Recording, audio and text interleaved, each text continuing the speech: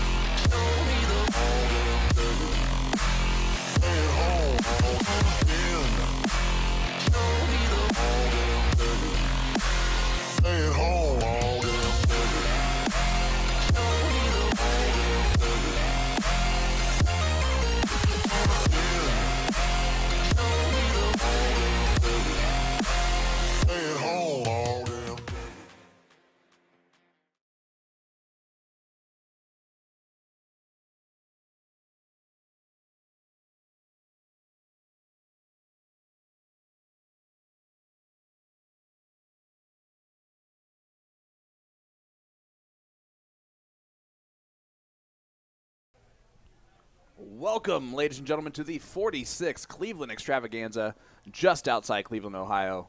I'm Sean Green, joined by Nick DeShera for USA Darts Productions, and we are excited to bring you coverage of this Youth Girls WDF Singles 501 semifinal bout between Kaylee Zerby and Kaylin Raymond. The winner of this gets, the four-time defending youth champion so far this year, Callie Penny, in the final. Yeah, I'm looking forward to seeing the kids take the main stage here because, frankly, that's how I got into the game and why I fall in love with the sport so much was the experience I had as a youth player, playing with my dad in the adult youth events, playing against other great, talented youth players that were always way better than me. Thank you, Tyler Mears. I remember that. But yeah, no, looking forward to seeing these great matches here on the board. The semifinal, like you mentioned there, Sean, we also are going to begin the boys' final when we can as well.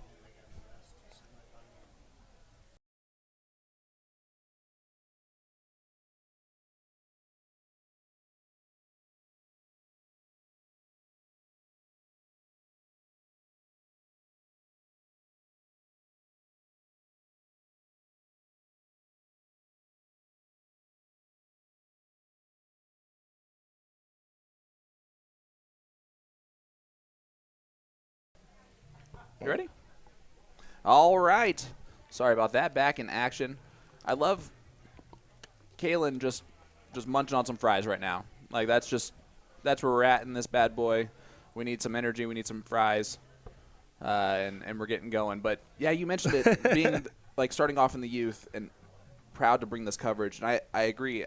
I'm not sitting here next to you if I did not start a youth dart club in my school 8 years ago. And so from that has kind of led to all of this stuff. Brizzle, Jason Watt is not here. He's in the chat. Oh, I can't see that. That's my bad.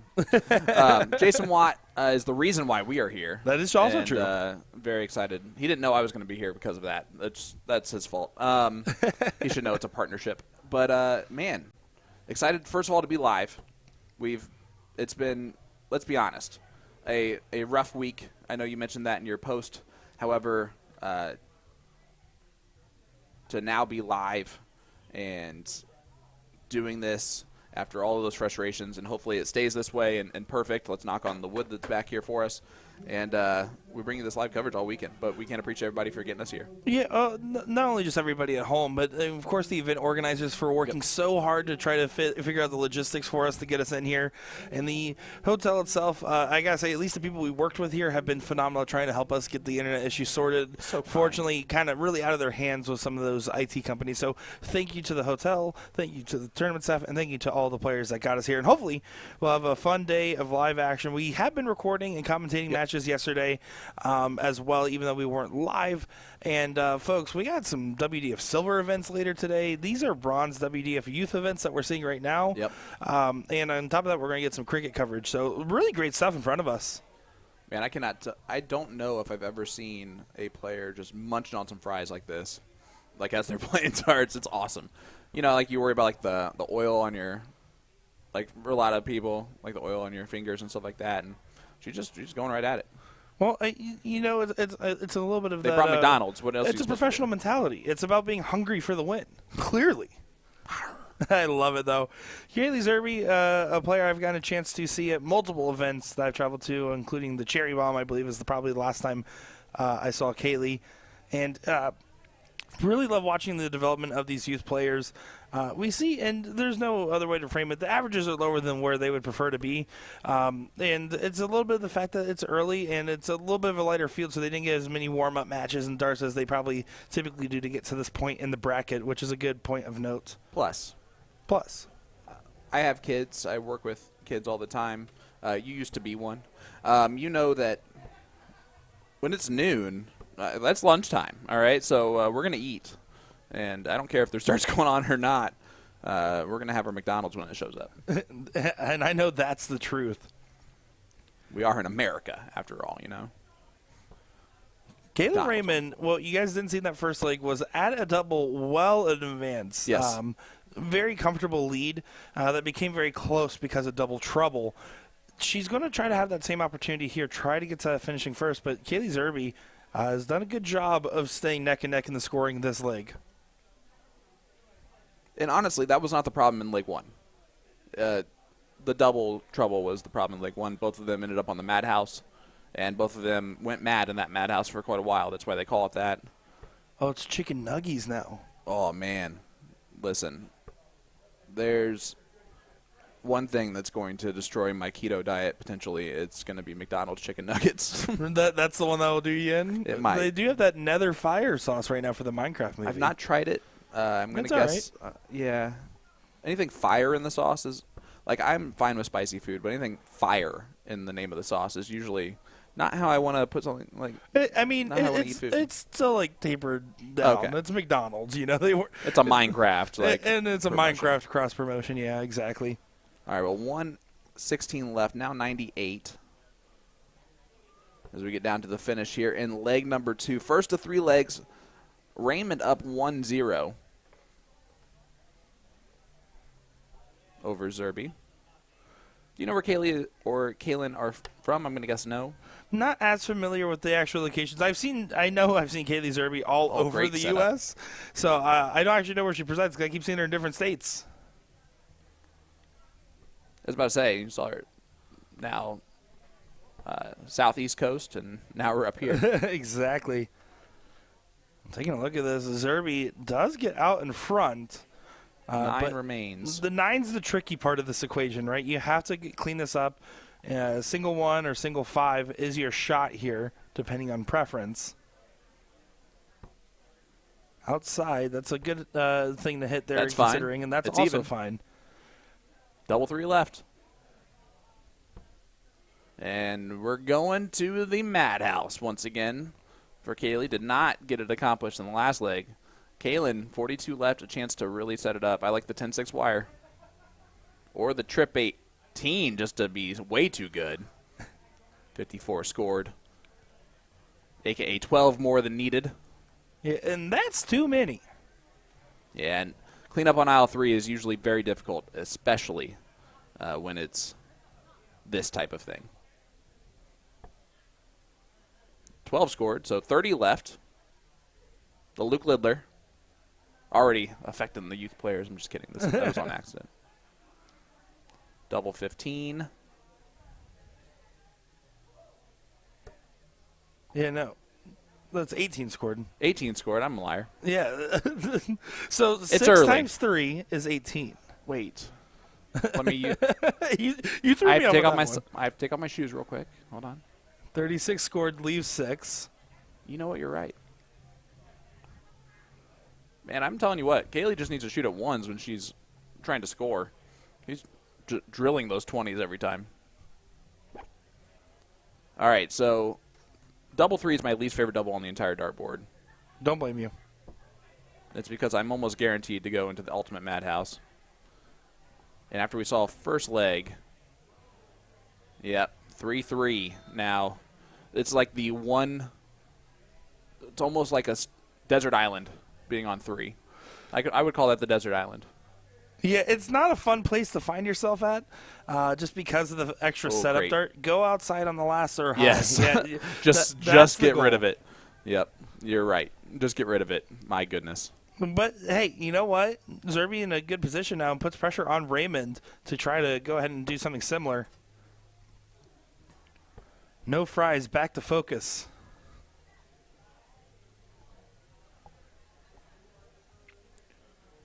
All right, Kaylee. Madhouse. That's a great marker. What a wonderful dart. Well, that was way Also too good. a wonderful It was dart. a wonderful like, dart. Fundamentally speaking. Angelo's never said that to me before in his life. Nice to hear your voices. It was directed towards me. I have multiple personalities. She rapid fired those last 2. Did she bust or at least keep it? No, she bust. Oh, no. Sorry. Another great dart in the treble 18. Just not what she was looking for in that moment. Yeah, and here's the thing. They're kind of having a little bit of a laugh about it with each other. But it's so tough when you're here. You know you're on track to get to the final, and you're just a few legs away from doing so. You're on the stream board. Yeah. You're also the first stream The match of first the weekend. live streamed match of the weekend. The first properly streamed. The other ones were recorded. But And no pressure, ladies. definitely something on your mind a little bit there. I don't think that they're probably thinking about the live aspect as much. They might be thinking about playing on the finals board area, but I don't think that the actual live stream aspect might be playing as big of a factor. But the struggles continue on and on here. Raymond needs to try to set up to make sure that 3 clears the double is an opportunity. Big single one. And then threw the other 2 at the floor.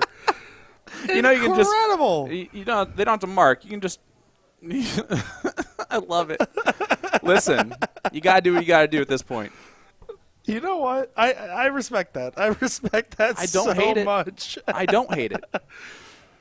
But the sass behind throwing the darts at the floor there was incredible. And single one there. Do it right at it. And Kaylee does hit it. She's like, hey, look at this. Hey, We finally got one believe in it or there. not, Let's go to the I next got one. it. I love how Kaylee didn't even look. She goes, good job. Let's go. Well, now it's going to be a 1-1 affair in this race to 3 matchup. So after this, we're going to get the boys final, and then we're going to get the girls final, and then we're going to go right into that doubles cricket coverage is going to be our timeline here. There's a mixed triples that's playing right now, but they're running actually incredibly fast considering the size of the bracket. And we wanted to prioritize the WDF bronze event here for the youth. Yep. And those players that you're seeing right now play at the top end of this mixed triples, going to be having plenty of opportunities to be able to see them later on here when we get to the WDF silver event. Yeah, absolutely. Again, 2 youth players. Looks like they're off and running. And leg number 3, just to give you a heads up on what you're looking for in the final, Liam McNeil is our first finalist on the youth boys side. Sorry, I keep wanting to say men. 15 years old from Oshawa, Ontario. He's a 2-time WDF youth champion. That was both this year at Port City and White Mountain. Plays in the same youth club as Callie Penny, who is also in the final for the ladies, awaiting the winner of this one. She's 17 from Toronto, Ontario. 6-time WDF youth champion in the last 2 years. And that includes the sweep so far of WDF youth events this year in the U.S. Port City, Virginia Beach, Las Vegas Classic, and the White Mountain titles this year alone. Incredible. That's quite the resume being built up there, wouldn't you say? Absolutely. Both great Canadian youth players that are taking advantage of these events on the East Coast in the U.S. and also Las Vegas. You love to see it. Again, folks, stay tuned with us. We're going to have our day continue to move on to incredible match after incredible match. It's Riley Wyndham in the final against Liam, by the way. Sorry. That just came across the No, yeah, absolutely. the score.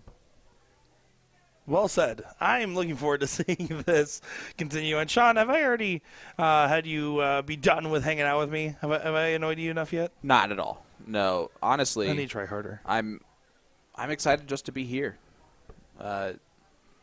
with you doing an event. You know, we had that weird up and down roller coaster of a situation happen, and then we've had, let's be honest, since arriving in Cleveland, we've had some weird up and down roller coaster of moments. So to actually be live with you, bringing everyone the coverage that they have really wanted this weekend, with a lot of great events coming up today, including ladies doubles cricket, men's doubles cricket, and then, of course, the major events for this weekend, the ADO WF Ladies Singles 501 Silver Ranking event and the Men's Singles 501 Silver Ranking event, 2:30 and 3:30. Yeah, and also, I mean, we have to probably take a moment here to shout out the players that played in the ADO Nationals yesterday morning, and we got to see 4 men and 2 women move on, and they qualified for Masters as well. So that would be on the ladies' side, Asia Gelbert and Carolyn Mars would be the 2 there. Great represent. Great. Yeah, they're going to represent so well over there. I can't wait. Of course, 20-year-old Asia is just becoming a superstar. Locally, and she's literally on the phone, speakerphone right there. Man, she's like, I'm a fan of Raymond. live. I'm gonna be honest with you. I feel like everyone should love Raymond. Well, okay, guys, we're gonna cut Sean's mic for the rest of our time here. That was a swish. That was all right. That was pretty good. That was actually incredible. Good work. Yeah, Chainsaws here this weekend. It's a great field of players that are here all weekend long. Of course, Leonard Gates changed plans to get here. Alex Spellman's here.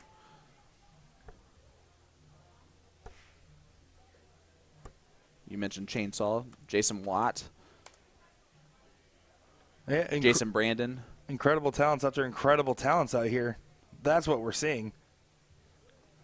Lakeside semifinalist this year. And, of course, the other 4 winners, by the way, the ADO event on the men's please. side. Leonard Gates, Kevin Luke, Alex Spellman, and Jason Brandon. No surprises in that Not top at all. 4. Honestly, there was going to be a couple odd men out. Like Elliot Milk was also in that top 8. Robbie Phillips, guys that would have been great representations. Joe Chaney was in there as well. And a few others. So, yeah, I actually think we named them all of the top 8. So, good job, us. You see Chainsaw back there sitting down, just enjoying some youth darts. Do you think he's wearing socks or no today? He's wearing closed-toed shoes, which is interesting. you know what? Usually he does those Jesus sandals. That's fair, but sometimes those dogs need to breathe. Sometimes those dogs need to go in the cage. Kaylee, 60 scored, 44 left, with Kaylin miles behind it. Kaylin has not really thrown the darts as meaningfully in this leg, I would say. Yeah, definitely seeing a little bit of a disparity, right? I think Kaylee Zerby has been very consistent in keeping her setup around in a very concise manner. That's a good split. I'm Yeah. going to be honest with you. A great split. Works out well on the return for Zerby. Kaylin, I don't know if she's feeling like a little frustrated or if it's just maybe a little bit of a lack of focus. But you can kind of tell she's just kind of zipping them up a little bit more. I think she wants her chicken nuggies and fries. I don't blame her. Fries are getting cold. I don't blame her. Nobody wants cold fries from McDonald's. Joe Chaney in the chat saying, I never wear sandals, so you're lying to everybody, Well, Sean. they're like closed-toe Keens, which is the Jesus sandals. Listen, There's webbing all there, I'm saying Joe. is There's webbing. There's webbing in those bad boys. And Joe Chaney says, I always wear closed-toe Keens. Yeah, I There just you said go. that. All right. I don't know. All I'm saying is the chat. We've been live not long enough for us to be this wrong this early. I've been abnormally wrong, which is saying a lot. Yeah, that's like yeah. Happy to have you here, Sean. I was happy to be here. Thought I was going to give you no, you've been great and you've been on No, it. not at okay, all. okay, cool. I was not expecting that at all. She did even it up, I think. She left 100. Definitely not on purpose, but I think she scored 42. Yep. 5 left for Kaylee. Sometimes the stories don't change. And I swear to goodness, youth players around the country that are watching this, or if you are a parent who is in the business of teaching your kids how to play this game, you are noticing right now the difference in youth darts. Okay? Don't leave the madhouse. Try your best to leave 32 every time. Well, it's also just one of those things where when you get into a match like this as a player, it doesn't. Wait, that's 5. We're good. We'll count it. When you get into a match like this as a youth player, it is so tough to maintain the level of focus and concentration that you can see Kaylin Raymond kind of just on the step to the line, foot placing down is already in motion for the throw. Yeah, I don't think she's just trying to get down to whatever a double is, and then we're going to go from there. Yeah, and I don't think that's probably typical to her game, as she does hit 73 there to leave 15. And so that's kind of the frustrations of the moment because you're having the trying to find the ability to be able to stay focused the whole time.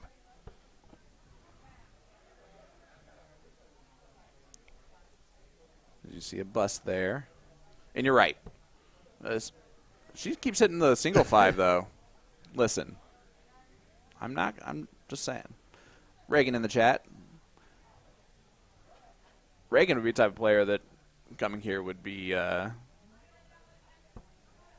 would be really fun to watch. 3 left for Kaylin. Oh, boy. Nope, don't like that. Yeah, not the time to do that in this situation. You need to get evened up. Yeah, because you're not even. Like, I could see her doing it if she, like, left 2. Last time she did that, she pegged this. Did not do it this time. And you can see Zerby's still having trouble with that 1. I wouldn't have hated if she, at this point, goes to the 3 for double 1. Just does a little bit of a mix-up shot. You can see the dart just falling well low there for Raymond. And Kaylee has, like, a kind of a snap release where they throw. I like it a lot. Yeah, Kaylin just needs to, I think, focus a little bit for a minute. Well, and you see what she did there, though. She got fully settled on her foot, and then got up to the line and set her arm in position compared to what she was doing before. She wasn't doing that before. Oh, no. Devastation from Kaylee as she gets the single 1, which was the difficult bit, and then immediately busts it. So right back to 5. And 6 is too many. So Kaylee going to look at the 1. Oh, it's in. So double 2. Yep. You know what? Don't blame it. Hit the red. Hit the red. Let's just move on. I like it. Are you allowed just to, like, I think you are just allowed just to get rid of the throw, right? Yeah, I think so. I mean, there's certain disparities in rulings, and that's exactly what we saw there as well. The nod. The automatic nod. These girls are they're taking after each other. After the one move that Kaylin made, they're like, yep, that's easy. Double 2. A little bit of a flyer there from Kaylee. So now back up to the madhouse for Kaylin. This will make a 2-1 lead, which honestly would be so impressive after the way that she kind of just nonchalantly got down to this finish. And not able to find it there. The good news about those red scoring segments, really difficult to see holes in them. Well, that's too good on the 2. Chat, how are you guys doing? Let us know who you're looking forward to seeing out here, what events you're looking forward to seeing today, as our coverage will continue on, and we will continue to get great darts all day long. That's Nick Teixeira. I'm Sean Green. Hi, I'm Nick Teixeira. That's Sean Green. USA Darts Productions.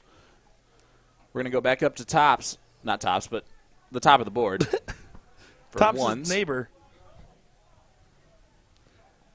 Eric here this weekend saying just a couple out from getting in this. But there you go. Kaylee does hit it. Kaylee's going to be like, cool. Great job. And 2-1 lead now for Kaylee Zerby. 1 leg away from the final. And where she'll paddle, again, the current 4-time champion. She forgot she was supposed to diddle there and went right for the double 1. And that's what we're talking about with a little bit of focus, right? You can just tell from Kaylin, it's just she's almost just over it right at this moment. So we'll see what happens there. Reagan saying, I'm ready to see the Hinshaw, Spellman, Gates team. Well, Reagan, maybe they'll show up in the background. But I believe we're going to have just the finals of the youth events, and I'm going to guess the triples will be over with by that point. So just a little insight into the brackets here. This semifinal is currently playing right now, and then after that the finals will be ready. The boys' final, if I'm not mistaken, is waiting on this. Yeah. So we're going to go right to the boys' final and then back to the girls' final to cover it just because they're WDF bronze events. That triples bracket, looking at that there, already has one semi done, the other semi playing, so there's just no way we'll be able to get that and both youth finals. And while triples is great, we want to prioritize the youth and the fact that this is, again, a WDF bronze event as well. And I know that he just said we know triples is great, but he also kind of lied there. It's okay of like an event. It's just not a major one, whereas this is. It's a bronze event. And no, triples is great. I mean, I don't have to say that anymore this year. Last year I had to say it every time because, we had to promote how great triples was. But I think doubles and singles are just a little bit You're going to get a little bit more high quality from all the players. Certainly. For sure. You don't get the I'm just giving Sean a hard time. No. That being said, it's so hard to watch triples if you don't have a team you're already cheering for. Just with all the different players and names and everything else that goes on with that. So that's another factor as well. But the main factor, of course, again, just prioritizing the different levels of the events. So the final for the men that's coming up next will be Liam McNeil taking on Riley Wyndham. And I don't know a lot about Riley at all. So this is where I get on Facebook, right? And, of course, these are kids. So most likely probably not going to have Facebook. But Riley does. And I am automatically a fan of Riley. And it is because his intro just says, I like barbecue sauce. Dude, that's Sweet Baby Ray's. Honestly, that's a pretty clutch intro. It kind of lets people know exactly I'm gonna have to how borrow he's that going to one. be. Yeah, that's not bad. Hi, I'm Nick Shara. I like barbecue sauce. That's all. I like barbecue sauce. I remember my first Twitter bio I ever had when I was like 13 said, put inspirational story here. And I just did it. Nice. That's all I did. Kept that for a long time. And then eventually changed to call me stick shift because I come in clutch. And then eventually it's in its current version, which is I'm Nick D and I do things. I'm really happy that you changed it overall to that final thing. Riley also looks like a pretty decent pool player. Oh, is that true? Well, he's wearing like the hand thing while he's playing pool, so I'm going to guess he's competitive at the very least.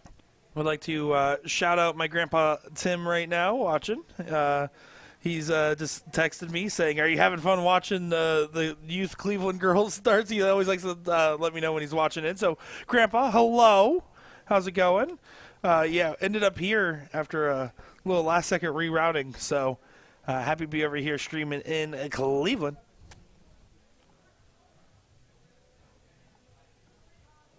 Ohio. The Ohio was implied. Is there another Cleveland out there? Like some cities have multiple names, Yeah, there sure is. but like, is there really another Cleveland out there? Yeah, Nah, but like, for come sure. on, like, No, is it- Cleveland, Arizona. You not heard of that, no one's heard of Cleveland, Arizona. dude? It's a great little city. I can name like 3 Arizonan cities tops. Well, now you can name 4. Phoenix I believe that's Tucson. pronounced Phoenix. and Tucson. Is it not Tucson? Tucson. That's Tucson. Yeah, You're right. Tucson. And Phoenix. I don't know if I got a third city actually. I got 2. Really, you couldn't come up with a third? Lima. That's a bean. It's also in Ohio. Shows what I know. I'm here to know about darts, not about cities. That's right. The chat's going to roast you real quick about all these different cities in Phoenix. Or in Phoenix, in Arizona, not in Phoenix. I will say this, guys. Yeah, see Cleveland, New York. Glendale. Duh. I should know Glendale. Yuma, which is what you were thinking of instead of Lima. Yeah, okay. I was close, though. I guess. Scottsdale would have been a pretty easy one for you. Okay, apparently I don't know my Arizonan cities as much as I should. There's a place called Paradise Valley, of course. Pops is in the chat. Pops Neal. That's Tim's dad. Oh, The real Philly welcome legend. in. Logan saying Riley is a fantastic kid and player. Beat me more than a time or two. Good, smooth throw. Everyone down in South Carolina is cheering for him. So South Carolina for Riley, who's going to be in that final against Liam. Tim Goodwin says Goodyear, Arizona. Sorry, Tim, that's a tire. Try again. Is that where the brand was is that where it came? Is that on? No. Sorry, that first started seeing if it was below the treble or in it. Because a 153 to end this thing would just be insanity. Listen, I wouldn't put anything past these talented youth players. As Zerby, let's talk about the position here a little bit. Getting out in front, and Caitlin, again, after that first leg, has just kind of seemed to struggle to find the same level of focus. Zerby definitely seems fairly locked in on the matter.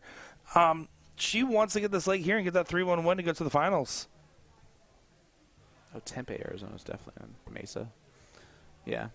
94 left. 93 left. Goodwin Good lives in switch. Goodyear? No way. That's crazy. Yeah, you were so close to it being cool.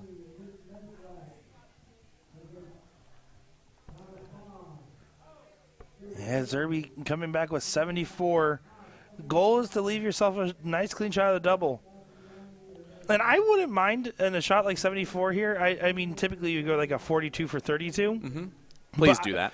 But I wouldn't mind 2 17s here in this given instance. And I think that she thought the same way. 22 scored, 52 left. Now we're getting into weird territory. 33 remains.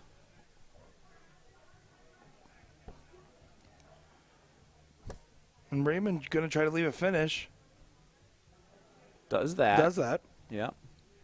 Sorry. No, you're okay. I'm so sorry. No, I think we both buffered and did the math at the same time. I think that's what happened there. 33. Single 19. Nope, that could not have been a single 19. Might have been the single 3, yeah. Yep, it is in the 3. So it leaves 30. Whew. I know what that road leads to more often than not. And it's mad. It's a fun one.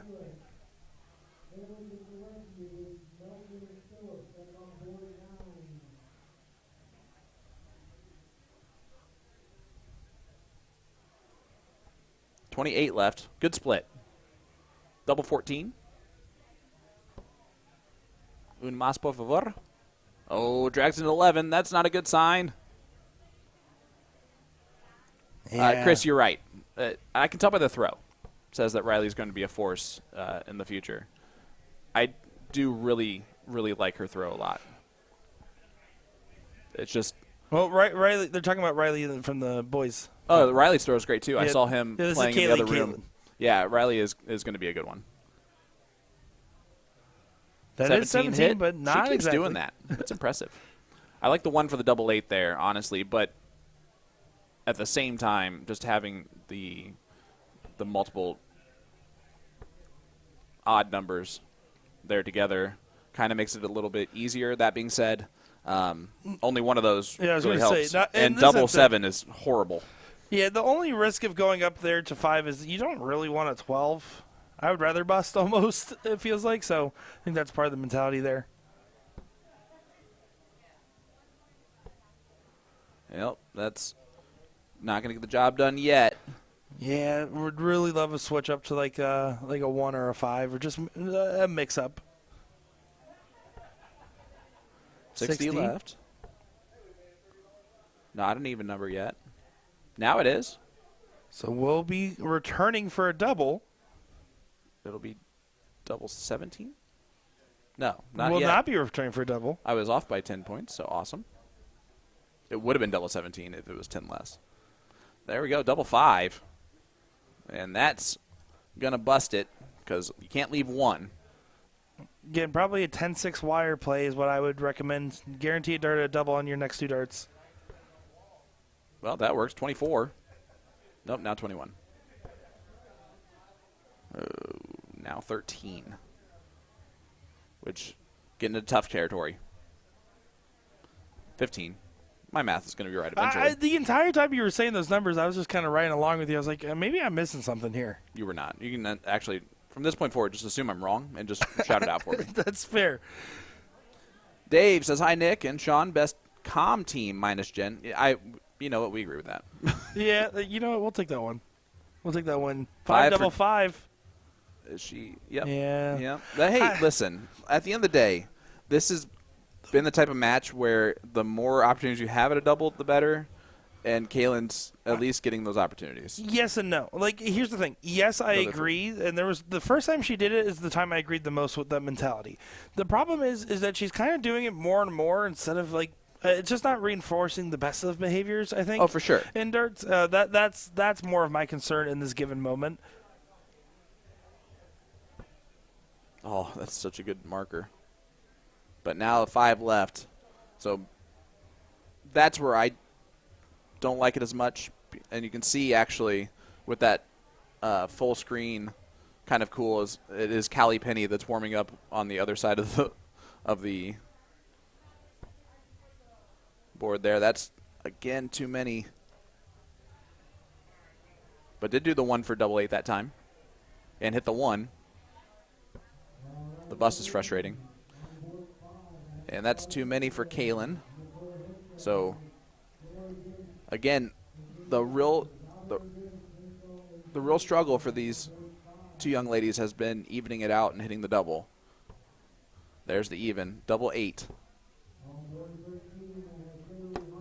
And I'm okay with miss because you're at least on 16, which gives you plenty of time. Well, and again, it's a miss where she was going for that double still. She was still taking that swing at it.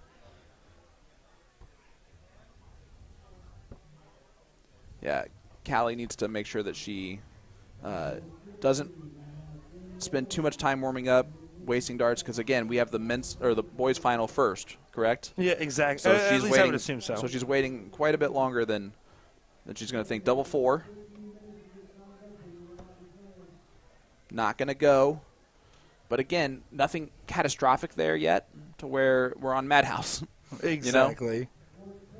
Whereas Kaylin's having cleanup duties on aisle 5. And bust it there. I had to do a little jump to grab the dart there. Zerby, double 4. Can work in on that dart. Now down to the 2. Don't go inside. That's she does fine. not. And Kaylin at 5. Will we be going to a last leg decider, or will this one get wrapped up here? It's too close to call just based off everything else we've seen.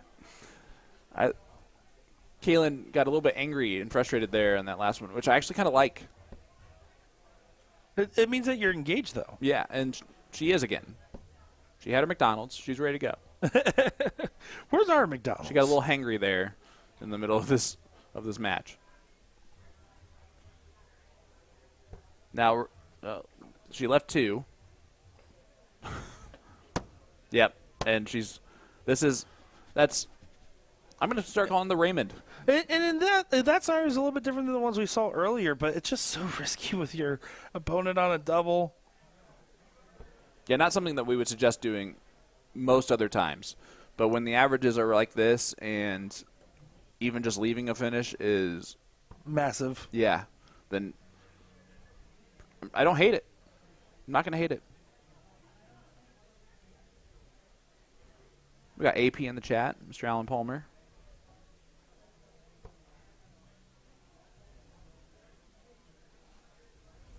Are we going the last leg decider, or is Kaylee going to hit double 2? First shot for Kaylin. Not going to go. Oh, we're tying shoes, though. We're getting ready over here. I just thought she was Tebowing. Hitting a Tebow would be wild. That would be amazing. Wild. Matt, that is the most realist comment of all time. They're just like the rest of us. And there is Callie Penny warming up, walking away now. She goes over, throws 12 to 15 darts, it looks like, and then walks back away.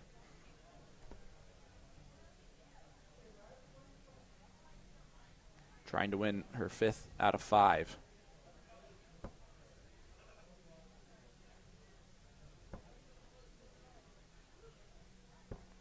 Grouping definitely improved. Yep.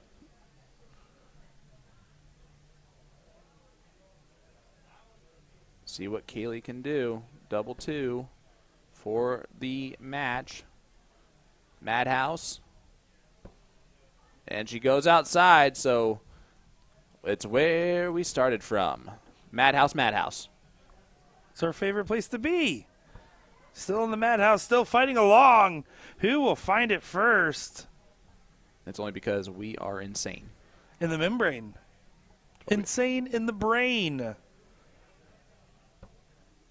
Oh, nope, not done yet. Nope. You're still alive. I love how just easily there's like, yep, same as always. And they, oh, that'd been crazy if that would have gone in. Imagine that moment. Who will find it first? Darts are definitely getting out there in this leg. This might be a record for me. But they've been neck and neck against each other every step of the way. There hasn't been too many big breaks other than that very first leg that wasn't on stream yet. But we were watching it in the backgrounds. Other than that breakaway from Kaylin early on, it's really been close throughout this entire matchup.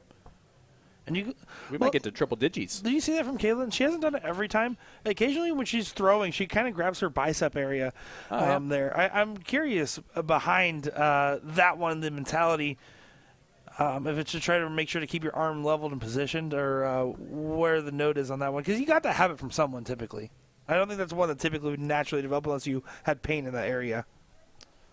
I think now's a good time to promote. If you guys like this level of doubles play, on Wednesday I will be on a live stream where I also will not be able to hit a single double. These ladies are going to hit at least 4 more than I will. I guarantee you these girls would beat you. Yes, they would.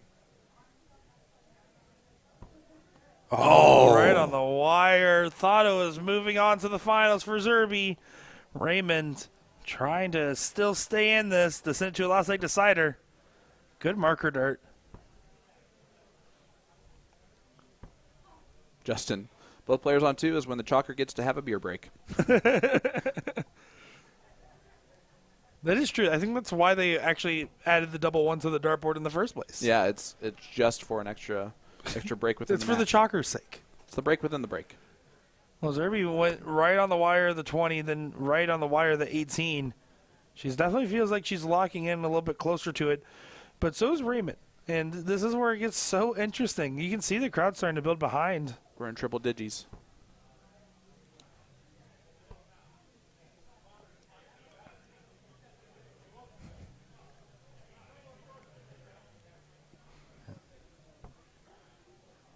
Raymond showing a little bit of frustration. And well, they this is a point of time where the dart gods are involved in this process, their thought process at this point.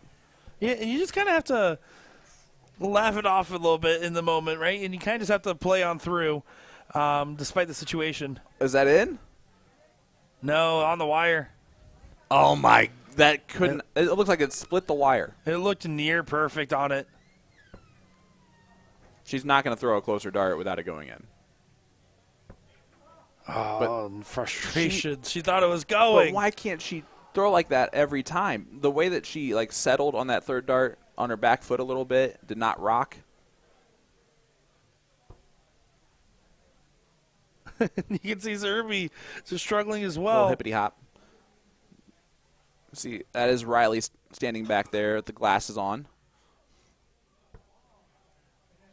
awaiting the final. The height difference between the two finalists are going to be interesting. I can tell you that much. Oh, can you work in on that dart? You can see it's just slipping out of the hand a little bit, and you're pressing at this point. You're pressing. You're trying any trick you have in your book to try to get that dart to go into the double.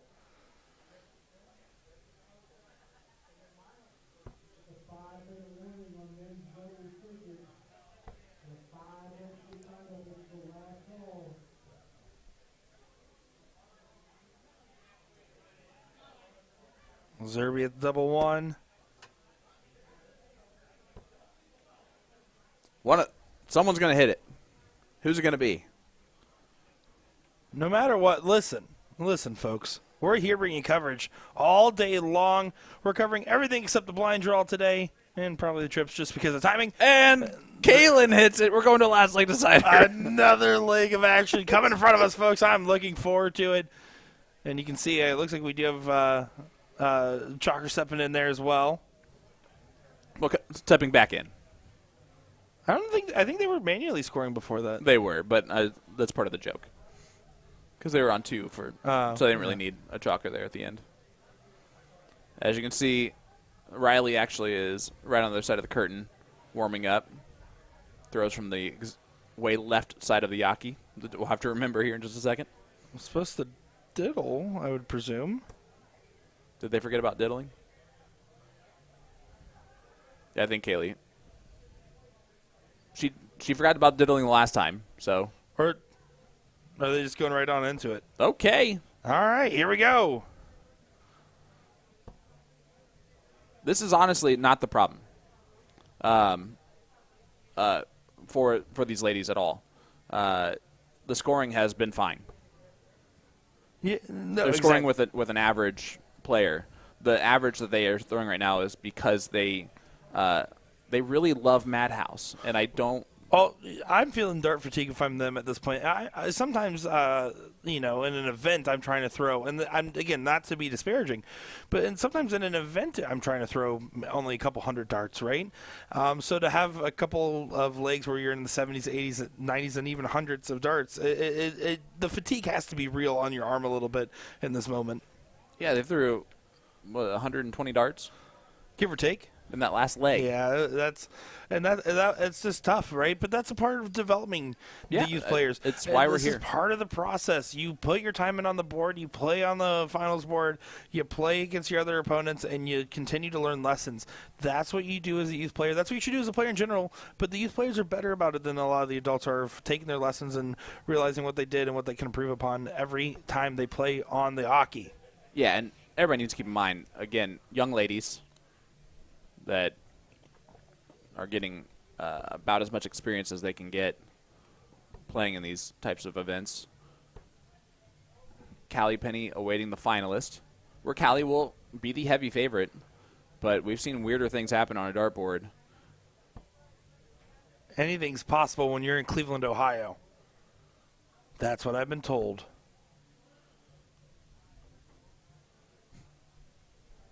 Good to see my brother-in-law's in the chat.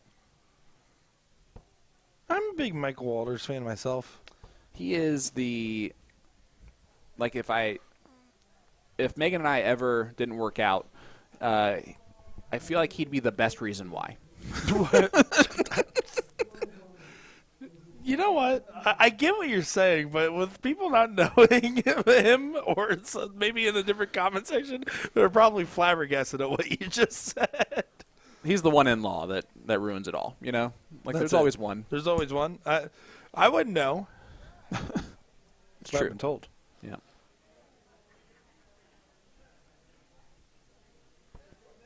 I think that he's responding by laughing, not disagreeing. Oh, he understands. Comments.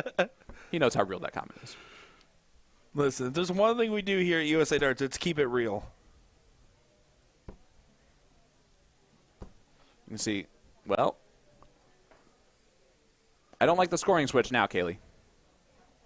Yeah, this is, I think it's almost to a point, because I've been in these situations I can talk about. So it's at a point now where they just want this over with. One way or another, they're rooting for their opponent just as much as they're rooting for themselves at this point. On every single one of those doubles in the last leg, I guarantee you they were just ready to be done with double one. So whoever hit it, great. I bet Kaylin actually was almost a little bit sad that she's the one who hit it.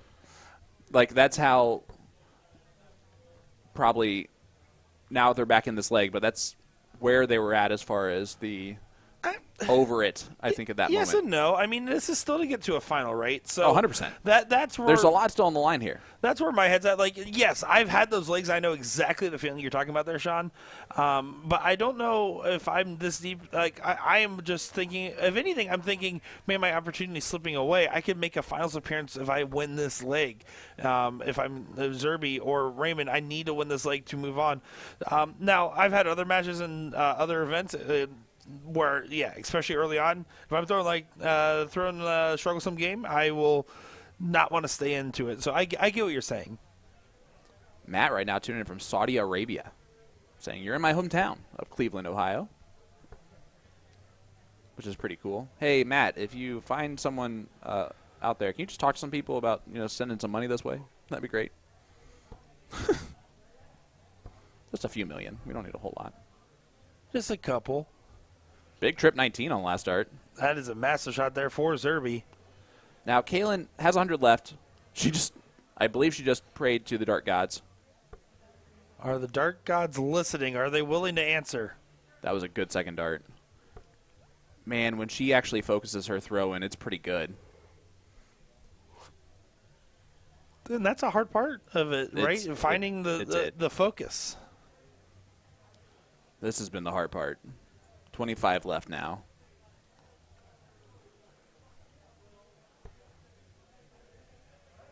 16. Happy little accent.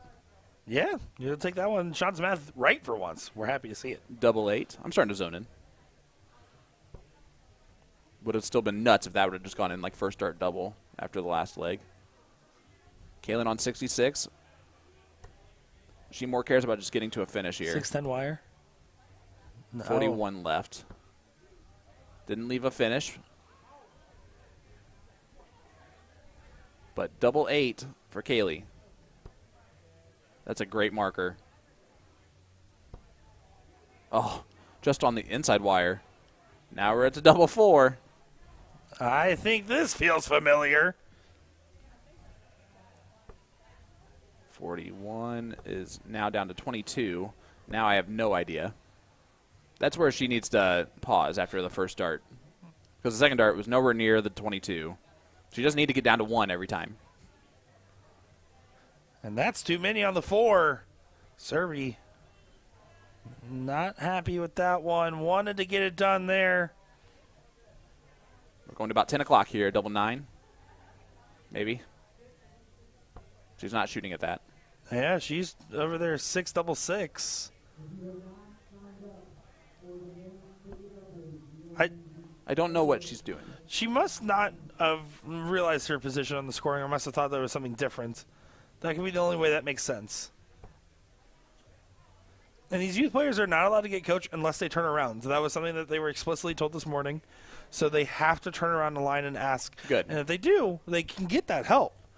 And that's something you should utilize as a youth player if you're ever unsure. 3 o'clock for Kaylin here. It's double 6. And you're right. But this is for the match.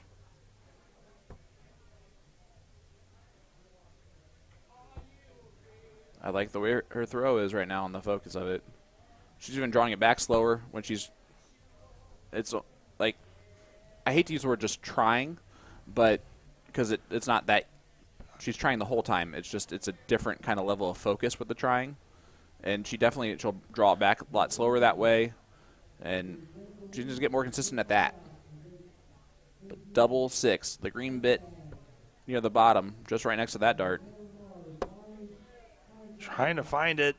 Not far off from it. I'm going to go and guess that that's Dad back there. You can see the crowd as definitely he starts to getting pace invested. away. Double 2, that's a good marker. I guess it was not a good marker. It wasn't dragged over the 17, but Kaylin still, Dad's pacing. Now he's like an umpire back there.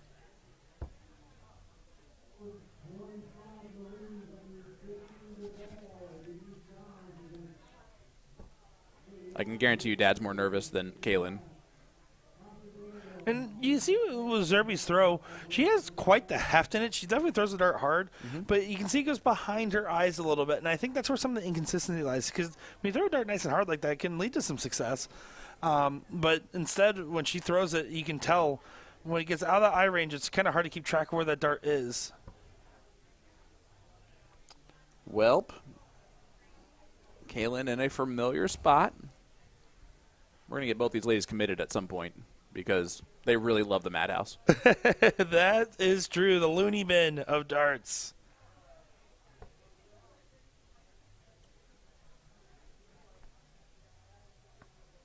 Kaylee on double 2. The only and it goes in. That was the second time she's hit double 2. And Kaylee Zerby will move on to the final 3-2 victory over Kaylin Raymond. And appreciate the chalking duties there from the young man we met earlier. Yeah, some really cool stuff that we saw there. Thanks for stepping up in that moment. As There's now Liam and Riley. they're going to get ready here. We have the ladies' final and we're going to have the boys' final. They're going to send up both finals. I don't know which order they're going to send them up in.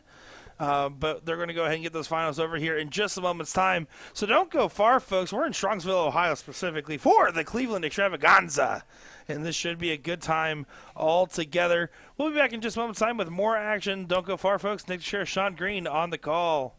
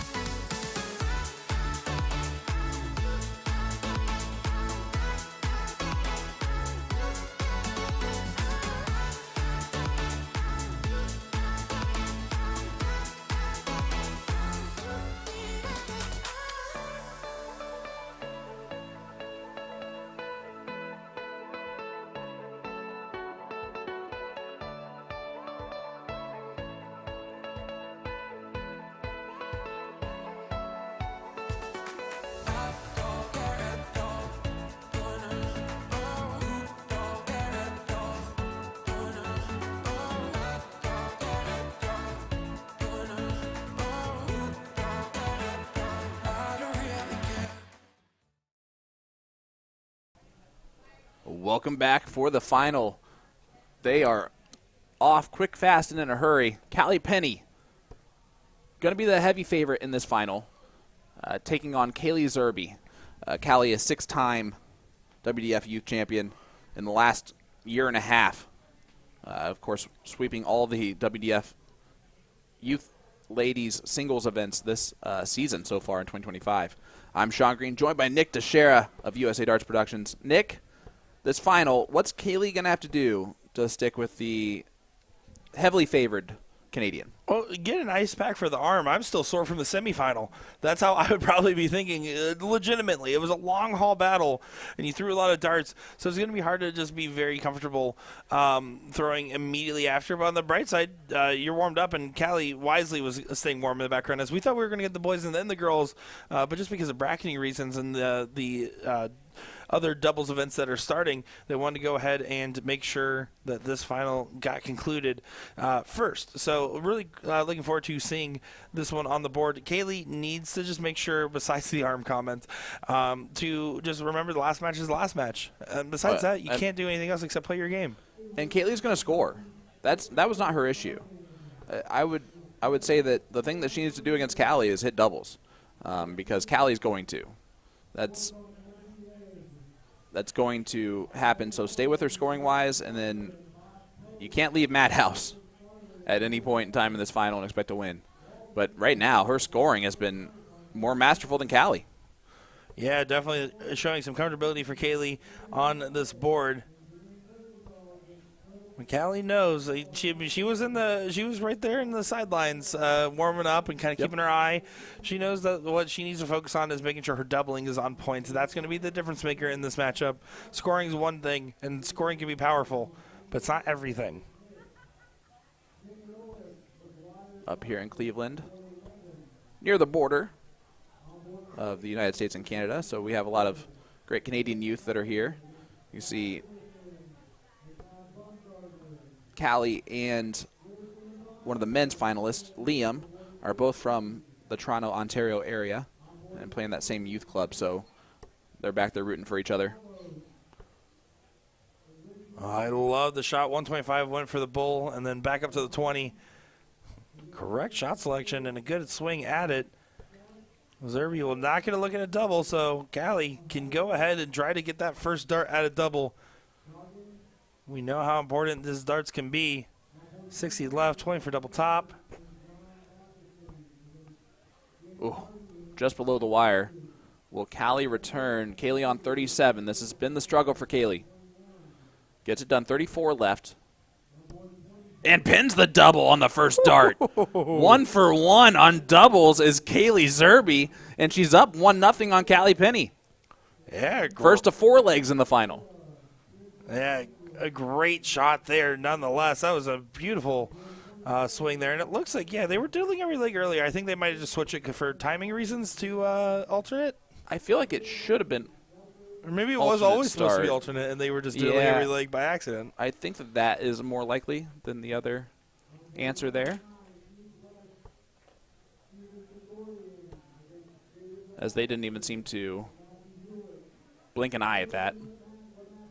Logan, note, the boys are awaiting the end of this match. The men's doubles cricket doesn't start till 1. The ladies started at 12. Callie is playing in that and has a preliminary match that she's waiting on, or that they've been waiting on for her. So got the ladies through first, and then they'll get Liam and Riley up there next, which is going to be a good affair. Riley is going to come in as the underdog with Liam having 2 titles this season for the youth, but Riley's had some averages that will be able to compete with Liam depending on how they perform. Liam 57 in the semifinal to Riley's 54. And huge shout out to Pierce Botson and Chase Honeycutt, who are other semifinalists for the men. Oh, nice. For the boys. I believe I talked to Chase Honeycutt's father earlier because he came over to me and he was like, where'd you get this jersey? And I'm wearing the Goku jersey from Magic Wear. And I was like, oh, magicwear.com. And he was like, I need this in my life. Rolls up his sleeve and has a Dragon Ball tattoo. And I was like, oh, there you go. And then he's like, wait, you're the dark guy too. And I was like, oh, sometimes. So then we had a little bit of a chit chat there. And then he was off to the youth room to support his kid.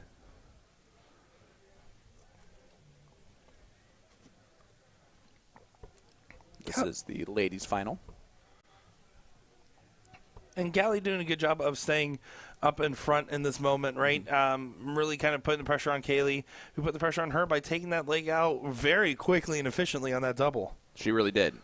She was saving them for the final. 1 for 1 on the doubles compared to the last match. And it was a double 17, which is just nobody's favorite. Gets the job done real quick, and that's what you have to do. It's one of Porky's favorites. It's what I said. With Callie, you have to hit your doubles, and she did exactly that.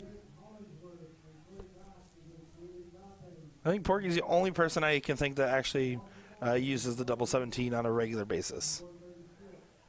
And that should tell you everything you know about that, how weird that double is.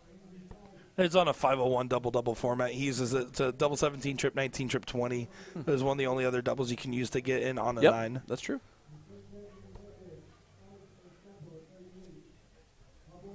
All right, Callie on 60. So tops. Oh, double 15. And will she return with the Luke Littler? Will Kaylee continue to shock the world with this 116 checkout? 107 was left. She actually did have a shot after the first start. Didn't look at it, though. See, Callie's going right at the double 15. That was well inside. Does leave double 4 if she returns. Kaylee on 79. What a swing this would be. Outside, though, going to be harder now. 62 left. And stays on down. So 36 on the score. 43 will remain. But Callie on double 4. Now double 2. She does bust it. Kaylee going to look at the bottom of the board to leave an even, I believe. Just kidding. 32. That would have given her a 2-0 lead early against the heavy favorite in Callie Penny. Callie yet to hit a double. And is in the madhouse herself. She's like, I know how to play this game. I watched that last match. This seems familiar. But unfortunately, Kaylee pins double 8. She is 2 for 5 on doubles right now after the last match and is up 2-0 on the heavily favored Canadian Callie Penny. Yeah, this is an incredible performance. It is race to 4, so it is a little bit of a longer format. But a great early signs here for Kaylee, who's done well in this final, saved up those doubles. You can't joke about it, but it seems to be the case, and her confidence has to be building upon that. And Callie Penny's going to have to respond in suit. You can see taking a deep breath, taking an extra moment to try to recollect in this leg. It was a long wait for Callie. It was a turnaround to get up there and go again from Kaylee, which typically I would say would favor Kaylee. It has so far, but in that situation with that long of a match, last leg decider of one leg where it went over 100 darts apiece, 200 combined, I felt like that was almost a disadvantage a little bit for Kaylee. But right now, Callie just struggling to get back into her major form. And Kaylee's hitting doubles now. And it does go to note here. It's not like if you never played as a youth player and you were an adult player, you're like, okay, I take a break between a match, I get another drink, I go out and have a smoke, I go and do this, I go and do that. The youth usually only have this to do, and the rest of the time is spent on their phones, right? Like, or hanging out with each other in the dart hall. Like, that is your options as a youth player typically. It's not like they're gonna go and that's all there is to really do. I mean, I guess there is a pool, there is a gym, so there's I guess those. You said phones, so we know what the right answer is. Yeah. For the majority of youth. TikTok's not going to watch itself. I've been still getting my Le Poisson Steve TikToks. It's the French orange fish, for those that aren't as familiar. Yeah, is that what you keep sending? Tori us? started it. That's actually Tori's Yeah. favorite meme, and then she sent it to me, and then it starts showing up on my algorithm. And so then you share it with all of us, even though it's just yours and Tori's thing. Yeah. All right. We like to let everyone else suffer by labels on Steve. I appreciate none of that.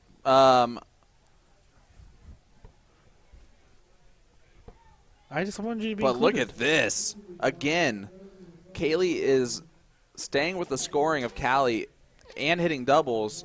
Look at Callie's like, what is going on? This is Kaylee Zerby on a mission is what it is. You love to see things like this. Callie has won all 4 youth ladies events this year. All 4 of them. She is 4 for 4 in victories. And I don't know if she's faced a situation like this in those finals. Before on the board, absolutely. But in these finals this year, I don't know if that would be the case. She's been in such dominant form. But it seems like Zerby right now is her number. 30 scored, 43 left.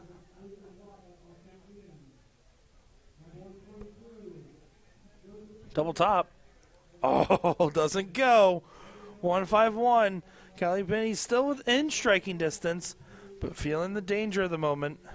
Callie actually has been in battles in each one of those finals for the most part. 4-3 over Jada Hammond at Las Vegas Classic this year. Against Taylor Farrell, 3-1 victory. Against Jorah Crouch at Virginia Beach, 4-3. And then against Farrell again at White Mountain, 4-2 victory for Callie. So no like clean sweeps or anything like that, but Kaylee is by far the most surprising, and she's up 3-0 in this final against Callie Penny. And Callie is wondering, again, what the heck's going on. Kaylee is just not missing doubles. And when you look at her, she's over the moon right now. She just needs to stay focused, though, because if there's someone that can get back into this, it's going to be someone like Callie Penny, and there's someone who's going to think maybe a little bit too far ahead. It might be a potential first-time youth girls WWF champion, potentially, in Kaylee Zerby. Well, and I got to give respect to Callie Penny. This whole time has really done a good job. You can see occasional signs of frustration, but has kept composure, has definitely kept up the professionalism on the Aki, a skill that takes a little bit of time to learn. And it's really cool to see how composed you are when you're in a situation like this. She's doing such a good job of that and knows that that's a key to try to get back into this, because Kaylee knows it's hard to be on match point. It's hard to get this last leg on the board, but you're going to have a significant advantage in doing so. Not only does she have the darts in this leg, but the fact is that she just gets those extra darts at double. She should have a look at every one of these legs unless Callie Penny starts really turning up the heat. And I'm going to actually backtrack. It will not be Kaylee's first WDF youth title. I apologize. It would be actually her third WDF BDO youth tournament championship. She won the Rambo & Co. Girls in 2024, the Charlotte County Girls in 2024, and then this year, Fire on the Mountain, which I'm going to guess is... A country song. Is it? I have no idea. It sounds like one. It's not Fire on the Plain. 2025, she was the champion of that. So, there you go. Good corrections. Yeah, I mean, and Kaylee Zerby does travel around. I have seen her at other tournaments, Rambo's in Florida, and then there's also the Cherry Bomb I've seen her playing as well. So we've seen each other at other tournaments, so not too surprising to me. And I think that's part of the reason, the same compliment I just gave Callie is true to Kaylee, though. She was doing what you had to do in that semifinal. Laugh it off a lot of it times, and keeping it a lighthearted nature. We kind of forget at times that we are playing a game. It is a sport, in my opinion, but it is also a game, nonetheless. And you have to have fun with it. I agree. And really quickly, give a huge shout-out to the champions of the Mixed Triple 601 event, Thomas Baugh, Joe Cheney, and Sandy Haas. 2-0 victory. Fire on the Mountain is an Allman Brothers song. Thanks, Lucas. Our chat always just... They got our back. They have our back always. Well, that's been especially clear this weekend, actually. We know that for a fact. To say the least, yes. The least. And, again, we cannot appreciate everybody enough for tuning in with us. This is the Youth Girls WDF Singles 501 Bronze Ranking Event Final. Kaylee Zerbe up 3-0. And first to a finish, 89 left. And she has been masterful on the doubles. Zerbe definitely treating this like a roller derby, hip checking and all in this match, it seems. 3-0 up and likely to be the first one to get a look at a double. 63 left. 44 remains. 10-6 wire. Again, the 19s might not be ideal, or the 17 by that logic, but I think the guaranteed double is massive in this moment, but it might take an extra setup dart. She leaves 33. So not exactly what she was looking for. It is better than... I was wrong on the... No, I was right. You said 33. It's 43. 43. I was off by 10 points. Sorry, everybody. That's going to happen from time to time, and twice English on Saturday. 24 remains. Double 12 for the title.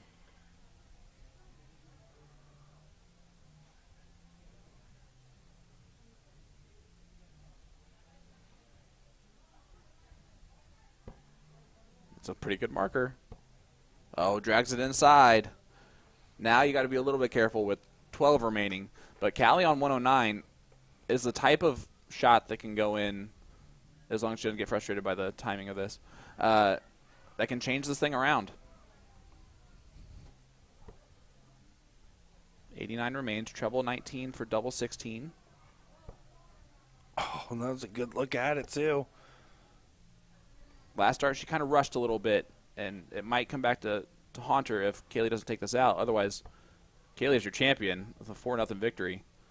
Now, she split it there with Callie on 66. I don't know if I like that route at all. I mean, that might be a carryover from the previous match, but is it too risky? 45, not the intended target, so 21 remaining.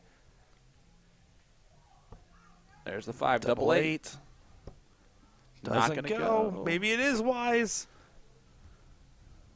For the title. That's a good dart. Oh, just on the other side. Millimeters away from this WDF Singles 501 Youth title. This to stay in it must go. And it doesn't. So, a little extra board rotation there by accident. Yep, she's going to rotate that bad boy right on back. Ideally.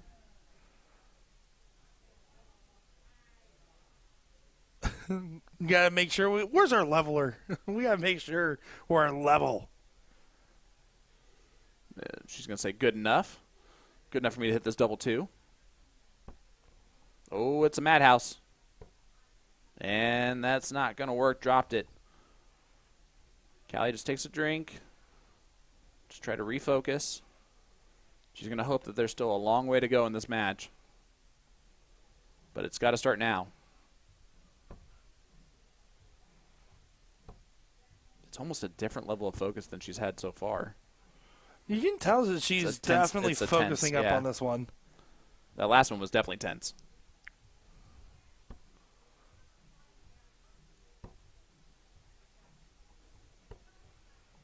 It would have just sealed the deal in irony for her to hit that on the madhouse.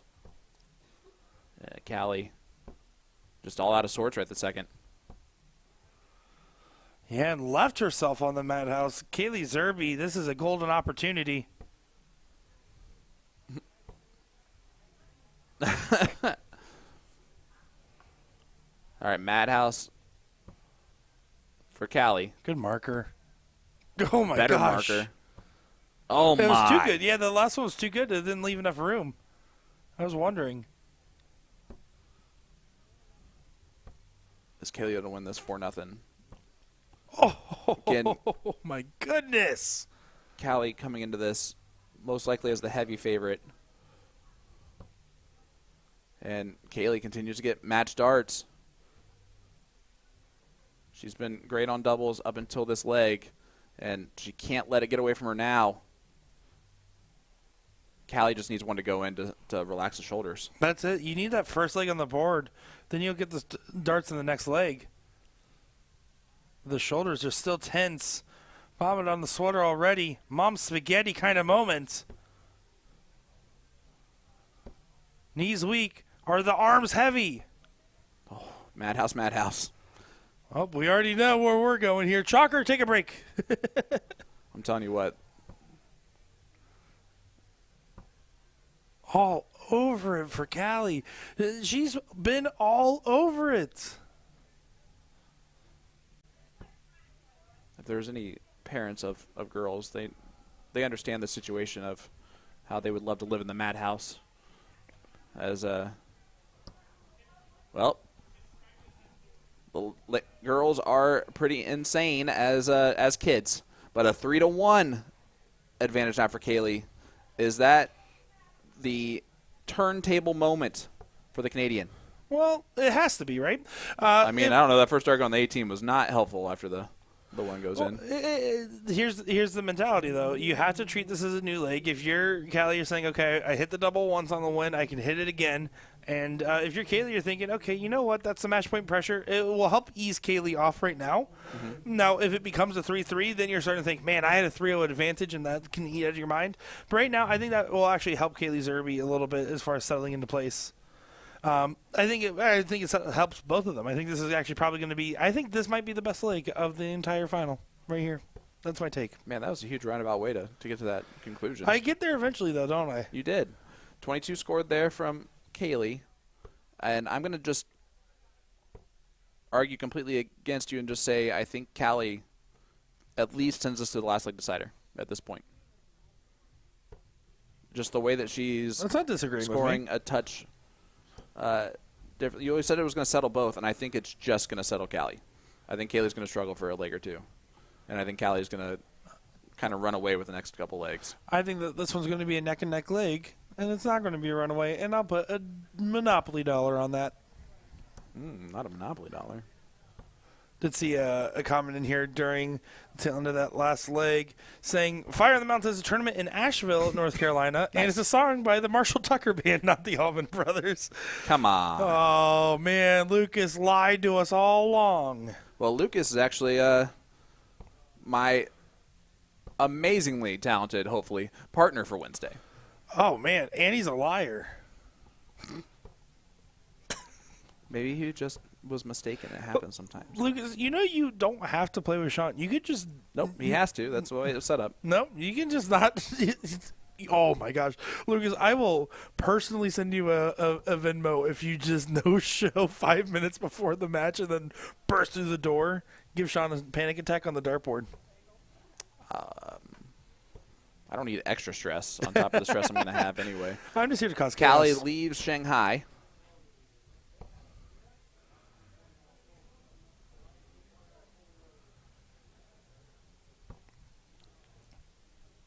Double 20's a happy accident on that last start. But again, Callie running away in this leg. Is that in? I think it's just below. Now I'm going to guess it for sure. It's just below. Callie's going to come back with 20.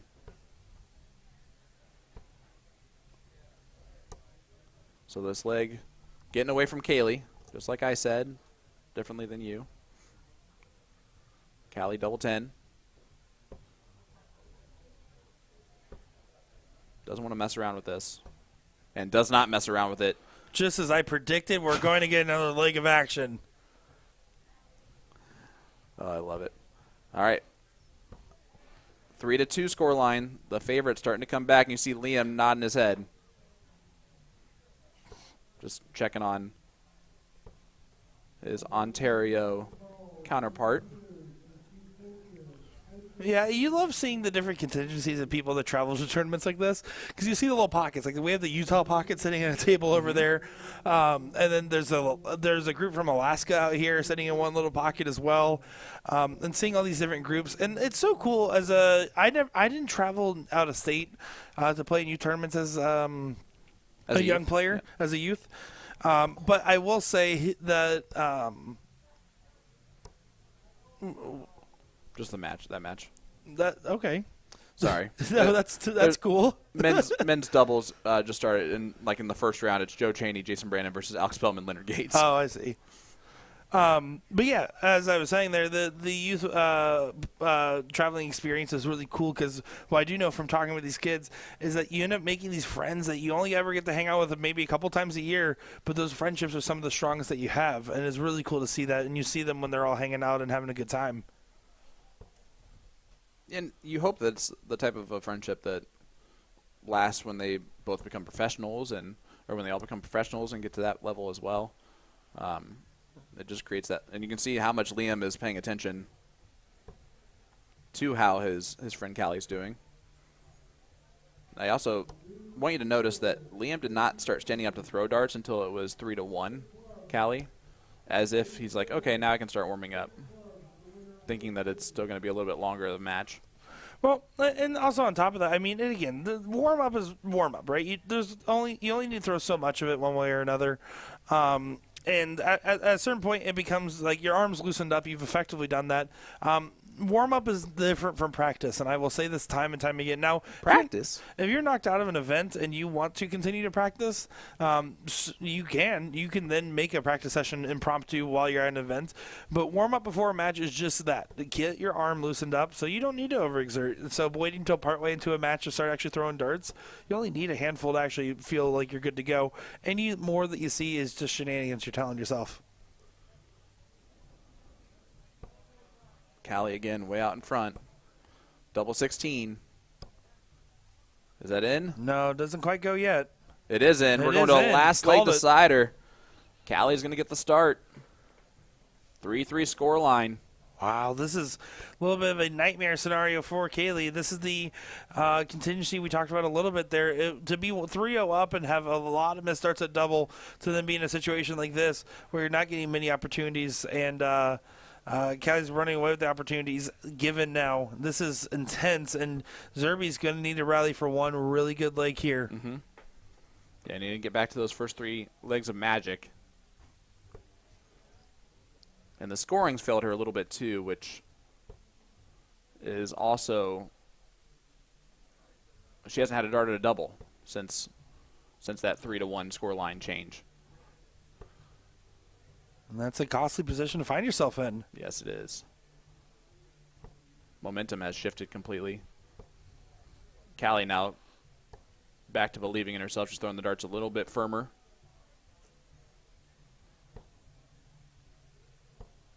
I still love just how nice and loose Kaylee is when it comes to just the way her throw is. That's not affecting her at all. Whereas Callie is starting to drag it over. That's another 37 in this leg, her second one.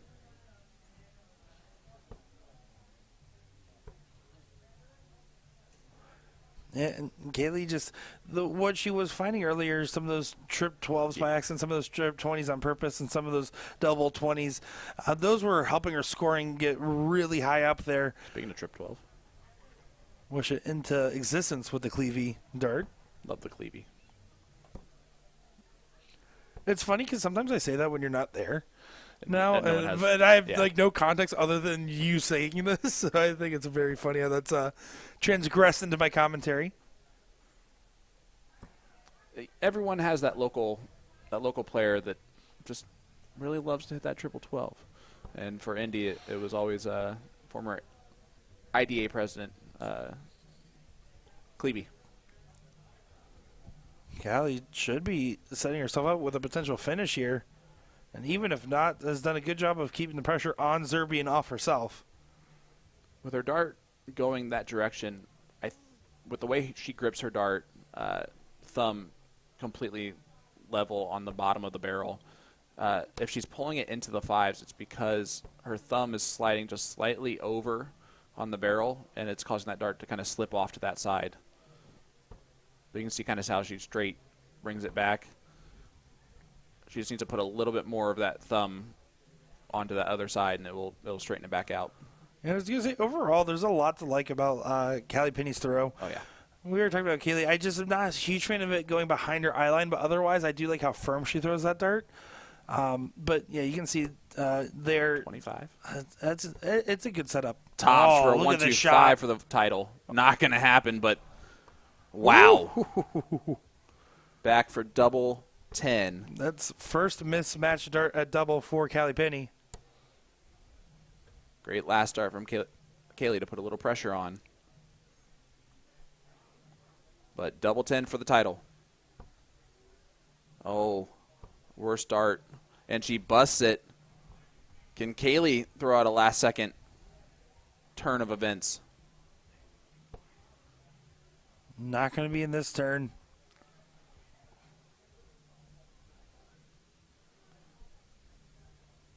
So Callie back on double 10.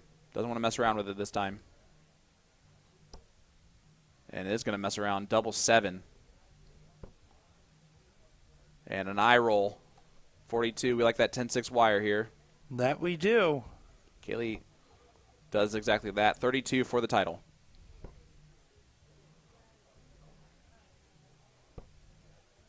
Yeah, that last start, she had a reset, and I don't think she really did a whole reset. But my goodness, if there's one double that's not guaranteed, it's double 7. 3, double 2. Doesn't happen. Zerby 9 for double 8. The match just continues on. She went 19 for double 3. Final of the Youth Girls WDF Singles. This is match starts incoming. Not anymore. Yeah, tried to split it. Callie going to go right at that double 2. Madhouse. Oh, and just on the other side of the wire from the title.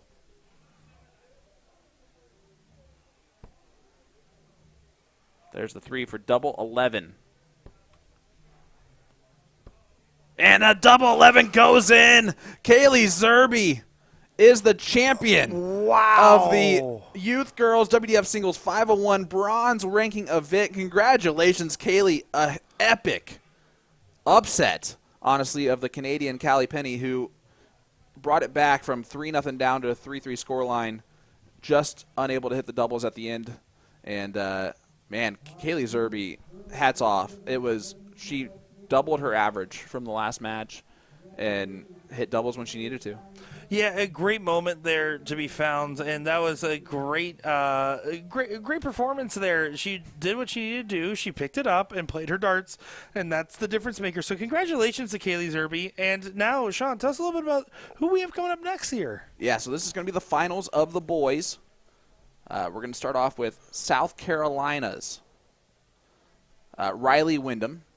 Averaged 54 in his last match to get to this point.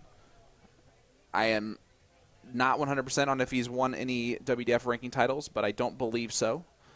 He is taking on that tall gentleman right there, Canadian Liam McNeil, which got to be Canadian through Ireland with that type of a name. And Liam was probably, along with his counterpart that's sitting down there, Brandon Goddard, probably favorites heading into this tournament, just with how Liam has played so far this year. 2-time WDFU champion, both times being this year, Port City and White Mountain. 15 years old, and he's already that tall, so that must be nice. But that final will be coming up right after this. Don't go anywhere, folks. Sean Green, Nick Teixeira with the final of the boys WDF bronze ranking event right after this.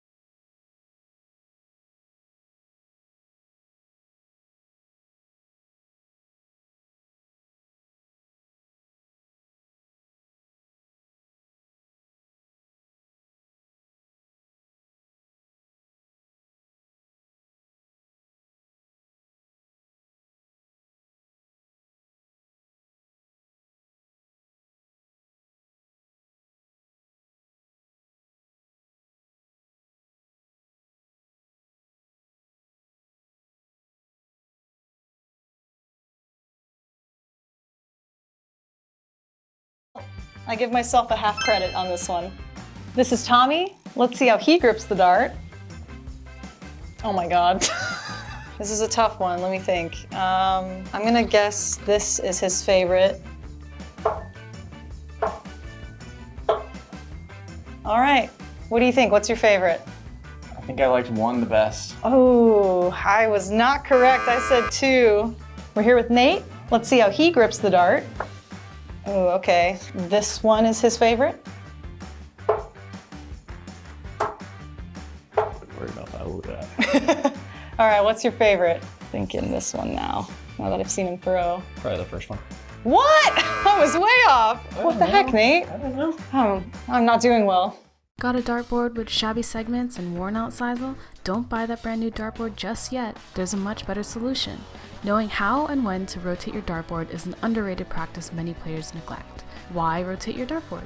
Although sisal is self-healing, you can't prevent the damage that occurs over time with high traffic segments like the treble 20. By rotating your dartboard, you can replace the 20 segment with a different segment that sees a lot less dart action. The damage gets distributed throughout all the segments, making your board last.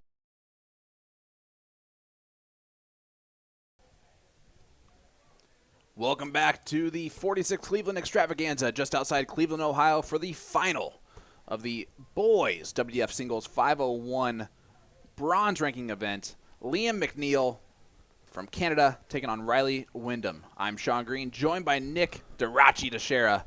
Nick, we are in for a great final between two talented players.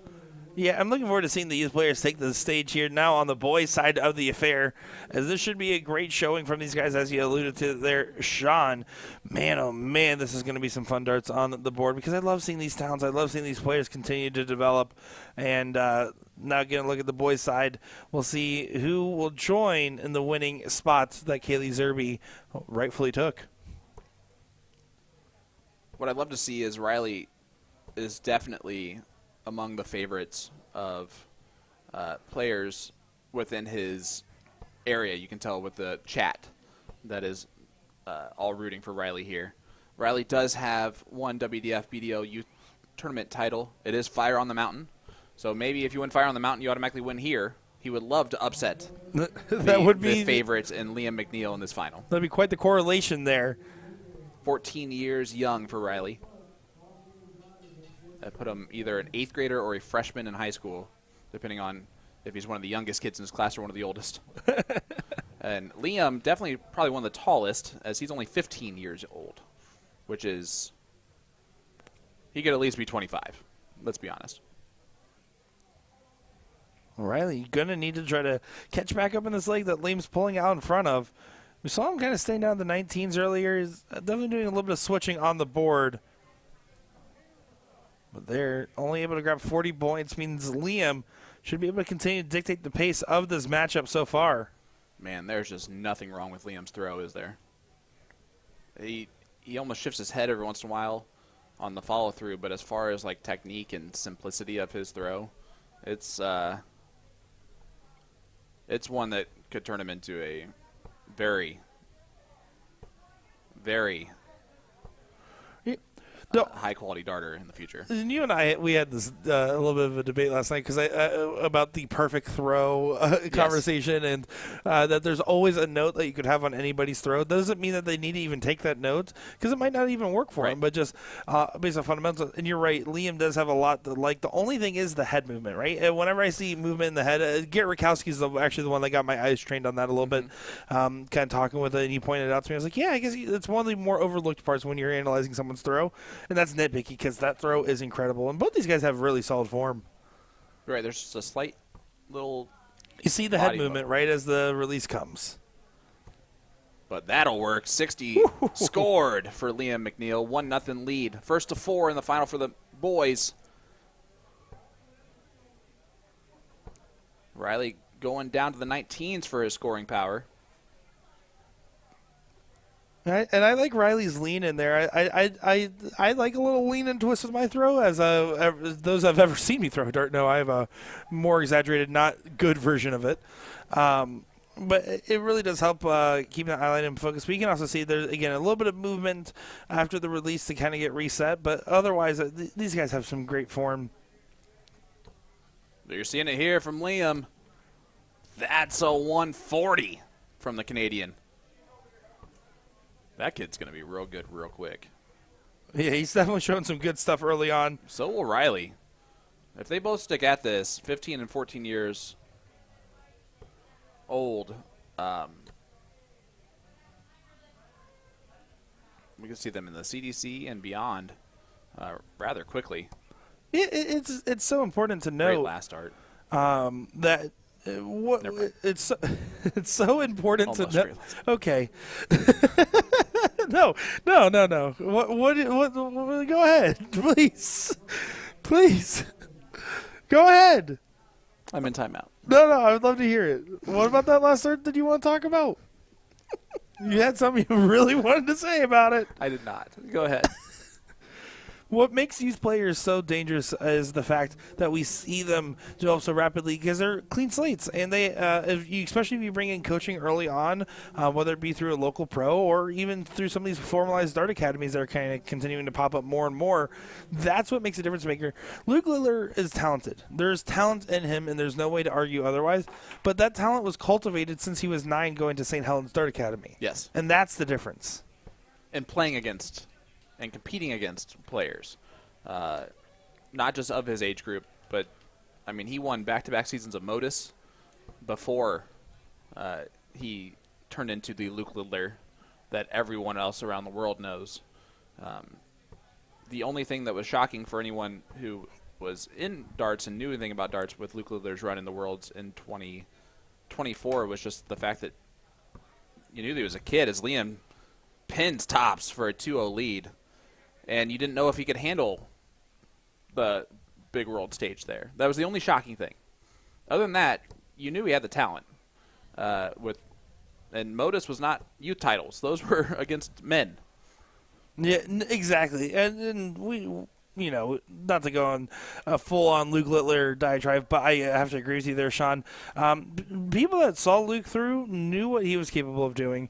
Will called it. Before his first World Championship run that we saw, Will Stewart literally said, I streamed this kid back during the Virtual Cup, and he was incredible, and he's only gotten better since.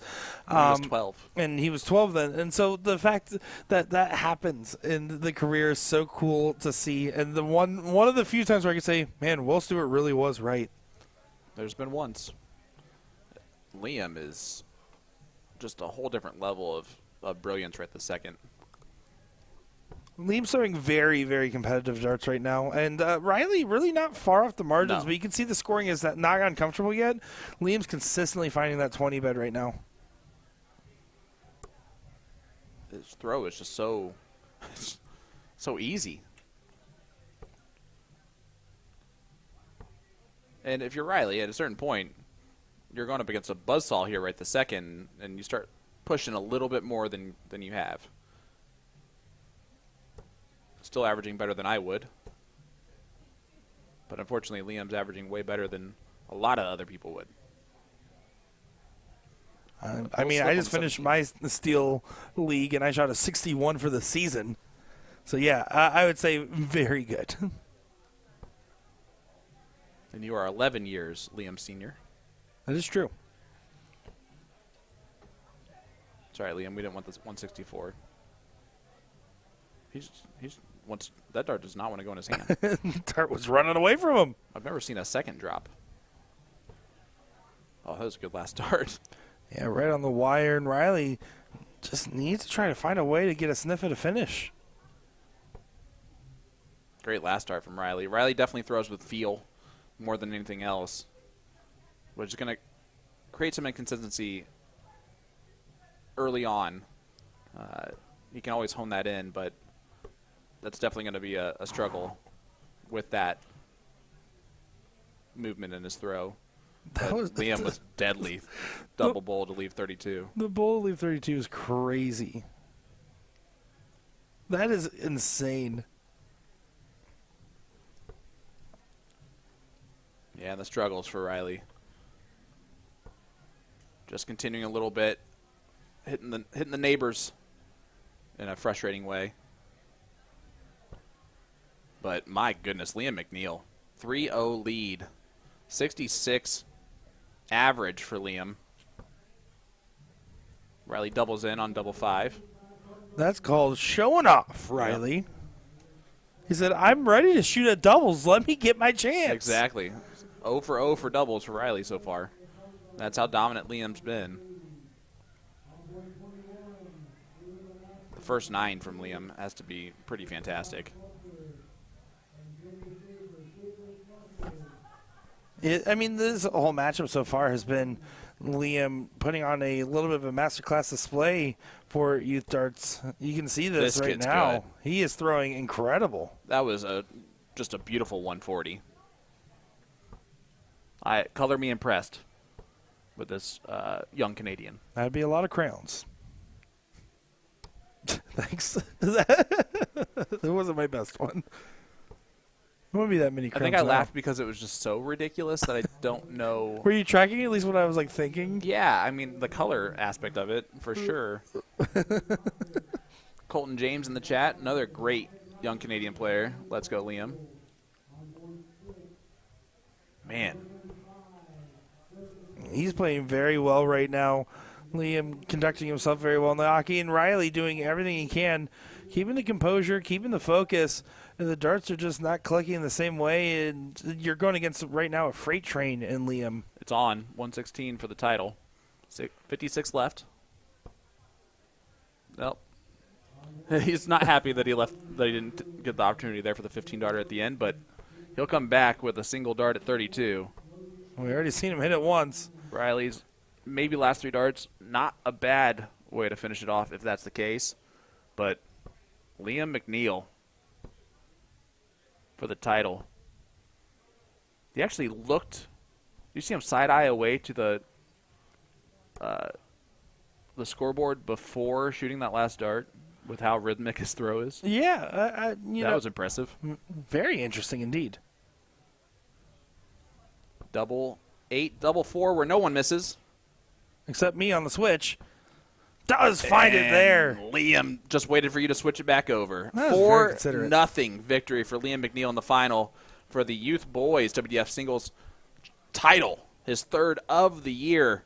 And that kid is going to be something special. And look at how tall that other youth player is.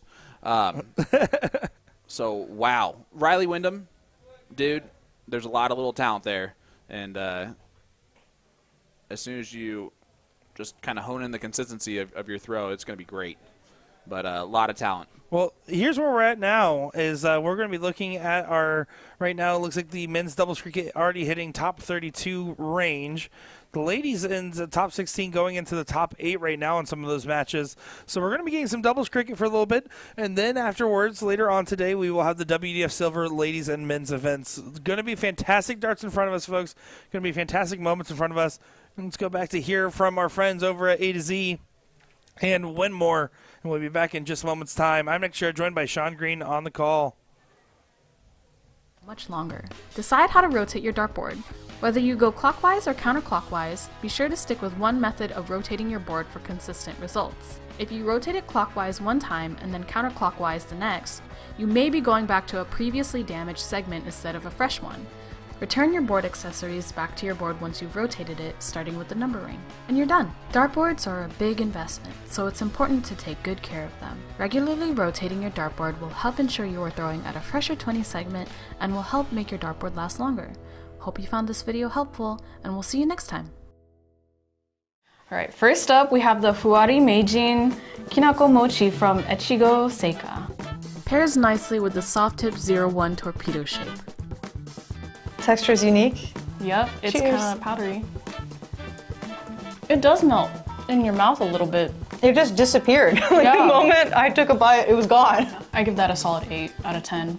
I agree, 8 out of 10. Next up, Morinagi Choco Ball. Pairs nicely with the steel tip 01 torpedo shape. Ready? All right. Really not what I was expecting. It's very chewy. I get most of the chocolate, but it's still pretty good. I give it like a solid 7 out of 10 just because I don't taste the caramel. I think that's generous. I'm gonna go 6 out of 10. Our next decadent chocolate is the same company, Lot, but rum and raisins flavored chocolate bar with nuts. Pairs nicely with the steel tip 02 front tapered shape. 2% alcohol. It's about to get crazy. All right. Not for me. You taste the rum. It's not good. Can I give it a 0? Or do I have?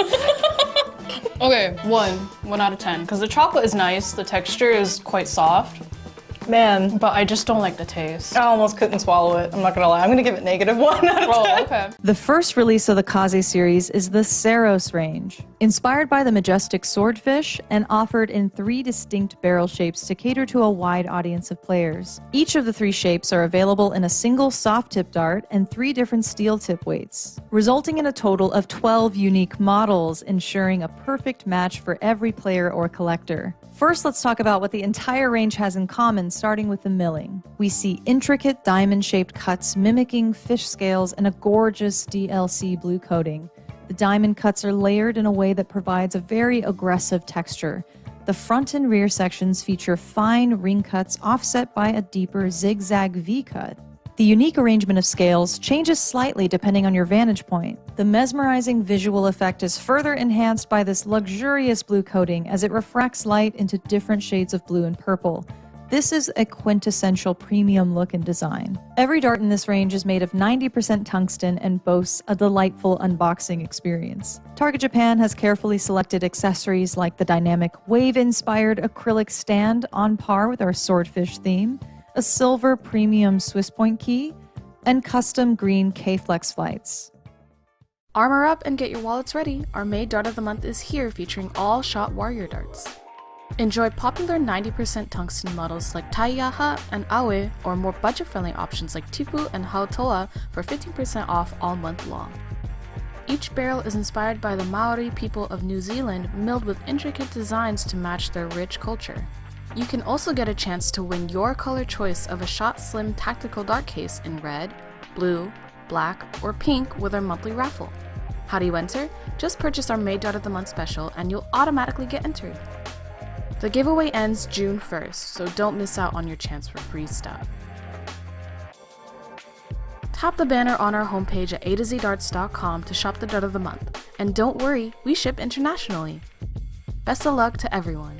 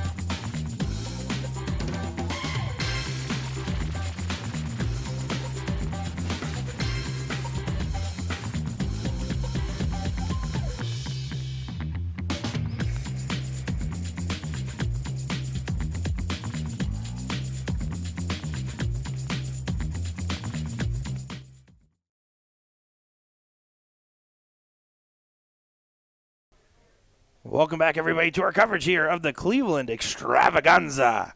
My name is Nick Teixeira, joined by Sean Green on the mic here for our coverage of right now, taking a look at the ladies' doubles over here, and this should be a good time nonetheless. Looking forward to seeing some cricket as well. A little change up here. It's cricket time. I wish I was Keegan so bad. Me too. That kid's so cool. But happy to bring you this one. Cricket, so maybe some dynamite's going to be set off here this afternoon. Paula Murphy and Asia Jalbert. You want to talk about a great duo. Asia, 11 WDF youth titles. Paula Murphy. More than that. It's ungodly. 37 WDF titles to her name. That's a good resume right there. Multiple lakeside participant and deep run for Paula Murphy. One of the best to do it in the U.S. on the ladies' side of things. Of course, her partner, 20-year-old Asia Jalbert.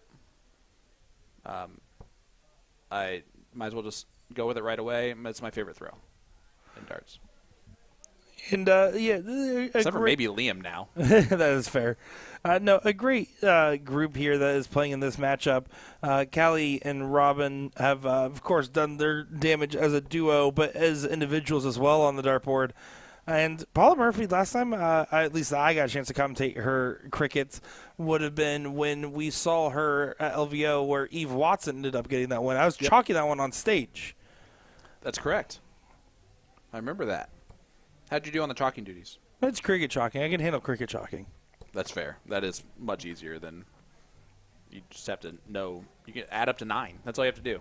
Just add up to 9. If you can do that, you can cricket chalk. Have you ever heard the song "I Can Only Count to 4"? I can only count to 4. No, that's Let the Bodies Hit the Floor. And that's by Oh. Drowning Pool, which is a very, rest in peace to the original lead singer. I believe Count Dracula was who I was thinking of from Sesame Street. Yep. This guy yesterday, we got to lunch, and he plays Muppets Bohemian Rhapsody. And in the local bar, which is actually the name of the place that we were in, and the whole time I'm like, wow, this is hilarious. I've never heard this before. This would be great.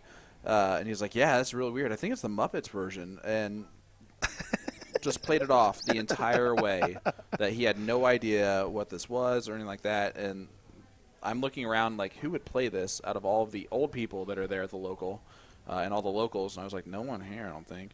And of course, it was Nick. It was naturally it was. It was me. the person with blue hair. Yep, exactly. It wasn't me. No, it was in fact me though. And of course, they're taking on the great duo of Callie West and Robin Curry. Won many titles together from the West Coast. Magic Wear. Players. Callie has great videos and vlogs on YouTube to learn really any game. 501 or cricket. She does great tutorials on both. Yeah, I love me some Cali West garage darts. I'll tell you that much. Top tier content on the darting community.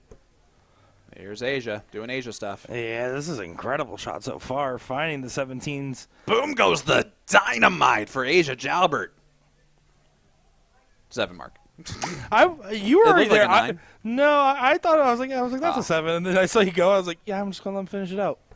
I just wanted to say it. out. I just wanted to say it. That's fair. You got one. You got your one. I guarantee you that's not the only one that I'll do, but it might be the only one I do when it does not matter, or when it was not real. Those are both in. That would only been 7 mark though too. And misses the big number though. And Paula with the point lead. I want to see 2 18s. That's exactly what she's doing. Have to stay there now. You can see Asia's reaction. And only does get the 2. Bare minimum on the close. And now Robin, I think, return to sender kind of moment. You need to get a number open. Don't get me wrong. You need to find a 16 or a 15. But there's also nothing wrong with taking an aggressive play at the 17 here just because you're banking on a potential miss. Misses can come in a format like this. Steel cricket is a very different game than soft cricket. Yes, it is. It's about who hits, not who misses. Sorry to describe that game. Let's see if Asia goes 15s or 16s. She's going to go 16s. Now, considering the point differential, it might have been a little bit more advantageous to go to the 15s just because of the fact that now Callie can go up here and get the point lead in one dart. But that being said, Asia didn't close the 16s. If we were to translate that both, then it's probably better spent that she did stay there, not getting the close. But it's up to Callie to punish.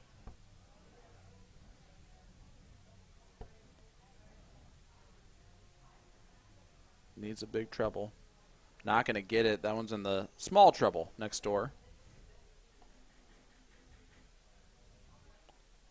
Now Paul with another good opportunity here. Should start 16 though. Ideally. Now with one dart in hand, I want to see her stay, and she does. Could have swung that last serve if you really were feeling it, but you want to make sure that your partner has the point lead on their return, and staying there can give you a better chance of ensuring that. Of course, Robin Curry looking to curry the favor in their direction. Yeah, and I think that was a perfect dart from Paula. It was a 25-point lead. An extra 16 is an extra bowl anyway. So definitely helps out. And now Asia has options, which is really all you want as a partner. Going to get 15 the hard way.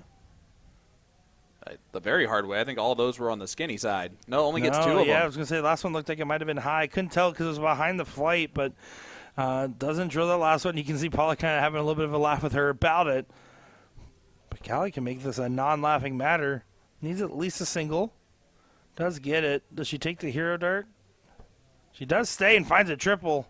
Great last. Good discipline. Punishes it for sure. Hunter, Will's doing great at home. Nick and I have been a little bit stressed out this weekend. Nick, obviously way more than me because his job's harder. But other than that, we're doing great now bringing this live coverage. Can't wait to see how the action today unfolds. Ladies doubles cricket going on currently. Men's doubles cricket is also going on out there in the hall.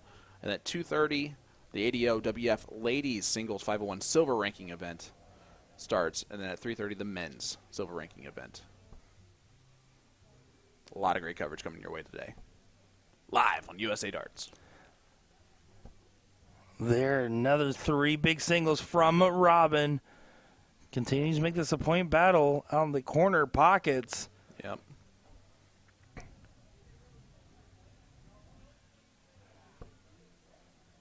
It's going to have to be right back as well. Doesn't get a look at that single 15 because she was focused on getting that point lead back. It's the right shot selection. You can see Paula giving the nod of approval. But right now, Callan and Robin have an opportunity at some point to take the swing back. With the X on their 15, they have to be the aggressors here because if not, it's going to be against them. She stays for 2, and now Paula here, I expect to close the 15s and get the point lead. Yes.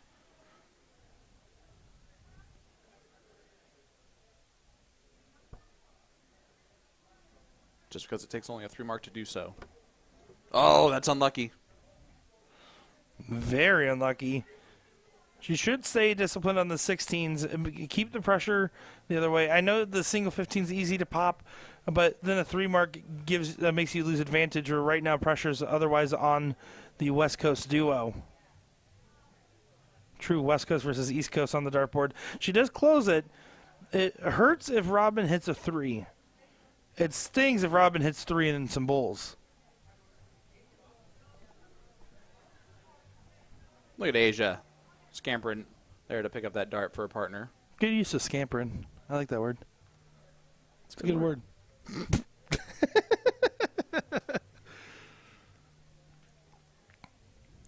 As you can tell, we're firing on all cylinders here in the comms booth now. I'm always firing on all cylinders. What have you been doing?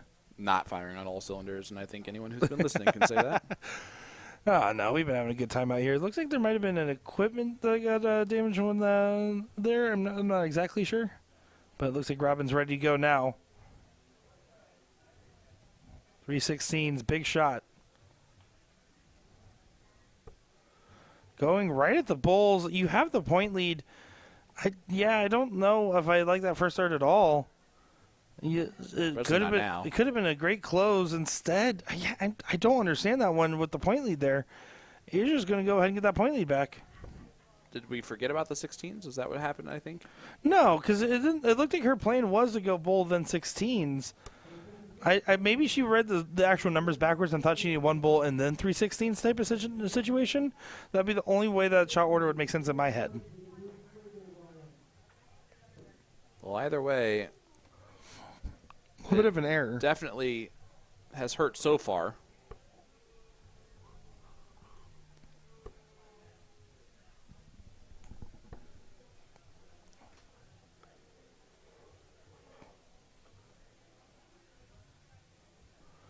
Now the 16s are gone. It's just the bowls left. Paula Murphy looking for 3. There's 2. 1 more needed. And 1 more pins. found. So leg number 1 goes to Paula and Asia. And it's just going to be a quick little first of 2 legs, best of 3 format, folks. And again, those other brackets, they are schmoovin' is the official term that I believe we're supposed to use, a schmoovin'. As Limp Bizkit used to say, they're rolling, rolling, rolling, rolling. Yeah, What? I don't like Limp Bizkit quotes as much. I don't know. But looking at the men's side here, starting to break. It looks like they're about halfway into that top 16 getting started. A couple more in the top 32 getting finished up. Looking at that ladies bracket here, ladies, full-on top 8. The winner of this match, by the way, either gets Haley Davies and Cyan Davies or Jillian Phillips, Jessica Melton. So tough matchup on the top half. Bottom half teams include Sandy Hassan and Cleanna Brandon waiting on a opponent. And then on the bottom side there, Carolyn Mars and Tracy Firetag as a duo. And taking on Tammy Dauber and Laura Dench in what should be a phenomenal matchup as well as these brackets continue to wind on down. And just confirming they're good to go on the diddle there. Getting a handful of eyes. Asia's down there getting the low angles. Robin kind of looking dead on. Paula looking from the back. We have a full-on analyst team here for this diddle. I love it.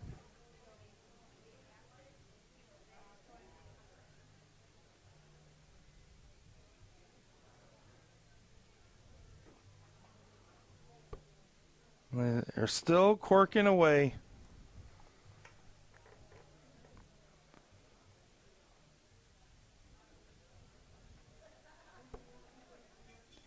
Eric, no soft tip for the rest of this weekend here at the Cleveland Extravaganza Steel Tip Tournament. And it looks like Callie and Robin are going to get the start in leg number 2 against Paula and Asia. Paula from Florida, Asia from Maine, hooking up as a duo. Little old school, new school that I really like to see.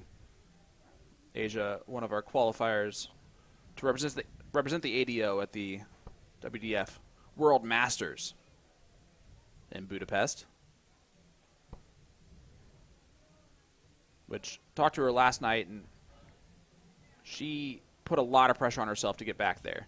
That was her goal for this weekend, to make it back. And she said those last couple matches in the round robin were definitely her most difficult, just because she was really looking at the totals and everything to make sure that she got the job done. Ended up first place overall in the leg differential. So congrats to the 20-year-old.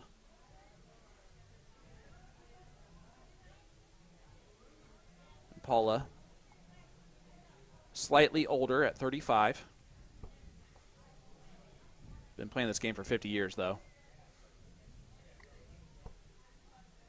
And not very often will you see a open round from Paula Murphy. No, not a normal case for her, especially when she normally has her 19s in her favor. And Callie West, one of the best in the biz. A to Z Darts, Magic Wear, sponsored player, Colonial. All of our sister and parent companies. All the companies, all the fun, all the nonstop action here. That's a big 6 mark. Boom. I didn't say that. That was Nick. Boom. Does it not count when I say it? Yeah, it does.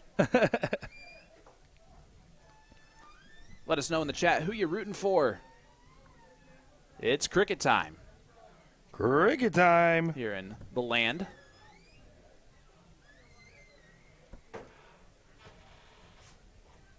And tomorrow, the land will start crying, because not only will we be leaving the land, but also the Pacers will be coming into town to take care of business. I already left DeLand.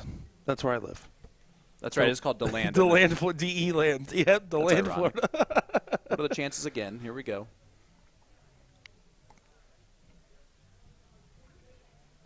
By the way, guys, if you happen to go to any place in public and your friend has blue hair and the cashier is wearing a hat, don't mention the blue hair thing, because although it's a very slim chance that the hair that you're seeing from the person that's behind the counter is normal, but underneath that is a lot of ocean blue.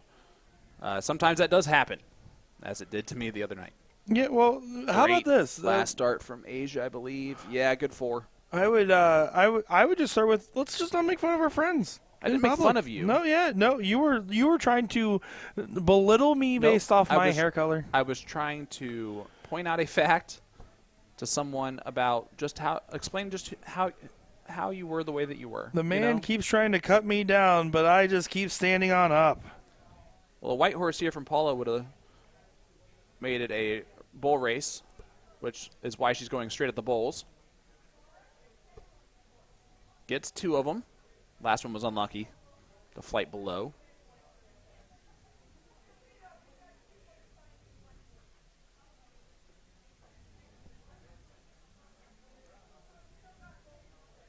Shout out to the man back in Wichita behind the scenes, who I think is helping us out here, following along and all that. Oh, look at that. Or we have a really helpful hacker. One or the other. Which, by the way, thank you, hacker. Asia needs a lot of bowls and then a lot of marks elsewhere, so chances of this going to a 1-1 score line, likely. There's the point lead.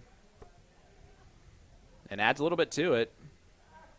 26 points ahead, which is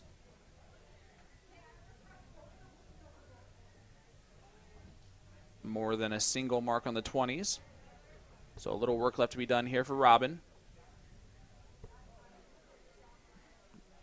See if she even looks at it. She does and misses. So Paula Murphy, a chance to really get back in control point-wise. If there's anyone that can hammer a lot of bowls, it's Paula.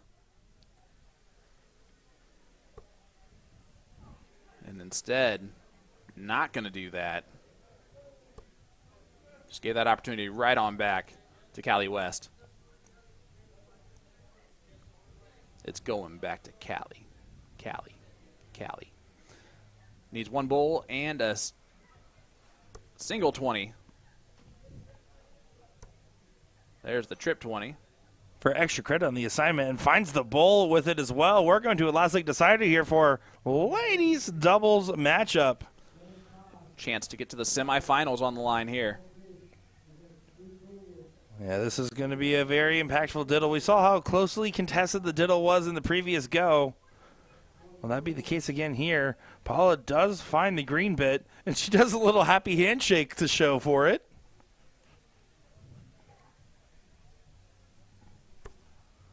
Oh, and I think Callie got it again, so they're going to keep throwing on through. Callie going to keep those darts on the board. Finds the green bit again with 3 darts on the board. Wow. And they're all staying in there. Oh, and Paula drops it. So the start will go to West and Curry. That's an intersection, right? Like, there's definitely a West and Curry intersection. For sure. In, like, the entirety of the world.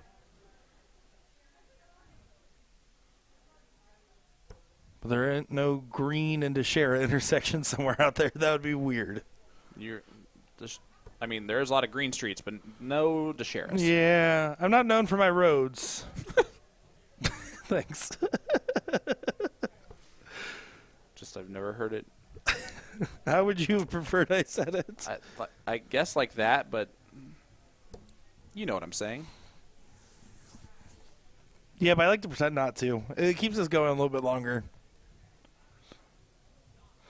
Both teams failing to get the 20s close. Robin going to go ahead and get an opportunity now at the 20s.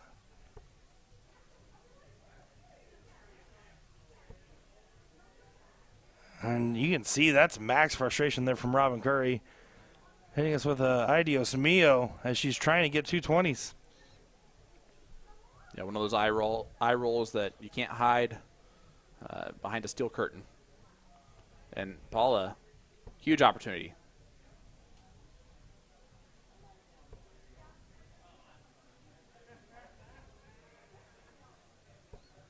Oh, that's a huge last dart, and she knows it.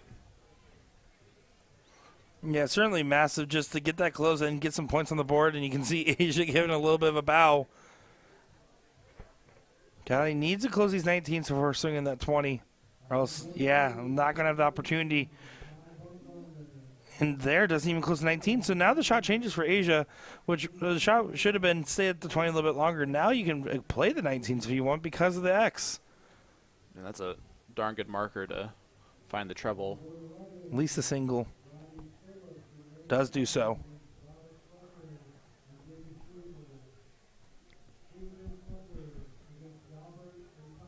And that's the one part you said about Liam's throw that is not as textbook as everything else. Is there's a little bit of body movement. Asia doesn't have that. That is in her true. throw at all. Yeah, there's always stuff you can like and dislike about everybody's throw, right? And that was the point I was alluding to, is that you can have, and Liam, Asia, so many others have near perfect form. That there's so much to like, very little dislike. And if you're disliking something, it's because you're just giving critique note. Right. The reason you give those critique notes is because there's the baseline of, hey, let's try to avoid building those habits, but then you can still have versions of those habits in your own throw. That should be the goal there, right? That's the mentality behind it. So when I look at Asia's throw, I think, man, that's an incredible throw. I just wish her she had a little bit of a smaller arc of her dart. Doesn't mean that if you can time your release point as well as she does, you don't need to have a smaller arc. That critique is only for the other people at home that may be trying to mimic form and seeing what they can do. That's the idea, at least, as I go on a whole TED Talk ramble, as it seems like there's a little bit of confusion They're there. going on a TED Talk ramble, too, over there. It looks like Paula's talking about how her darts land on the board.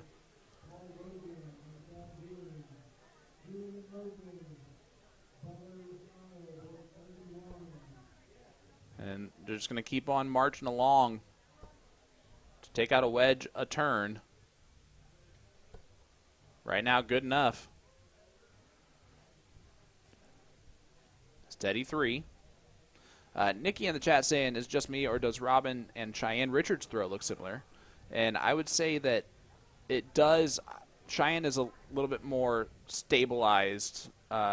She has almost your level of, I'm talking to you, Nick. Oh, look at this.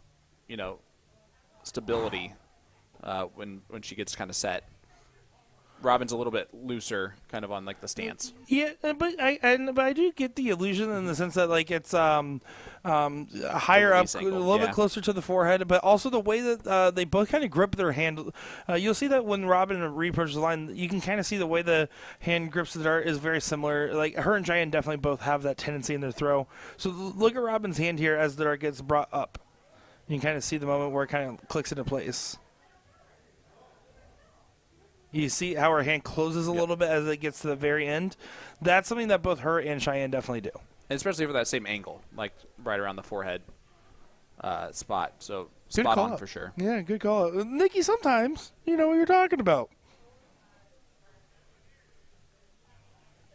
See how Paula attacks.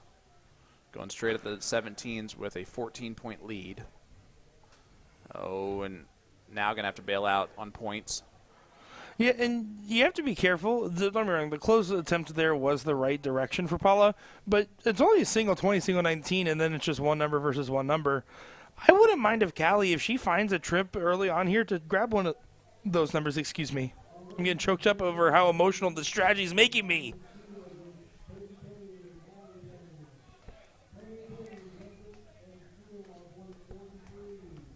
You can tell Callie loves those 17s. Gets an extra 4 of them as she throws that one out.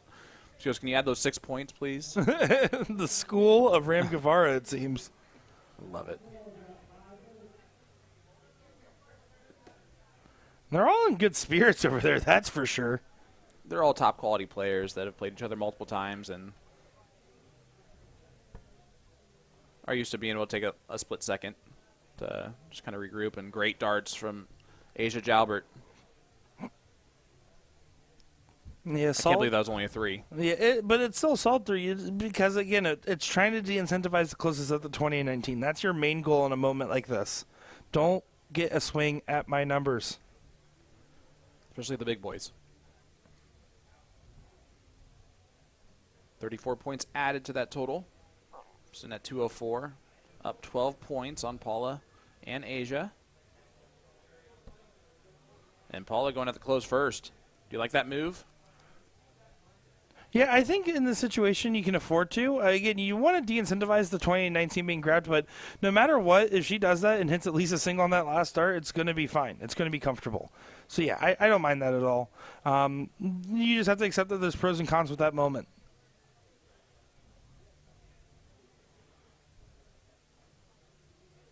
Callie usually a really good player on the corners too. So there's the point lead. Yep, adds 5. That was almost unlucky 5. Could have been more. 25-point lead. Last leg decider. Winner earns their spot in the semifinals.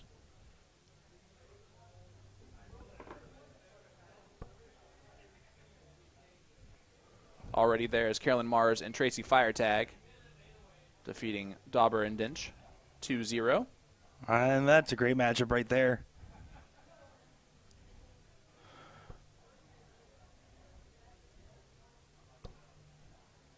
Robin just trying to defend on these 16s. Stays there for all 3 with 3 big singles. And you can see she has a pretty long dart setup, doesn't she? She does. Yeah, definitely one of the longer setups.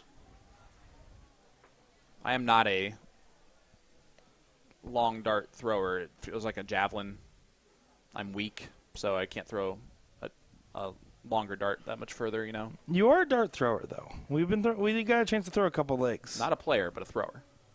I can throw those. I will say, though, ever since you handed me these money marks, I don't think you get a leg off me. These feel crispy in my hand. I'm not going to lie. Yeah, we'll see. I've never actually thrown with them before this. I see why they're one of the tops.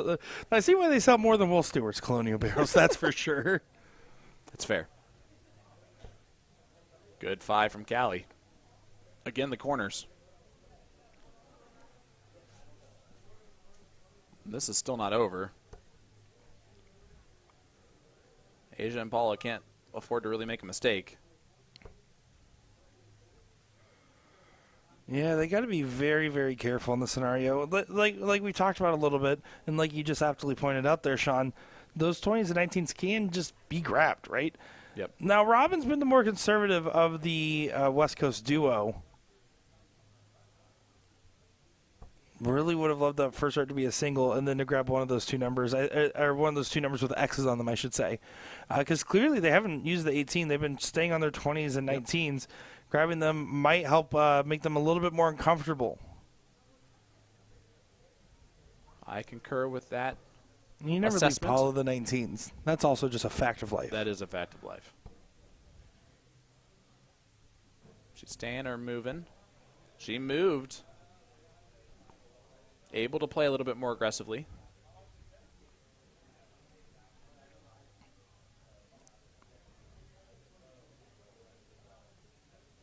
.1 lead. Callie, again, just fantastic on the corners.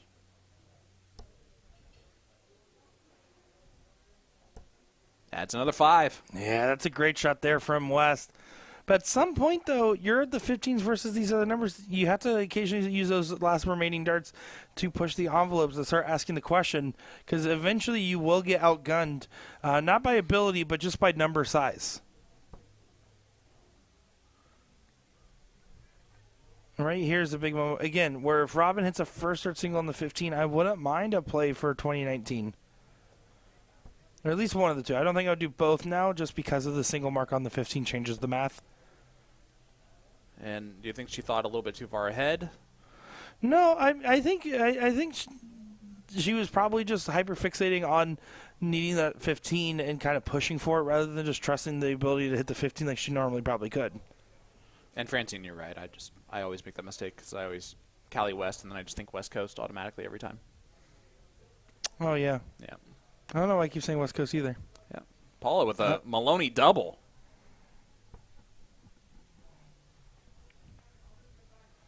You don't see that in steel tip very often. That was a little happy little accident on the last dart. And you can see the team from the East Coast approaching the line.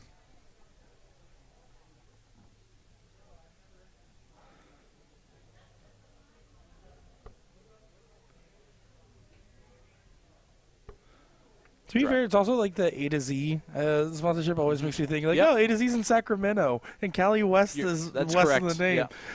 Yeah. And we know better. We know Callie and Robin pretty well at this point. Sure do. So don't tell them we said that. Yeah, not at all. Asia from Maine. I do know that. Gave a little there with the third dart. No bowls hit.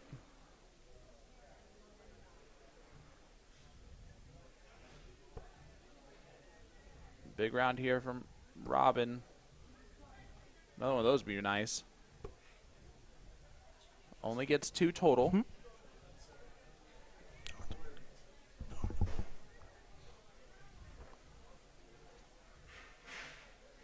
Tournament staff coming in asking us about food, which was really, really sweet of them. Joke's on you guys. We feed off your likes and comments. So hit that like button, hit that share button, let everybody know that we are live here. Cleveland Extravaganza 2025. Ladies doubles cricket ongoing. Ladies. The winner of this quarterfinal will play the winner of Haley Davies, Cheyenne Davies, or Jillian Phillips, Jessica Melton. That's a good shot there from Robin. Continues to fight along. You can even see Paula giving her a clap of respect there and a head nod, knowing that keeps the match alive. But we just haven't seen Callie and Robin take the swings at these closest when they've had opportunities earlier on the 15s and 16s. That was so aggressive by Asia to go bowls first there. I liked it. And then to go bowl on dart 3. Yeah, but no reason not to, right? No game shot available. Like, yeah, we're so used to seeing, especially with our soft tip coverage, to load up and hit a big shot. Desmond gives us a wave in the background, by the way. To go up and say, all right, I'm just going to bet the 20s real quick before going back to the bowls. That's not the case here, it seems. And this is why. Now Paula Murphy can approach. She's getting the point lead and just needs 2 bowls.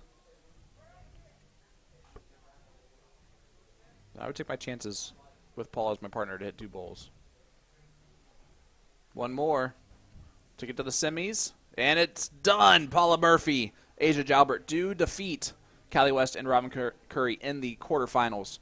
So Asia and Paula move on, take on the winner of Jillian Phillips, Jessica Melton, Haley Davies, and Cheyenne Davies. And Carolyn Mars, Tracy Firetag has a little bit of a wait because Marliese Keel, Trish Grezik, Callie Penny, and Peyton Penny ongoing out there in the top 16. Sandy Haas, Cleanna Brandon waiting on the winner of that one. So a lot of action still coming your way here at the Cleveland Extravaganza. Sean Green, Nick DeShare for USA Darts Productions. We'll be right back with more action right after this.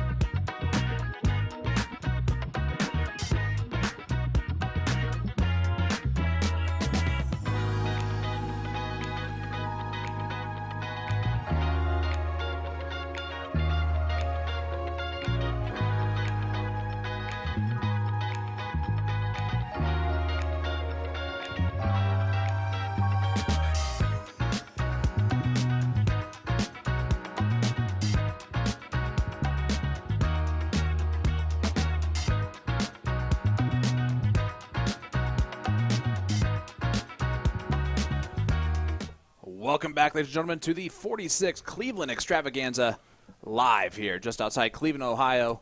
I'm Sean Green, joined by my partner in comms, Mr. Nick Teixeira. Nick, we have really the local guys, great local guys of Joe Hedrick, who's about 52 miles away where his hometown is, and Kevin Yasinchek, who's from just outside Cleveland, taking on the powerful American team of Leonard Gates and Alex Spellman. Yeah, this is going to be a great matchup, all things considered. Everything on paper looks incredible here, and everything in actuality still feels incredible here. It's Leonard Gates in cricket. That's usually one of my favorite things to watch in the world. Yes, it is. Just in general. Kevin Yasinchek, for those that might not know where you know him from that Danny Baggage travel baggage video from Las Vegas Open a couple years back now. Big 7. Here to show that he can throw darts and not just be made fun of by Danny Baggage. For how to spell his name. And this man, speaking of spell, this is the spell man, Mr. Alex Spellman. Gets himself 5 on the board. The Jackal. If Simon Whitlock wasn't the wizard, would it be like Spellman the wizard? He would not do it. The wizard spell wizard? Yeah, every time I talked to Alex before the Jackal was settled upon, anything that had to do with spells or related to that was a no-go for him. Oh, it's like Anchorman philosophy for him. He does not mess with voodoo. Yeah, it was not in for that. Soldier just yelled at himself for a wired trip 18. Ends up with 6 of them anyway. And that tells you what type of form Leonard Gates is in currently. He was upset at not hitting the 9 mark. Yeah, Kevin's hometown of Perma is about 5 miles from here. So definitely effectively a hometown tournament. Another nice 7 on the 17s.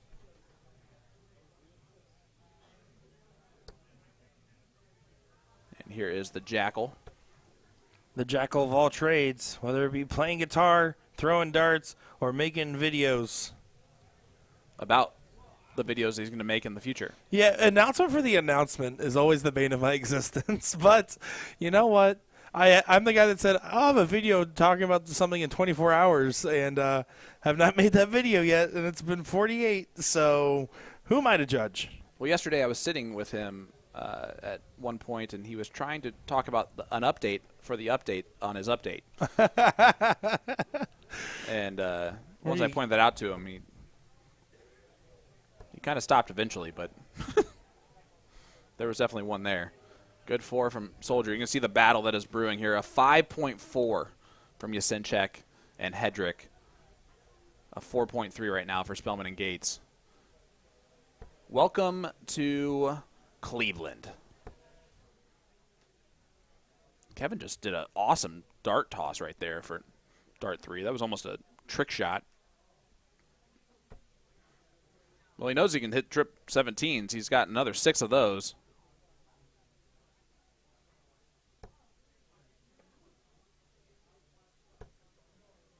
And the man from Fuquay Varina, North Carolina, gets 5 on the board himself on the 18s. Here's Joe Hedrick. Joe helps set up a lot of the stuff, owns a lot of the equipment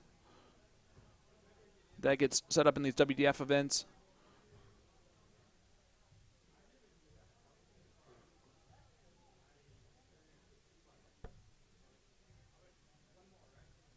See how aggressive he is. It looks like he's looking up on the 18s.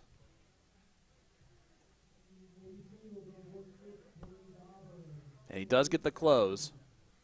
Not a whole lot of a follow-through on his throw at all.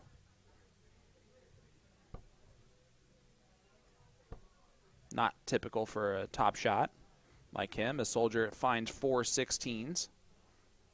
5-1 taking on a 4-4. We know Kevin loves the 17s.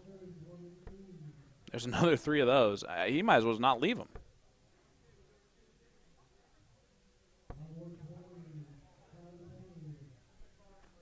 Justin, we were not up yesterday. We struggled with internet all day yesterday. In fact, today we are using the hotel guest Wi-Fi to bring you this coverage, which has got to be the greatest Wi-Fi in the history of hotels at this point, because we have had 0 issues, knock on wood. And we do not stream off Wi-Fi because of just how inconsistent it can be. But without any hard wires nearby, we were forced to do this, and happy that we so far have been able to pull this off without any hitches. This is the last 16 of the men's doubles cricket event here at the Cleveland Extravaganza, Cleveland, Ohio.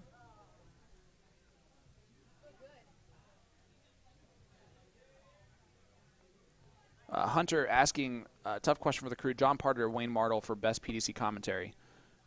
I'm actually going to say both as my answer there. I think John is the greatest color commentator of all time, and I think Wayne is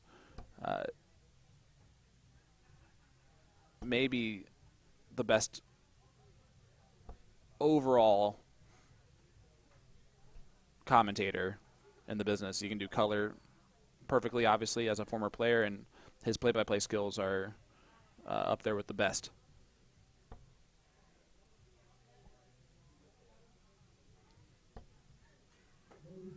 But John Part is the greatest color commentator in the game. Good 3 there from Joe. Just does the bare minimum of closing it out. 55-point lead. So Soldier marching onto the Bulls, gets 3 of them. And almost a happy little accident. See if Yasinchek can close out leg number 1. 4.90 average. Oh, and that's now blocked completely for him. No qualms about going down to the 17s. The only real issue is that he needs more than a single to actually do anything to it, and he does not. Joined once again by Durachi. Hello, how's it going? Sorry about that. I had to go make sure the dog left the water off. Let me tell you, it's actually cold and rainy outside. It is very cold out. I did not expect that. I did not gone outside today, and yesterday I was like, oh, it's very nice and temperate. Nope, it is a little chilly today. And I didn't pack a jacket this month. Yeah, we are getting that lake cold air for sure. I brought a sweatshirt. Well, any shirt I sleep in is a sweatshirt, as Joe needs 2 bulls. Finds one for Juicebox Joe to get leg number 1. Does get the full squeeze of the juice. 1-0 lead and race to 2. Top 16 match. I always love when it shows where they pointed the whole time, so every single point came from the 17s. Which was Kevin Yasinchek. That's insane. I mean, Joe helped, but Yasinchek was not missing 17s.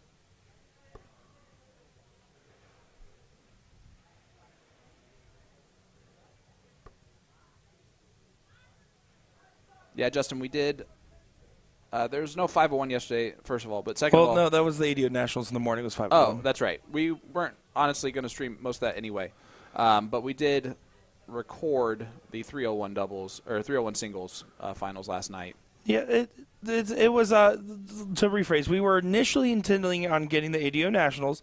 Unfortunately, we did have some internet issues. We did post that online publicly there on the USA Darts page. If you scroll back, you'll be able to see that one. We were having some issues, which we do apologize about, but thankfully we were able to get live going for today. We're still under the whim of using the hotel network. Half of our equipment's not even on like it normally would be, to be able to try to work under these conditions that the hotel's been so kind to try to provide for us for. So just keep that in mind. We will always try our best to cover as many great darts as possible, and we were looking forward to seeing it too. Unfortunately, just wasn't able to get it on the mainstream, but congratulations again to the 6 that qualified for the WDF Masters. Yeah, for the ladies, that was Carolyn Mars and Asia Jalbert. For the men, Alex Bellman, Kevin Luke, Leonard Gates, and Jason Brandon. And Kevin get a little trip for Sing on Dart 3, which is why he did the eye roll. Yas has been very impressive. And right now, a little bit of a slow start continuing on. Juicebox Joe can really make this very interesting in this moment. And yes, Joe, I will never let that go. And also, where's the whole Hedrick clan? I know they always tune in whenever he's on the board.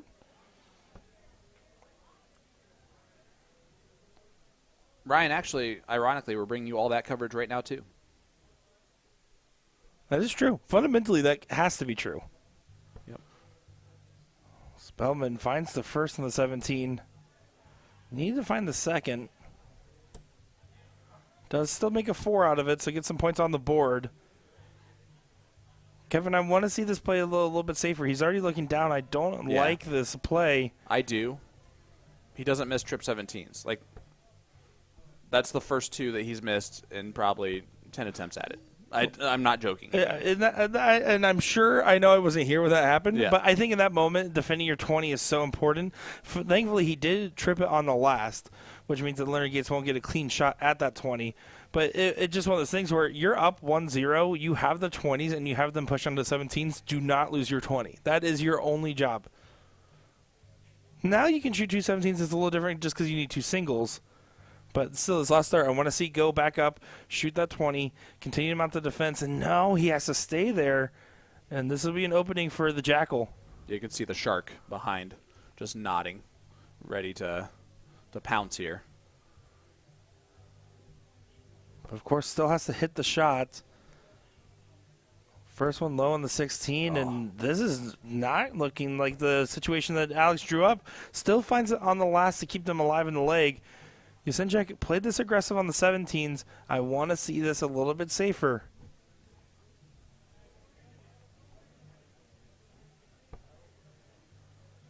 Well, That dart might scare you off the 16s for yeah, sure. he's not going to go back to that, that's for sure. Oh, no, needs. See Soldier pop his head in there. Little boop in there. Yeah, Gates finds one trip, and all of a sudden you get an opportunity. And tied score right now. He might stab at it now anyway. It's tied. I wouldn't blame him. Yep. Does take a look. Doesn't get it.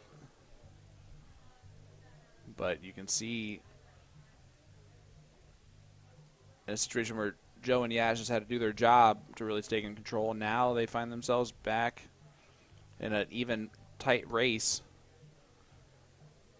This is still a good turn from Joe. Oh, huge turn. Takes a look in the last start with one in hand. Interesting look back there.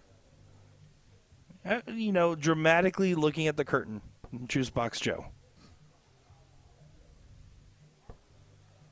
There's 4 from Spellman. Going to stay. Only gets 5. That's a good 5, but again, Kevin needs the 1-2-3 punch. Single 20, 2 16s gets you a good position. Of course, you want a little bit more than that, but that's the goal of the turn. Big head shake there. He didn't like that 20. Needs to stay true for the 16. Does stay true, but it's risky. Just by the wire width. And you see the sigh of relief. And now Soldier only 4. 5-point difference. If you're Joe, you're telling yourself, man, I can hit 3 big singles and have a 4-3 advantage on the Bulls. If you're Nick, you're thinking, please hit one trip 20 before you shoot that 15. But there, nails it immediately. Good shot from Joe. Now just bonus. Needs at least one more to actually add anything to it. Does exactly that. Leonard Gates, Alex Spellman in very dangerous situation here. This might be out of the event for them. Barring anything crazy, they should be out of the event here in just a minute or so. Maybe less time. See if Yaz continues the aggressive streak, go right at it. Yep. And again, he doesn't like that first dart. It's a little bit of a blocker for how flat his dart's laying the board. Now he just needs a single. You just need a single, yes. You just need a single, but it's going to be hard to get a good visual angle on that bull. And a little bit risky. What is that? What's the touching? What's the tip touching? Is it touching something? Oh. Oh, it wasn't touching there. Wow. I thought it was touching maybe a single 20 on the last. Looked close, but it was just resting on those darts. And Leonard Gates gets an opportunity here. Oh, and Gates is going to resettle on this one. Yeah, leg-winning darts.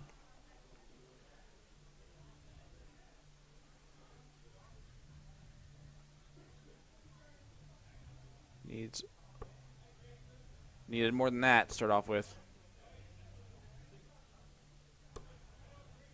Yeah, only 50 points scored. So it's a 5-point lead. Makes Joe have to hit 2 darts, but very doable. Still have to hit him, though. We've seen crazier things happen on the stream today. Got to find the bull. 2 darts for 1 bull. And they do take out the powerhouse duo of Alex Spellman and Leonard Gates. Fall in the top 16. Wow. So the hometown team of Yasenchek and Hedrick continue to move forward. Yeah, and I mean, that was incredible showing there. I think really Joe did a good job of supporting. I think that we saw some really big powerhouse moves there from Yasenchek, and that was some great stuff that really took place there. As I believe, if I'm not mistaken, we're getting the ladies semi next. Is that correct? I have no idea, but if we do, it's Marliese Keel and Trish Grezik taking on Carolyn Mars and Tracy Firetag. We'll be right back with whatever they give us right after this.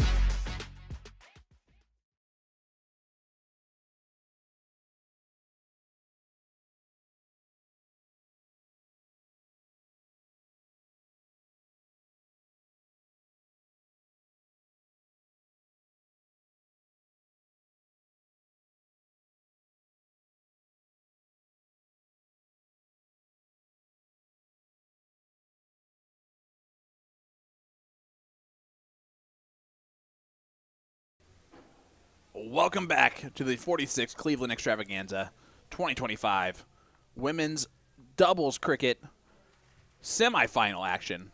Tracy Firetag and Carolyn Mars taking on Trish Grezik and Marlise Keel. Here is Trish,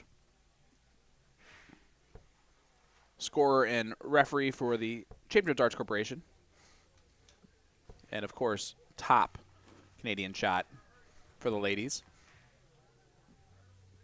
And here is Carolyn Mars, winner of the title last night in the 301.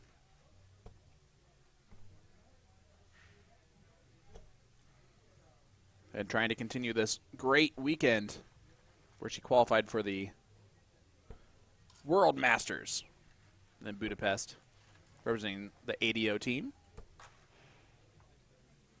along with Aisha Jalbert. A good 5 mark there for Marlise Keel. Local player Marlise Keel, the Cleveland area. Tracy Firetag stepping up. Another player with countless wins in the WDF.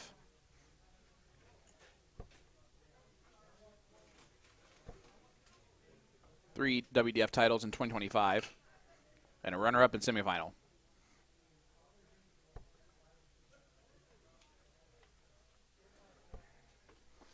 Seventh overall in the WDF rankings for the ladies as well. That's overall rankings. That is not just the American rankings. As I'm joined by Nick Durachi-Teixeira, and I'm Sean Green. Oh, hi, Sean Green. I'm Nick Teixeira. It's a pleasure to be back on the call, as right now, looking like Tracy and Carolyn just doing really good early on in this cricket leg. Grabs the 15s. Onto the Bulls.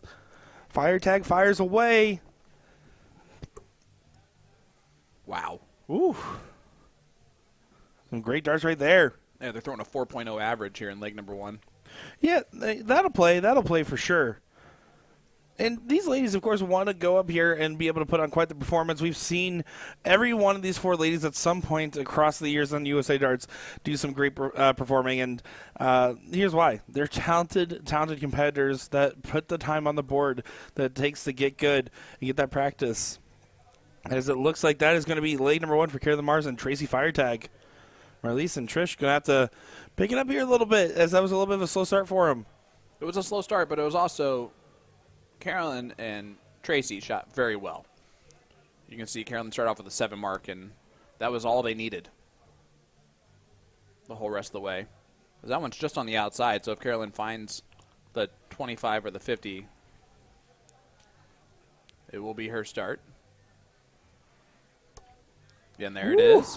Uses the dart effectively. You can see how it clicked right off the barrel. The men's bracket, by the way, for those that are curious, still cruising along. They have the last of the top 16 matches still finishing up, but they have the top 8, a couple of those underway as well. Half the top 8 is currently underway. So, yeah, good pace here. We're going to, after this, go right into that finals of the ladies and then go back for the men. Yeah, and the ladies' other semifinal is currently going on in the venue. Right now, Melton and Phillips are up on Asia Jalbert and Paula Murphy 1-0. And right now, it's a very close affair in leg number 2 as they get down to the 18s and 15s on pointing. Yeah, that's a great matchup, too. Both these semifinals, I mean, almost impossible to choose from. I'm really happy we got this one just because it's 2 unique teams that we haven't seen yet versus just coming off Asia and Paula. Yep. But, man, that Utah duo, I would love to see them on a live stream as well. You got a chance to talk with Jillian Phillips. I sat next to Jillian and Jessica when we were on ESPN. We were sitting next to each other in the audience, and we were all gossiping. It was them on one side of me. The other side of me was Randy Fern's family, and that was who I was chatting with while I was sitting in those bleachers. And got a chance to know them from then. And ever since then, I continue to watch him get great results. Paula just hit a big 7 mark to take control of leg number 2 in that other semifinal. So that one's looking more primed to go to a last leg decider now. Yeah, how weird a year makes, right?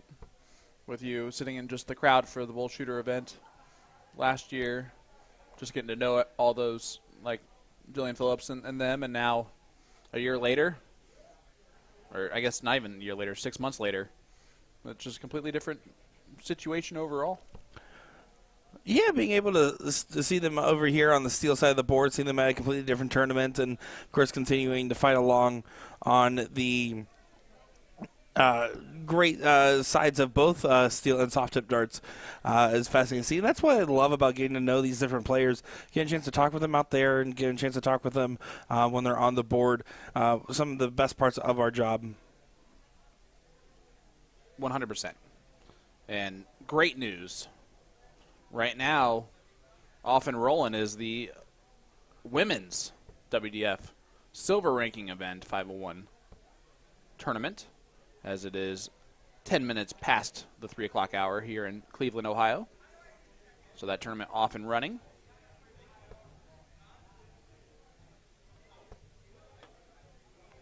Yeah, that's going to be a great bracket right there. I'm already seeing a couple of those first match results start to come in, but man, I'm looking forward to seeing what we have in store for us on the ladies' WDF side. Of course, the men's as well. Yeah, the men's will get started in about 49 minutes.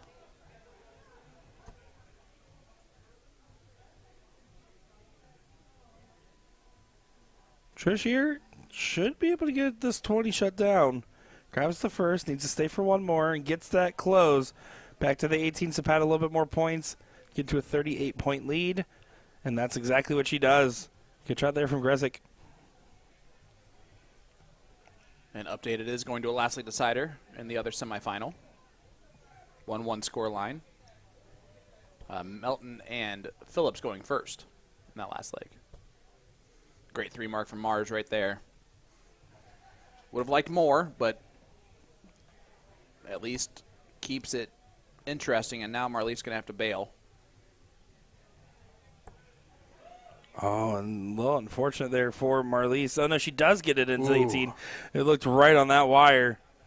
But I trust our chalker, David Garfinkel. Yeah, the Picasso of dart jerseys is here chalking a match for us.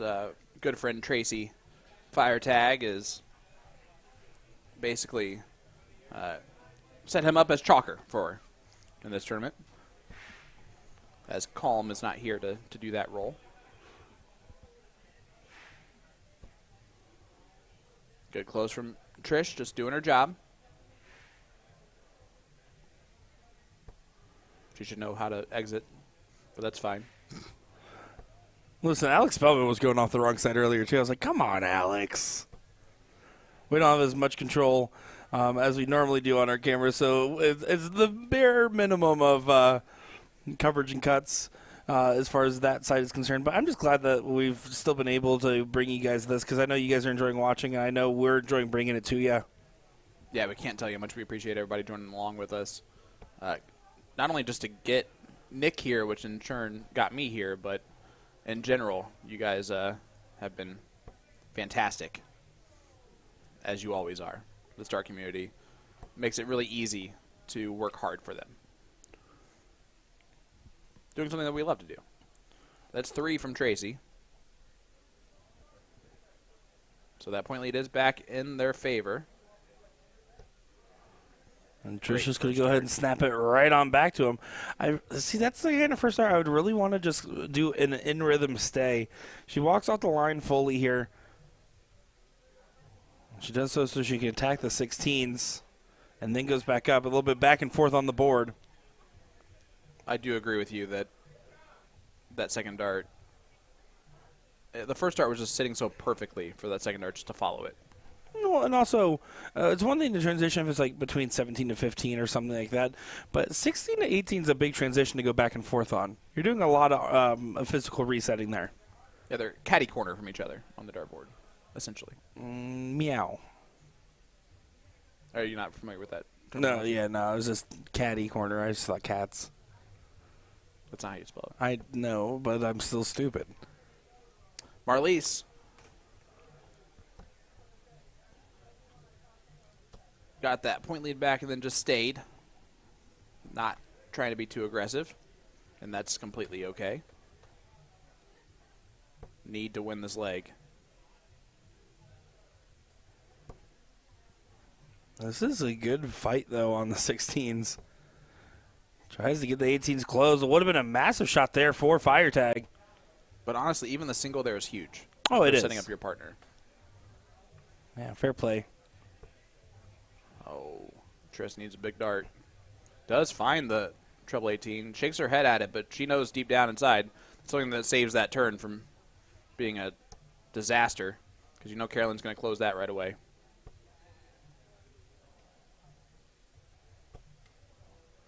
Grabs 2 singles. She wanted more, but that is the bare minimum on the turn, you feel like. Because now that 20-point separation means that you need to find quite the success on the 15s to be able to shoot the 16s with the point lead.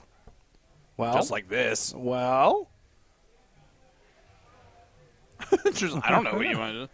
You hit 6. I'm not going to. Whatever you want. oh, that's Trish for you. Oh. That is Trish. I saw her do that recently with Kalika Chris over in PA. She loves to stay in communication with her partners. And I love how even when it's like, I don't care what you do. Tracy tried to be aggressive on dart 2. Let's see if she goes back to point. She does that. Good 5. No, I mean, it was a smart play to go back, but at the same time, that it looked like that barrel was, again, an inviting guide dart. But it was wise to play safe. Yeah, and that first dart effectively was a blocker for Trish. As the other 2 ricocheted the opposite direction of the treble. Couple big singles. That would work as well. Oh, she went for the Maloney double. And, yeah, It's amazing how often people just regret that immediately. just Opening. needed 2 big single 15s. She did the hard work on the first dart, and they could have had a great opportunity. Or at least just hit a big round on these 15s as well. Yes, she did.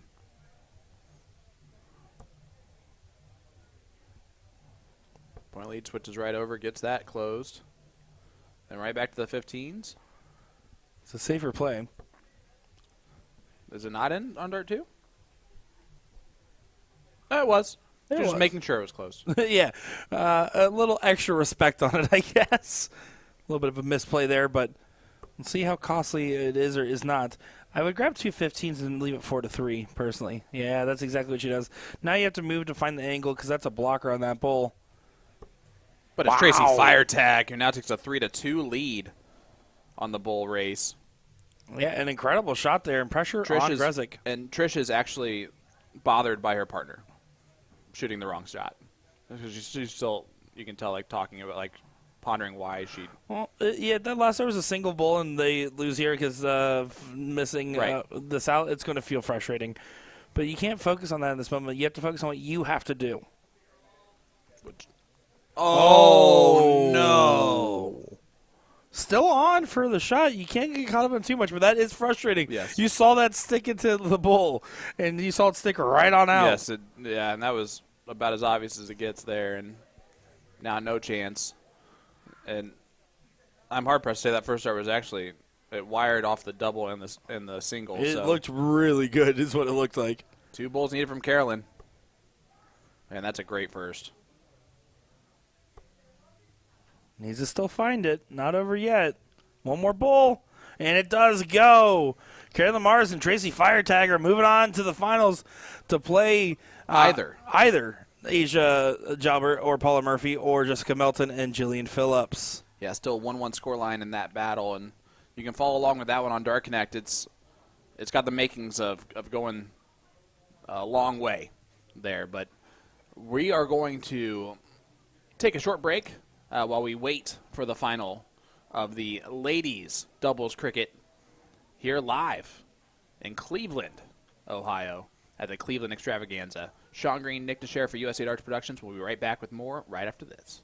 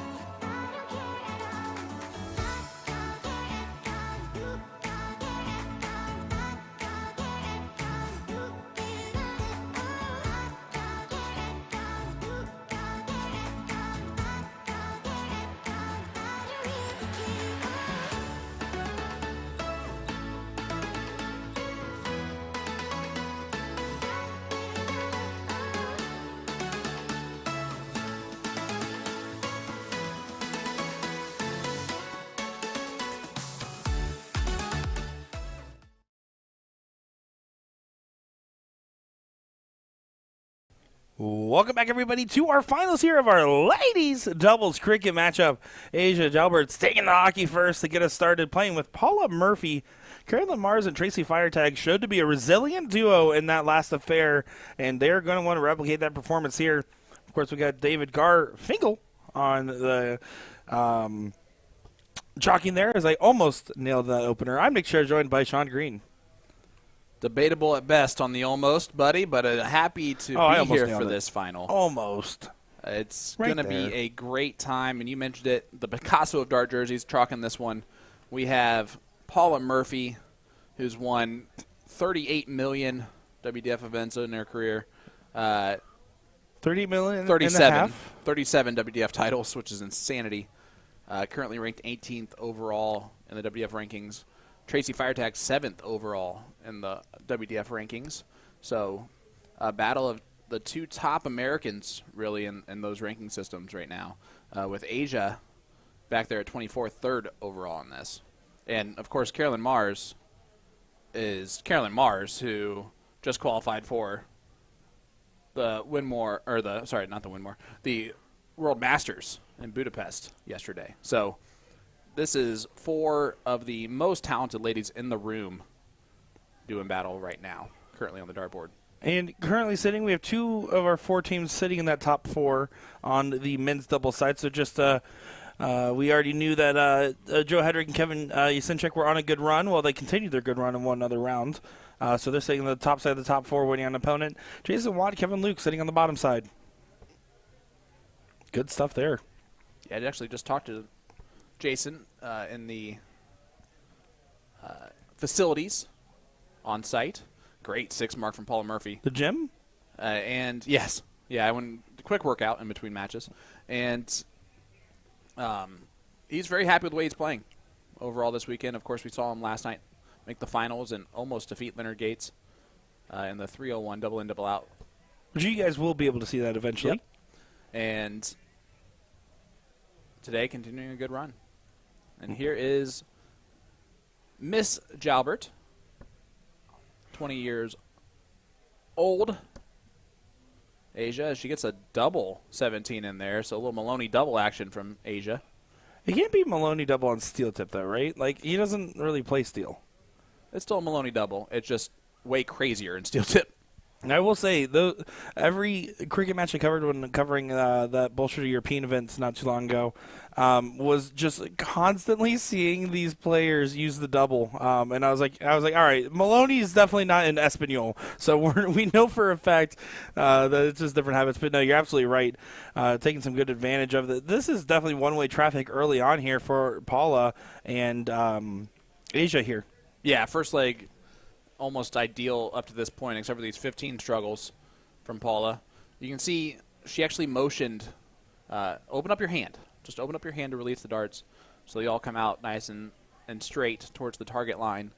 But the East Coast team of Firetag and Carolyn Mars, Carolyn from Springfield, Massachusetts, Springfield, Mass, and of course Tracy is from Carmel, New York, or currently lives in Carmel, New York. Yeah, and then you got the main Florida team for double East Coast action. Love to see it. No West Coast over here. Apparently, there has not been any West Coast action. Hey. Kevin Luke is a West Coaster. That is true, but we haven't had him on our stream yet. So your eyes are safe, folks. Carolyn going right at the bull.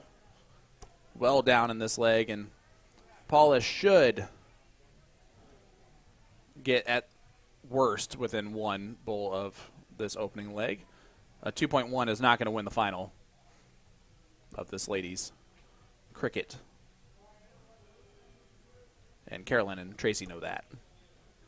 Un más, por favor. That means 1 more, please. Gracias. Paula Murphy, 1-0. Ah, dang it. She does get 2, though.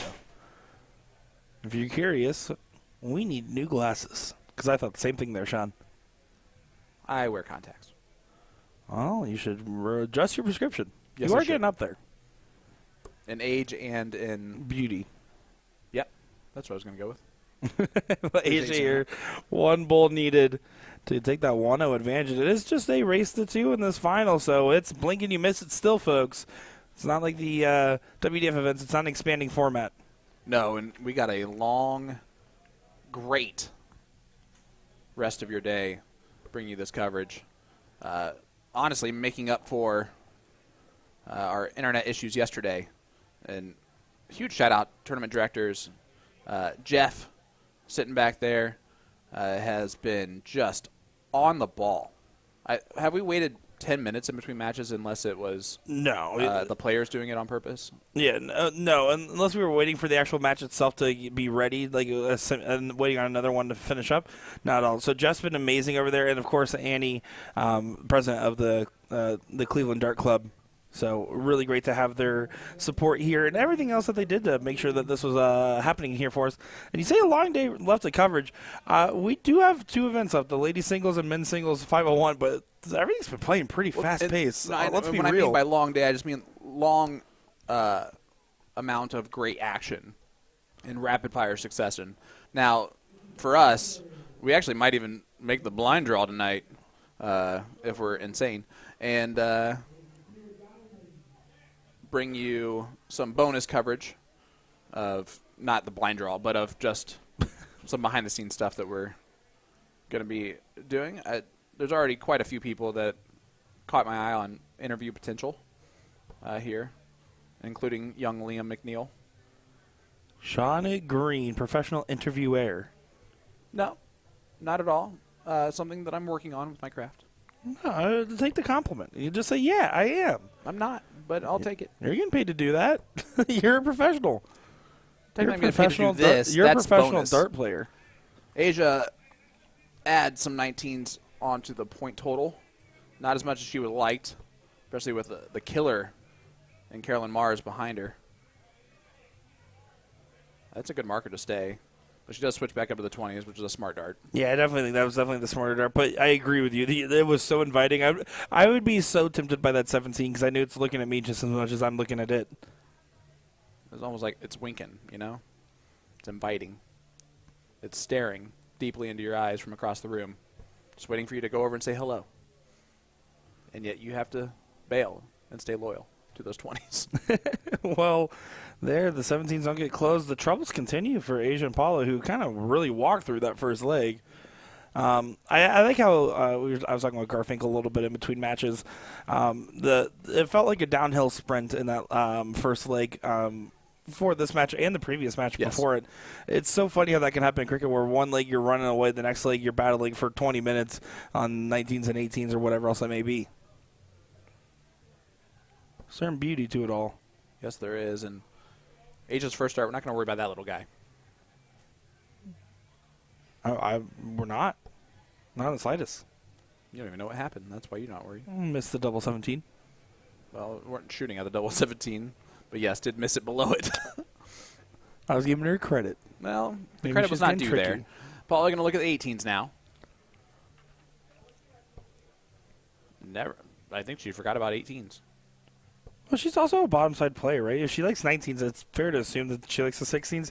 I don't agree with the selection as much, but that does track just knowing Paula Murphy's preferences on the dartboard. No, she forgot about the 18s. No. Boom. In the background, she just realized that the 18s were No, open. she's talking about Applebee's. No. No, Yeah, she clearly is. I looked specifically for Asia to tell her, and her be like, oh, man, I can't believe it. She's still shaking her head at it. You know, because she didn't get any Applebe's. I don't know why you argue with me about certain things. Just kidding. Asia's, of course, going to I'm usually right. Sometimes I'm wrong, though. stay along with her partner there. And on that last dart, I almost would have been tempted to go 18s to try and steal those two, but that would have been so dumb. So a great dart there from Asia. But Carolyn's just a killer. Might as well stay. No reason not to.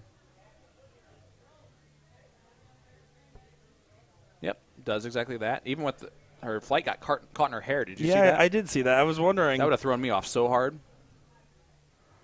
Maybe she just didn't even feel it, but yeah, definitely one of those things where I'm like, I would have had to reset off that one. This is hard going against 20s and 18s. That's 7 of them, I think. Or is it 5? It's only 5. Sometimes the wire is so thin, it's almost like it's non-existent.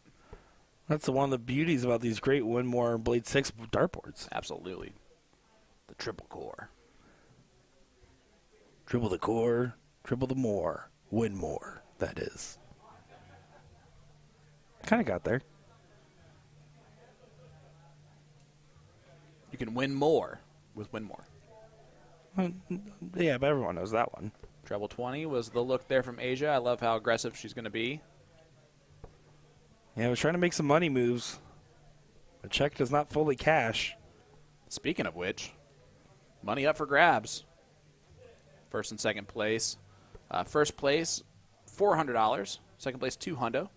So double the money, double the fun by winning this match.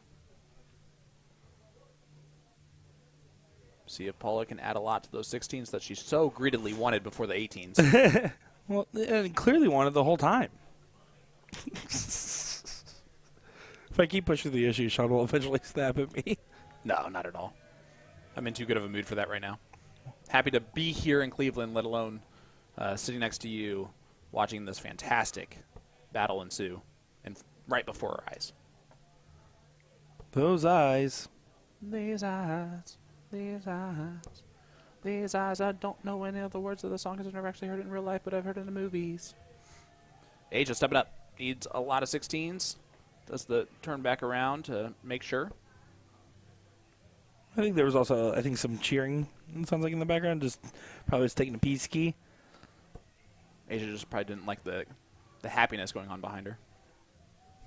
Just kidding. No, I was going to say, if you guys don't know much about Asia, let me tell you, she has strong opinions about food. She does.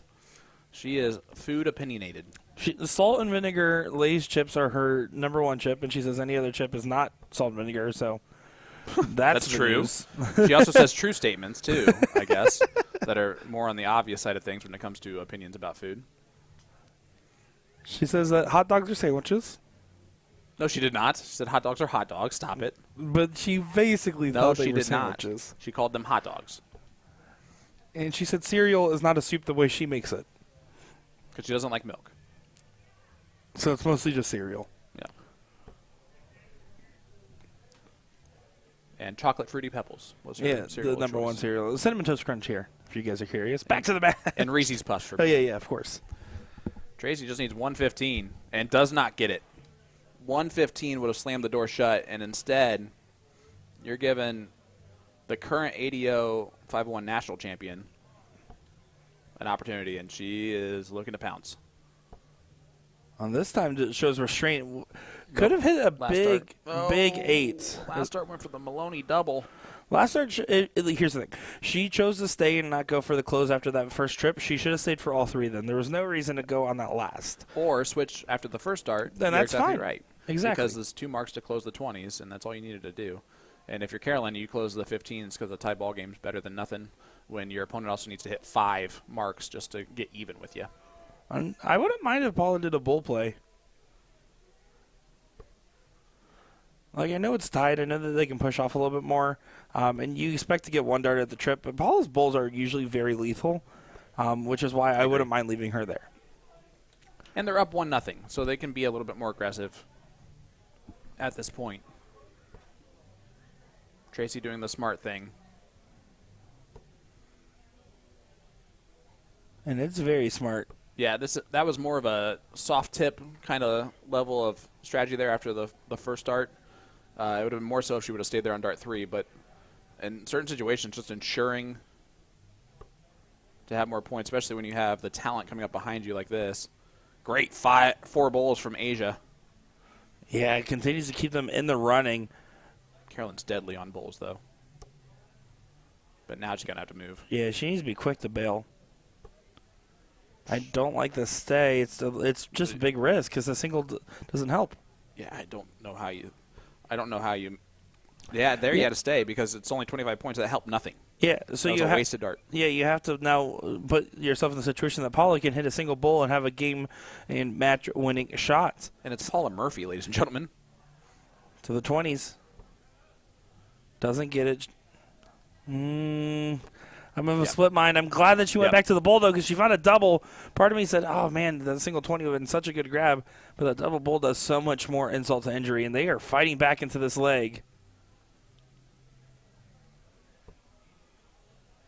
Tracy. Down 30. Yeah. Now it's a 4 mark needed, Sean.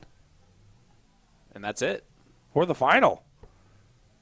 It's still Missed the big number. There we go. Treble 18 for the win. And Asia got it done. Big darts from the 20-year-old Asia Jalbert, winning darts there. Your champions, Asia Jalbert and Paula Murphy, defeat Carolyn Mars and Tracy Firetag in the final. Shout out to Dave Garfinkel, who is slightly taller than all of them. And, man, great victory for the ladies. We're going to have men's doubles cricket action coming up, along with the women's singles 501 ADO silver ranking event and the men's singles 501 ADO silver ranking, WDF, sorry, ADO WDF silver ranking event. And we'll be bringing you that coverage more today. So don't go anywhere. Hit that like button, hit that share button. Nick Teixeira, Sean Green live in Cleveland, Ohio for the Cleveland Extravaganza. Back with more action right after this. With hot dogs clearly being a sandwich. Hot dogs are hot dogs.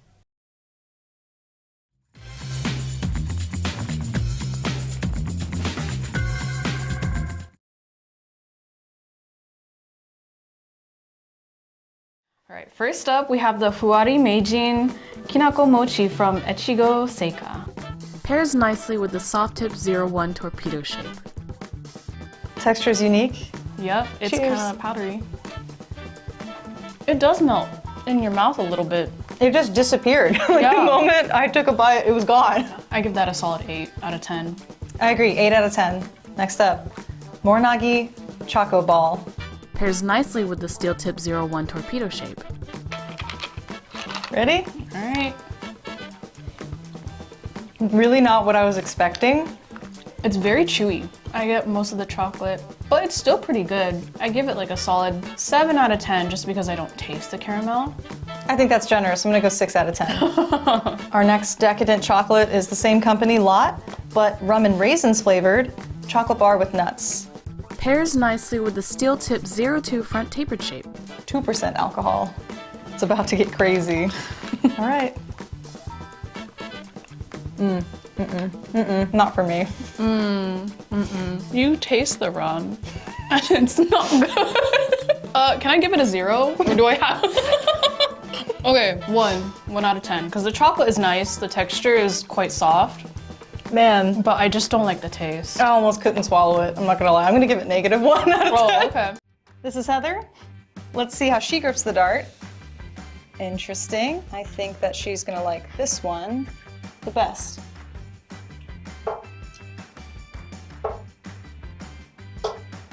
They're all about the same, but I think I like those last two a little bit better than the first one. Kind of in between Model 2 and 3. Yeah. All right, well, I give myself a half credit on this one. This is Tommy. Let's see how he grips the dart. Oh my God. This is a tough one, let me think. I'm gonna guess this is his favorite. All right, what do you think? What's your favorite? I think I liked 1 the best. Oh, I was not correct. I said 2. We're here with Nate. Let's see how he grips the dart. Oh, okay. This one is his favorite. Worried about that. Look at that. All right, what's your favorite? Thinking this one now that I've seen him throw. Probably the first one. What? I was way off. What the heck, Nate? I don't know. Oh, I'm not doing well. Got a dartboard with shabby segments and worn out sisal? Don't buy that brand new dartboard just yet. There's a much better solution. Knowing how and when to rotate your dartboard is an underrated practice many players neglect. Why rotate your dartboard? Although sisal is self-healing, you can't prevent the damage that occurs over time with high traffic segments like the treble 20. By rotating your dartboard, you can replace the 20 segment with a different segment that sees a lot less dart action. The damage gets distributed throughout all the segments, making your board last much longer. Decide how to rotate your dartboard. Whether you go clockwise or counterclockwise, be sure to stick with one method of rotating your board for consistent results. If you rotate it clockwise one time and then counterclockwise the next, you may be going back to a previously damaged segment instead of a fresh one. Return your board accessories back to your board once you've rotated it, starting with the number ring, and you're done. Dartboards are a big investment, so it's important to take good care of them. Regularly rotating your dartboard will help ensure you are throwing at a fresher 20 segment and will help make your dartboard last longer. Hope you found this video helpful, and we'll see you next time. Armor up and get your wallets ready. Our May Dart of the Month is here, featuring all shot warrior darts. Enjoy popular 90% tungsten models like Taiyaha and Awe, or more budget-friendly options like Tipu and Haotoa for 15% off all month long. Each barrel is inspired by the Maori people of New Zealand, milled with intricate designs to match their rich culture. You can also get a chance to win your color choice of a Shot Slim tactical dart case in red, blue, black, or pink with our monthly raffle.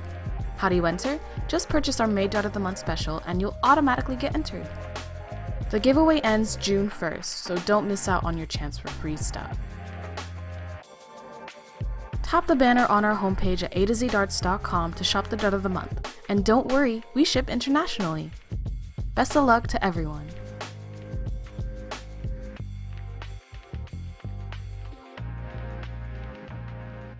The first release of the Kaze series is the Saros range. Inspired by the majestic swordfish and offered in 3 distinct barrel shapes to cater to a wide audience of players. Each of the 3 shapes are available in a single soft tip dart and 3 different steel tip weights, resulting in a total of 12 unique models, ensuring a perfect match for every player or collector. First, let's talk about what the entire range has in common, starting with the milling. We see intricate diamond-shaped cuts mimicking fish scales and a gorgeous DLC blue coating. The diamond cuts are layered in a way that provides a very aggressive texture. The front and rear sections feature fine ring cuts offset by a deeper zigzag V-cut. The unique arrangement of scales changes slightly depending on your vantage point. The mesmerizing visual effect is further enhanced by this luxurious blue coating as it refracts light into different shades of blue and purple. This is a quintessential premium look and design. Every dart in this range is made of 90% tungsten and boasts a delightful unboxing experience. Target Japan has carefully selected accessories like the dynamic wave-inspired acrylic stand on par with our swordfish theme, a silver premium Swiss point key, and custom green K-Flex flights.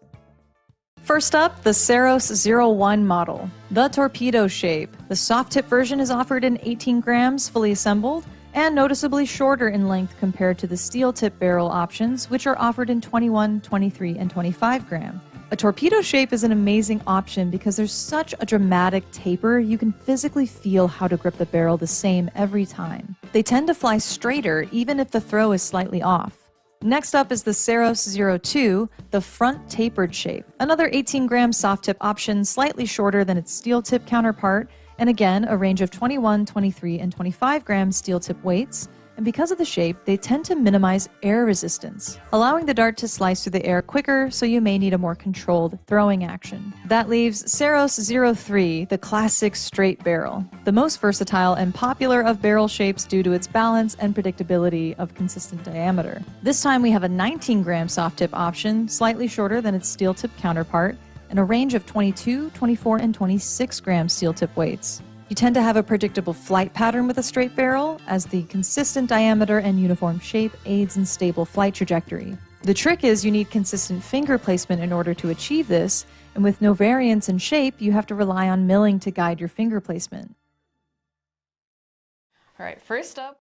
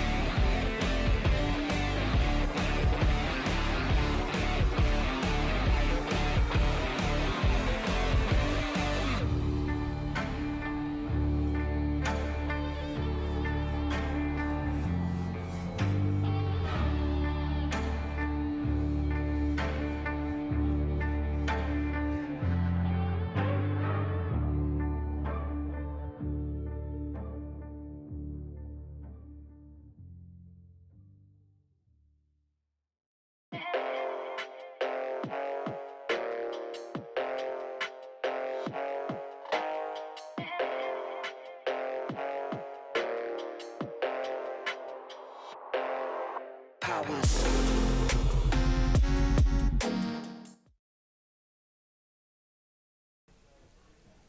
Welcome back to the 46th Cleveland Extravaganza for this semifinal bout for the men's doubles cricket. We got Joe Hedrick and his partner in crime, Kevin Yasenchek, and they are taking on Todd Bumgarner and his partner, who is Megatron, a.k.a. Patrick Jurison. I'm Sean Green, joined by Nick Teixeira. Nick, besides butchering the names and everything else that I did wrong there, it's been a great start to this match. Yeah, let's be honest. You and I on our lead-ins have been our weak point. Our sign-offs have been perfect, though. Except for the last one was a little bit weird. What, the hot dogs one? Yeah. I liked it. I like it because it is weird. Here is Yasenchek from Cleveland.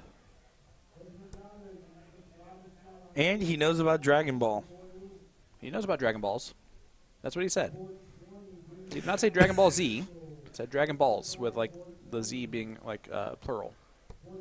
Here is Patrick Jurison. And if we're looking at averages, Patrick, the only one under a 3 out of the 4 players in this match. Joe Hedrick leading his team with a 3.52, but Yasenchek has been right there. 3.27, 18th overall. The difference for the team of TB and PJ has been TB.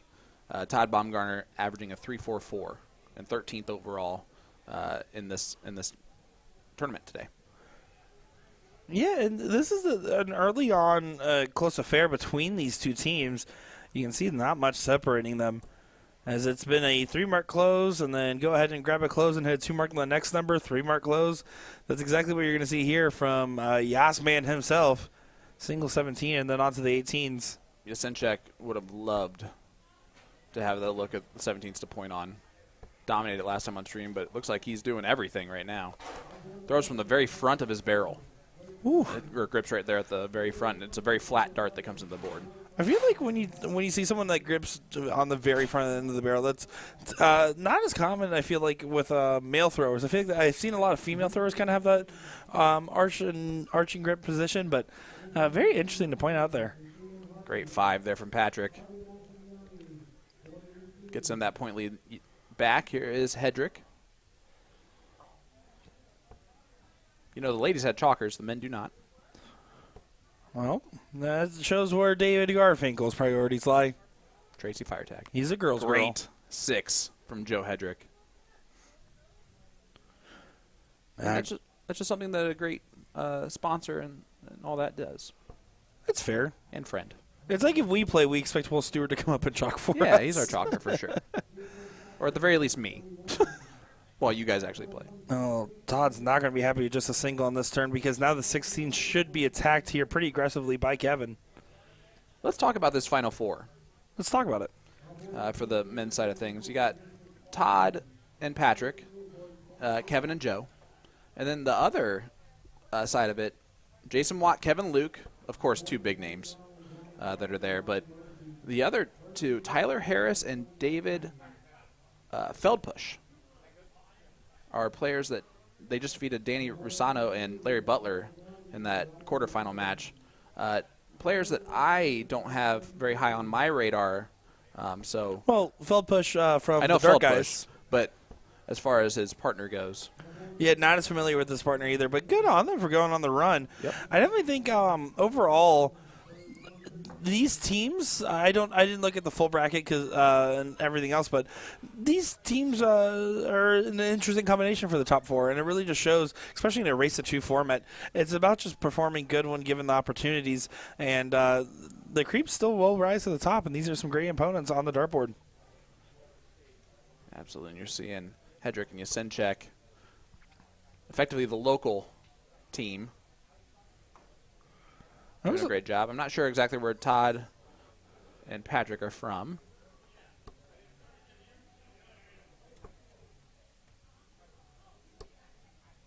And I love that I said that out loud instead of just looking it up first. I was literally thinking to myself about that. I was like, you know what? He's cooking. He'll figure it out. If you don't know, well, we'll tell you we don't know and then figure it out later. Well, he went to the University of Akron. Akron? Akron, yeah. That's what I meant to say. I don't know why I said it wrong. And lives in Parrish, Florida, currently. But that's a different Todd. Bumgarner. He just looked up amazing. someone else. I love it so much. Sean Green, our professional analyst here. Stop it. Stop talking to me. Listen, if my job is controls and commentary, yours is analyst and commentary, right?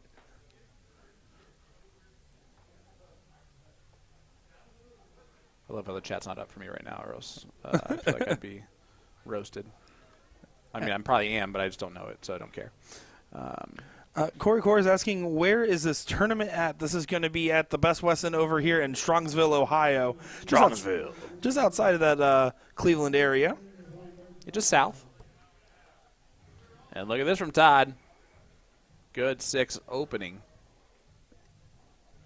Yeah, As another one bites the dust, starts to play. Just try to hit a big 9 on the open. This is not going to be a gentleman's closing leg that the last one kind of started off as.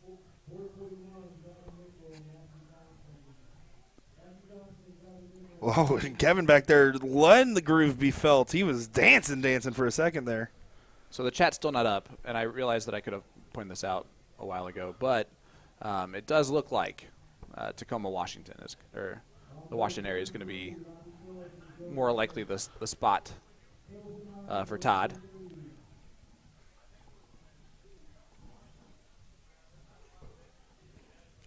Well, this is a good early favor here for TB and PJ. KY and No Jelly struggling right now. No, you did it. You saw me like try not to fall into the trap, and then I immediately just As leaned soon as you into said it. the first two as TB, I was like, oh, God, here we go. No Jelly Joe coming up to the line here. Todd is shooting the team's shooting extremely well on this leg. 5.3 currently against Joe and Kev.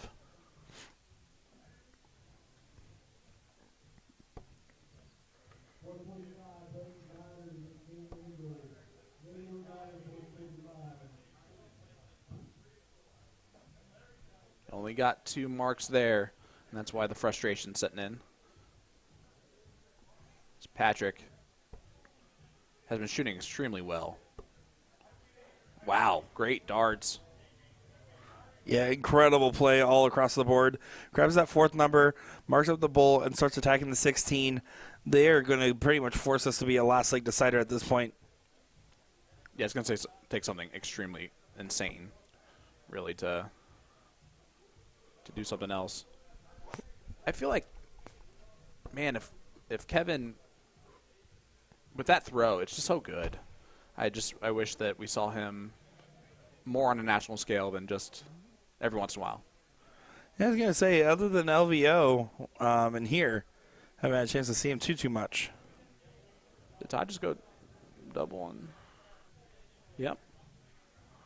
Double for the single is what he was going for there. And 9 or nothing here for Joe, pretty much. It's going to be what it feels like. And even though it's 7, I think it's nothing. You can see Kevin still celebrating right there. Oh, he's in a good mood. I know you guys saw a little bit of our interaction before it all started, but it was my first time like talking to him for more than, hey, how's it going, bud? And he's a character. He's a funny dude. And definitely loose and relaxed right now.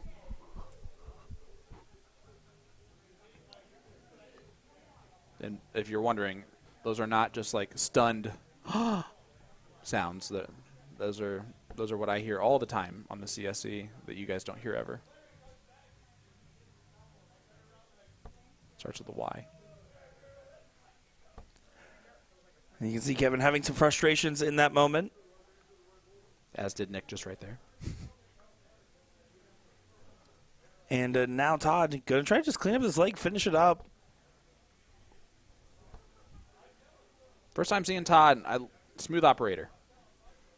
Straightforward throw. Just goes right there. Joe is one of the better players that does not have a follow-through. Yeah, It's 4 balls. It is just a flick of the wrist for him, isn't it? But you're right. It's hard to make that work, but it's just because his exact release point, instead of kind of pushing on through and really accentuating it, he just his body trusts that that's where you need to let go of the dart and stops right there. But here we go, 1-1 in this matchup. We're going to a last leg decided to see who moves on to the finals. Every time I see Patrick's name, I just think of Jurassic Park, and I can't help it. And I feel like his nickname's Megatron when it could be Jurassic Park. Patrick Jurison. And again, there's no reason for me to think that every time. It just do you think that too or no? No, I haven't seen Jurassic Park though, so Well, it's not about seeing it. I'm not saying he looks like a dinosaur from the movie. I haven't seen it. I'm saying the sorry. name itself. I know you Patrick keep trying Jurison. to say that he looks like a dinosaur, but I haven't seen it personally. He's not that. He's not. He's barely older than me. I'm gonna guess. Do you want to hear my impression of a T-Rex? No.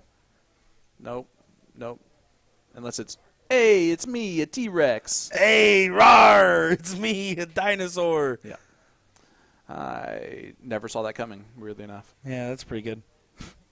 The other quarter or semifinal is out there ongoing on board 31. Tyler Harris, David Feldpush, Jason Watt, Kevin Luke. Winner of that one will take on the winner of this one.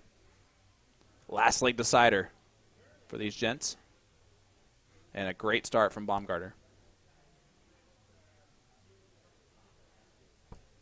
And here you can see Joe having frustrations. He's not happy with his 19s. It's going to be tough to find that treble. He still does. That's a hard spot to find it in.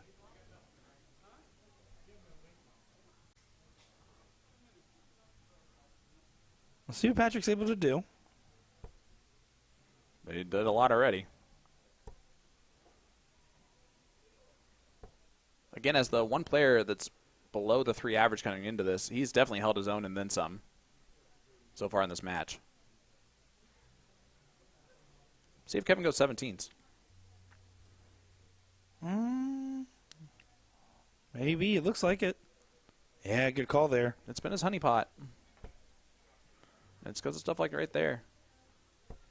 I mean, how he's able to control his throw with just how hard he throws the dart into the dartboard is impressive. Yeah, testament to his abilities there. There's something that he's really taken time to practice with on the board to develop in that way.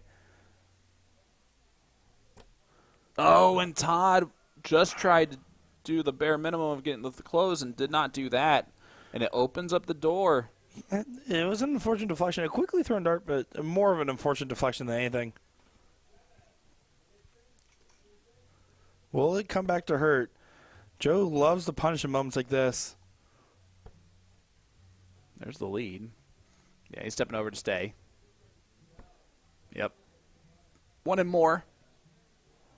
That's what he's going to have to settle with. Forced to take less. His darts had a say in the matter, and it wasn't what he wanted to hear. 24-point difference. Patrick should be able to close the 17s here with the point lead, but missed the first dart. Gets the close. Needs to find a trip. Not that one. No, and how aggressive are you if you're Kevin? I'm throwing the 320s. I think he just thought the same thing. In steel, I'm throwing the 320s. In soft tip, I would be going 18 then 20. I would agree with that completely. And I love how Kevin's not talking to his partners. He's talking to the other team. Joe's Telling him to get on with it. Joe's like, just play darts. Just play darts. He's ham-boning this moment. Yeah, I'm surprised that he's not just talking to Joe. That must just be like a stylistic thing for both of them. They know that it's just whatever is for you, bud. Oh. And it looks like he made the right call. Can he get around that there? He's moving over to try to throw into the barrel. And he does exactly that. Big 7. It doesn't matter what decision you make if you know a 7 mark with it. Exactly. The best of both worlds and then some. Yeah, that was ideal. That's what we call that. And now Joe's like, all right, take your time. Take your time, yes. Yeah, that was awesome. Still a good response there from Todd. No, only 3. Not as good a response as I think we both thought. Yeah, I thought it was a 5. Joe can try to close up these corner pockets. He could coffin shot if he wants to. He would love to. Not even just once. He would love that. But he'll settle for this. Can you find the 15?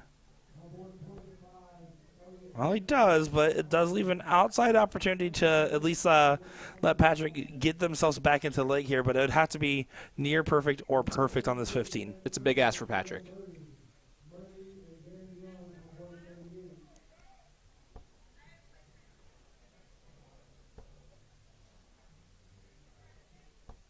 Yeah, just a little bit too big of an ask.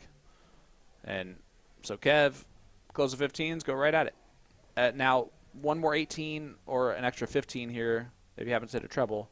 Now you can go right at the bowl. Math-wise, that's just the right move. He always does that. You know, it'd be much better if he just shot that first dart right below the bullseye instead of the 25. He's been good at throwing into these darts, though. Yes, he has, and that puts them one dart away, my friend, from the final. You love to see it, unless you're Todd or Patrick. Then you don't love to see it. You hate to see that. Both have been very impressive, though. Just the 4-8 from Yaz and Hedrick in this one. Too much.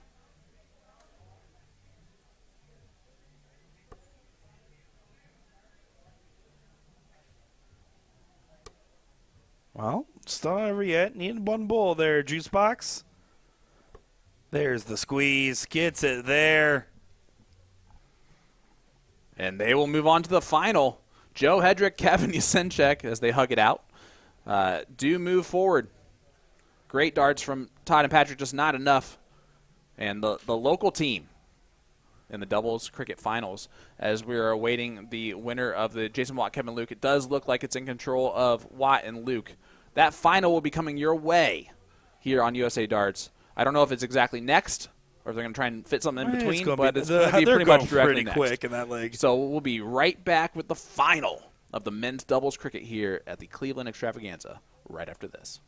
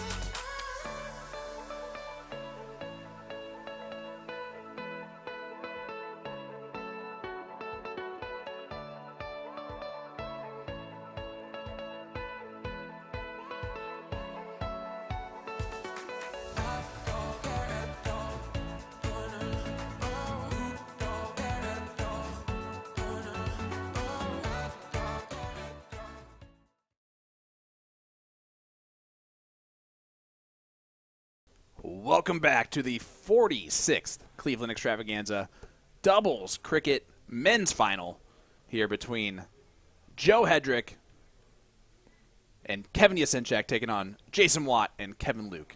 I am Sean Green, joined once again by my partner in comms, Nick Durachi Teixeira. Nick, it's going to be a good final. If we know one thing for sure, we know two things for sure. Let's start there. Well, thing number one that we know for sure is that a Kevin will win. Thing number two that we'll know for sure is the fact that Sean will touch my phone while I'm in the middle of a sentence. I completely lost my train of thoughts. It was the second and thing. Thing number three that we know for sure is that Sean's beard smells good. Well, if the proof is in the pudding. You just posted a nice video of something I'm going to treasure forever is the way that Jason Watt leaned down to smell my beard. Here is Kevin Yasinchak, 2 in the treble 19.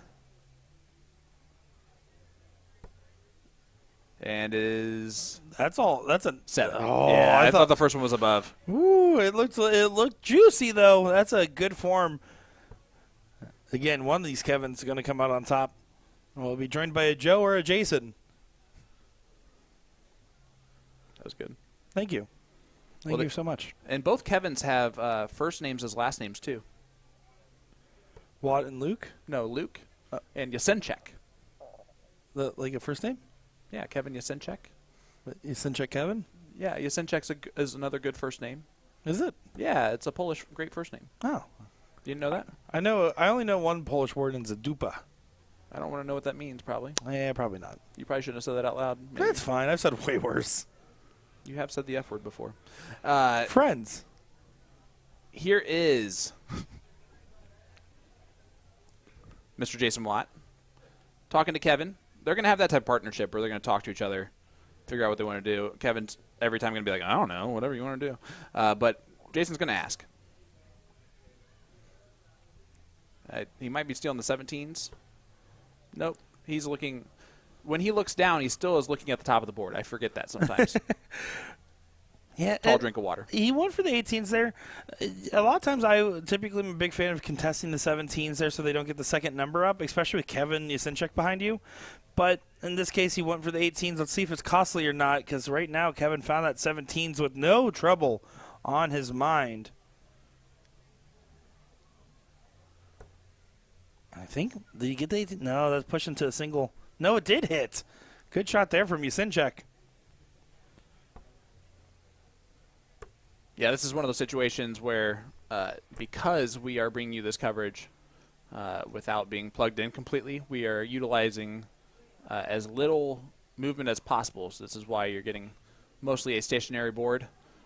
We just want to make sure that nothing that we do could possibly affect the best Wi-Fi we've ever witnessed at a tournament that's actually like held strong for us. Yeah, it's certainly incredible. I'm just happy we were able to get this show out there to all you guys. Hopefully you guys are enjoying it because I am enjoying every bit of bringing you guys this coverage.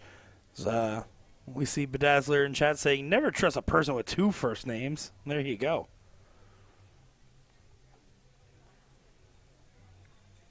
Amen. That's a first name. Drew Robbins saying, where are you? Where are you? And who you seeing? Oh. I answered that one earlier. Well, then we don't need to answer it again. Guys, thanks so much for tuning in with us. Finals, once again. Race to 2 of cricket. We have not seen a round of 9 yet on our stream. We have not. We've had one Boom Goes Dynamite, but it was on accident. It was on accident, and then we had seen 174 earlier. Or was that last night? Oh, boy. I did not know that my sound was on my Hey, Sean, your device. sound's on, by the way. Never is. Until right now. Back to the match here. Juicebox Joe trying to get that point lead recovered. 19s Irvanium. Should be up to the 17s on that last, but he stays there. Only finds a single on that last third. And I say that just because it felt like the dart was inclined to deflect. He actually placed it very well despite the circumstance of the position of the other dart flights. But if we look at Jason Watt here in this position, grabbing one of these 2 numbers is great. Grabbing both is even better. 2 19s and a play for the 16s would be awesome. You see him doing the 2 dart combination and not Not doing anything crazy. That one's just below the wire. But the 2 singles was what he was going for on the first 2, just to ensure that shot at the 17. And now Yasinchek, I mean, look, you know your honeypot. Don't overthink this, right? Yeah, listen, Kevin doesn't seem like the type to overthink. I actually asked him about his long pause in the previous match. I was like, hey, so what's the deal with that? Why'd you take so long of a pause there? It felt like it was pretty clear. He was actually just very confused because he thought he read the board wrong because he thought that his opponent hit a different shot than what was actually scored, which is why he was confused for as long as he was. Gotcha. That's also why he was talking to his opponents about it, too. Fair, instead of his partner. That makes sense. So we'll allow it. Joe can still get them out of the situation with one really good turn here. Finds the first 17. They've really scratched and clawed their way back into this leg. Yeah, they really have. Taking control of the averages, too. Only 3. That's some of the best 3 you're going to see.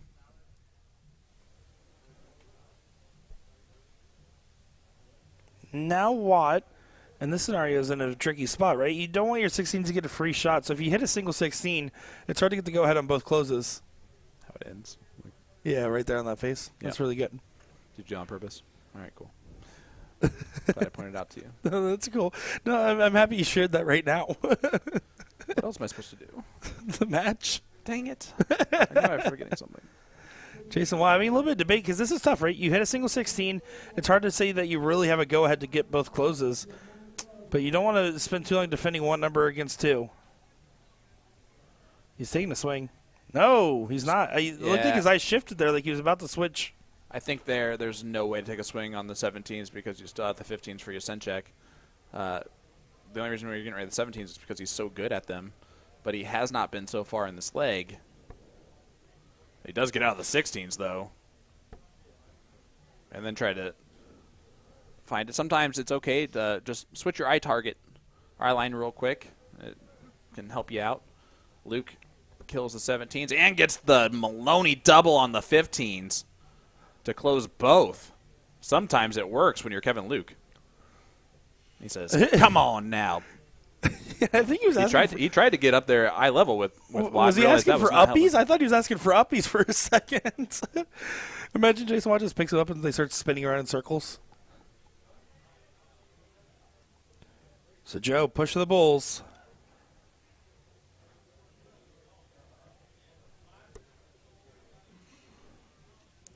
Finds a first bull. Finds a second. Can you get one more in there to help out? He can. Finds a hat trick.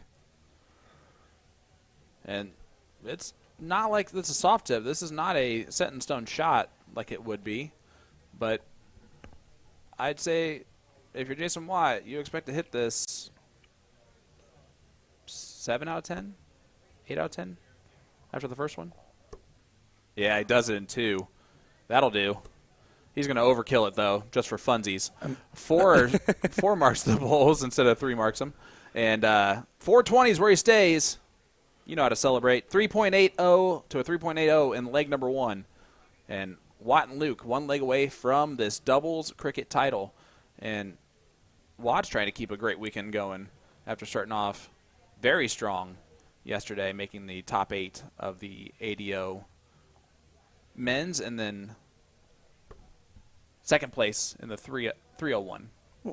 Watt didn't play ADO in the morning, pretty sure. That's what I meant. I meant whatever the first event was that he ended up playing. But he got second place in 301, double in, double out. There we go. Losing to Leonard Gates in the final. I was lost there for a second. I was like, I don't think he played that one. The Cleveland Killer, right? Is that the one you were referring to? Would probably be the case. That being said, Sean. Yes, ma'am.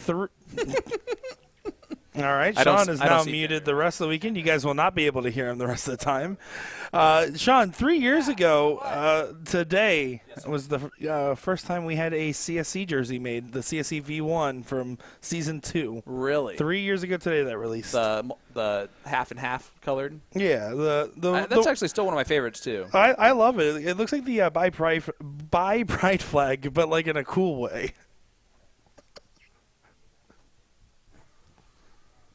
Yep. Disagree with me. Yasinchek gets a triple 20 on dart 3. 140 to 19. You know who's going to love that? Is going to be Will when this is the final of this doubles event. He's going to want to cut, and he's going to get to that point. He's going to be like, never mind. I stand by what I said. Oh, I agree with it. It's just timed perfectly, in the middle of this. Great 5 mark from Mr. Watt.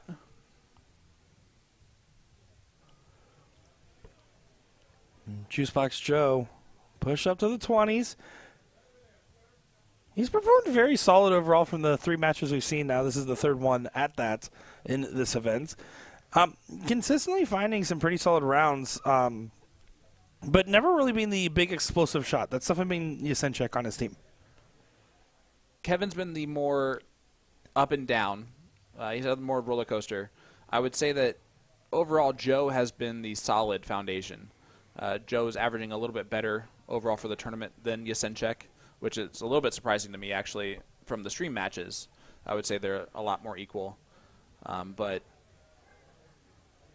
it's those rounds of 1s and 2s that every once in a while Kevin gets in there is why his average is below that. But the power is definitely there, as you see it right here.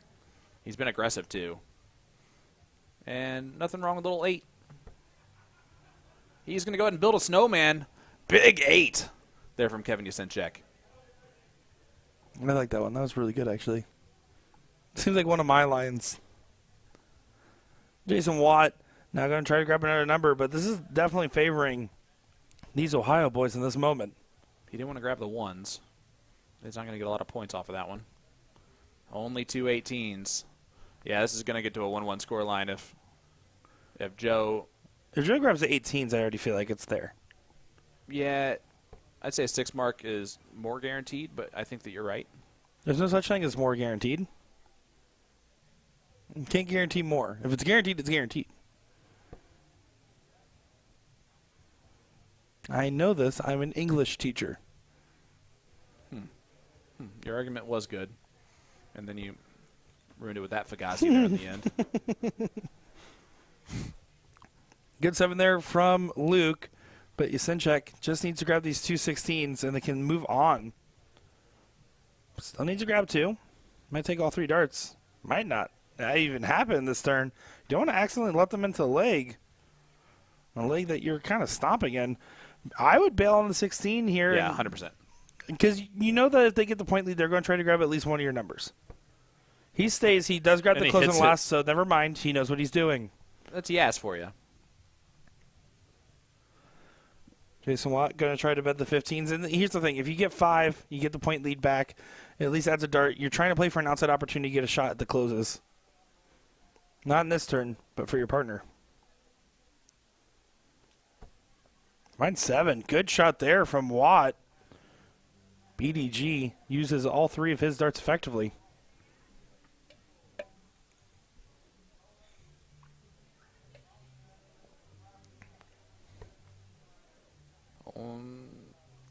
And this has been, they can't slip again. Just got to make these, this last dart is huge. You can see, yeah, and it's big trip 20. Kevin was peeking around the corner trying to see what he was going to be able to play with, and instead it's going to be 15s, Kevin. That's what you're going to shoot at. Well, I know that you're upset about it, but you're going to have to. He does go bull and dart 3. And Jason did not like that based on the face that he's giving back there in the background.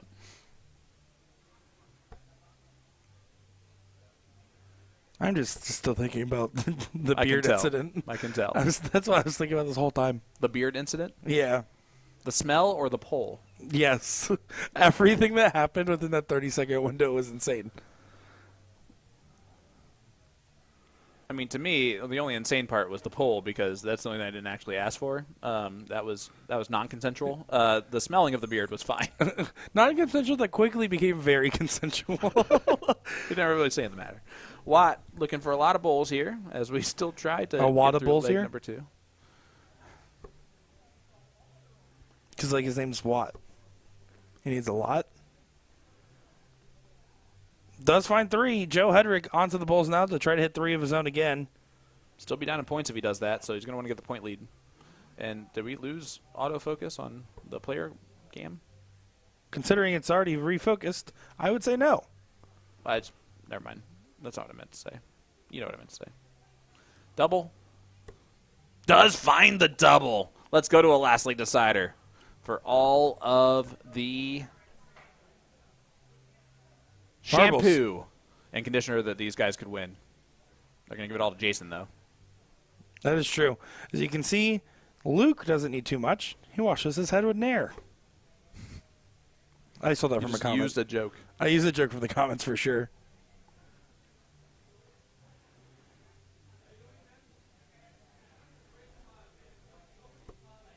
Oh, yeah. Floated over the flight. Tried to place it well.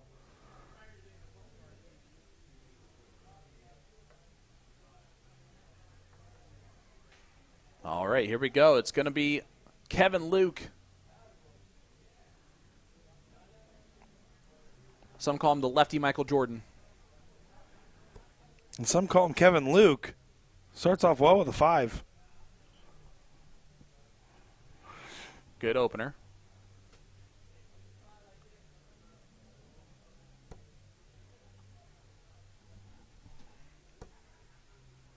Joe from about 50 miles away finds himself a good 7 on those 19s. That's better than 5 on the start.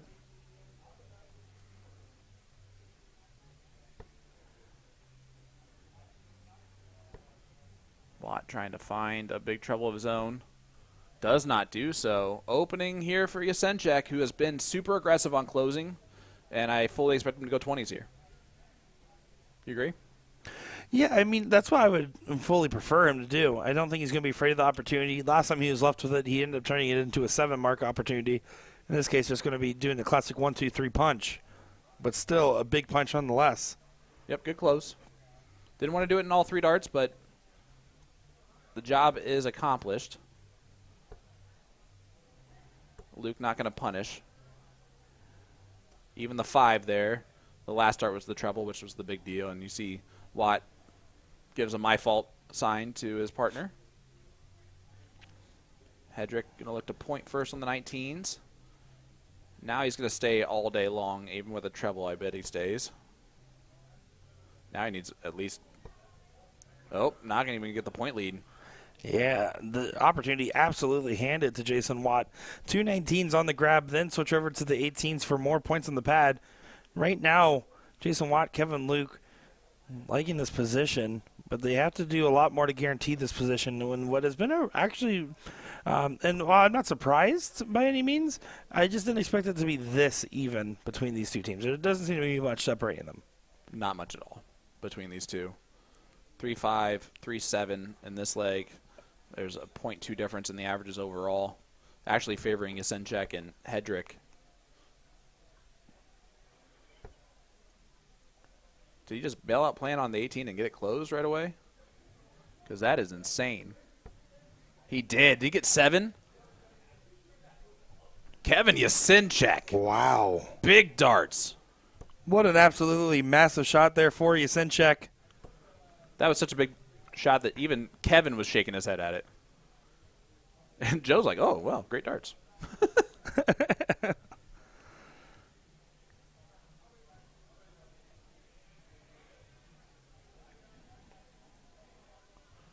Joe is still going to be careful about his battling, right? Because you want to make sure to get the close on the 16s here, but you just don't want to give up this position. He's going to have to be very calculated on this 1-2-3. I like the fat on darts 2 and 3. Smart darts. Oh, certainly. There's no question about where those last darts were going. Jason Watt praying for one good round to make a big difference. Needs at least 5 to get the point lead. And with his height and the way that dart has to be landed, that's got to be a blocker for him, and only gets 2 out of it. And now Yasenchek gets an opportunity. 3-15s gives you a massive advantage going into the bowls. He's been the best player in this leg. It makes sense that it comes down to him. He looks so good the camera can't even focus on him. And gets 5. It's all the shine from his head. Throws off the camera sensors.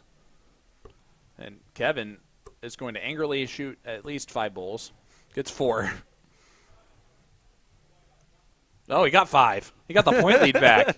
That is a big shot. It's huge. He just shook his head and hit 5 bowls. And huge dart from Joe. Kevin shakes his head and walks away. Oh, big dart from Joe Hedrick. Yeah, stays for a big 7. Yep. Really trying to put this one away. Elliot Milk is just enthralled in this performance. Back there. Larry's listening to Kevin complain. Which is really nice of Larry. Oh, Larry the Saint. He is a saint. Jasinchek here, 3 bowls to get the doubles title win with Joe Hedrick. And to have Jason Watt feel a little bit of PTSD from last night. Yaz was impressive all tournament long, and that does get the job done. Kevin Jasinchek and Joe Hedrick are your champs of the men's doubles cricket, defeating Jason Watt and Kevin Luke, who had a masterful performance, just falls short of the buzzsaw there in that last leg decider. And look at Elliot's just laughing away at his friend getting second place. Oh, who needs enemies with friends like that? And Jason Watt, got to feel for him. 2 finals appearances and 2 second places. They're just laughing at him. It's great. Oh, man. Well, we'll be right back with more action. We have WDF men's and ladies singles 501 silver ranking. And just a heads up, folks, just because we've been going for quite a few hours here, we're going to reset our live feed here for the WDF Silver event. So it's going to go offline for about 5 minutes. Then we're going to get go live notification. That's when we're ready for that first match of the WDF Silver coverage. Just a heads up, the internet didn't crash. We're just going to do a little reset because we're cutting. By the time the event gets to the finals, we'll be really close to that 8-hour mark on Facebook. So we'll be right back, folks, for the Cleveland Extravaganza in Strongsville, Ohio. We'll be back in just a moment's time.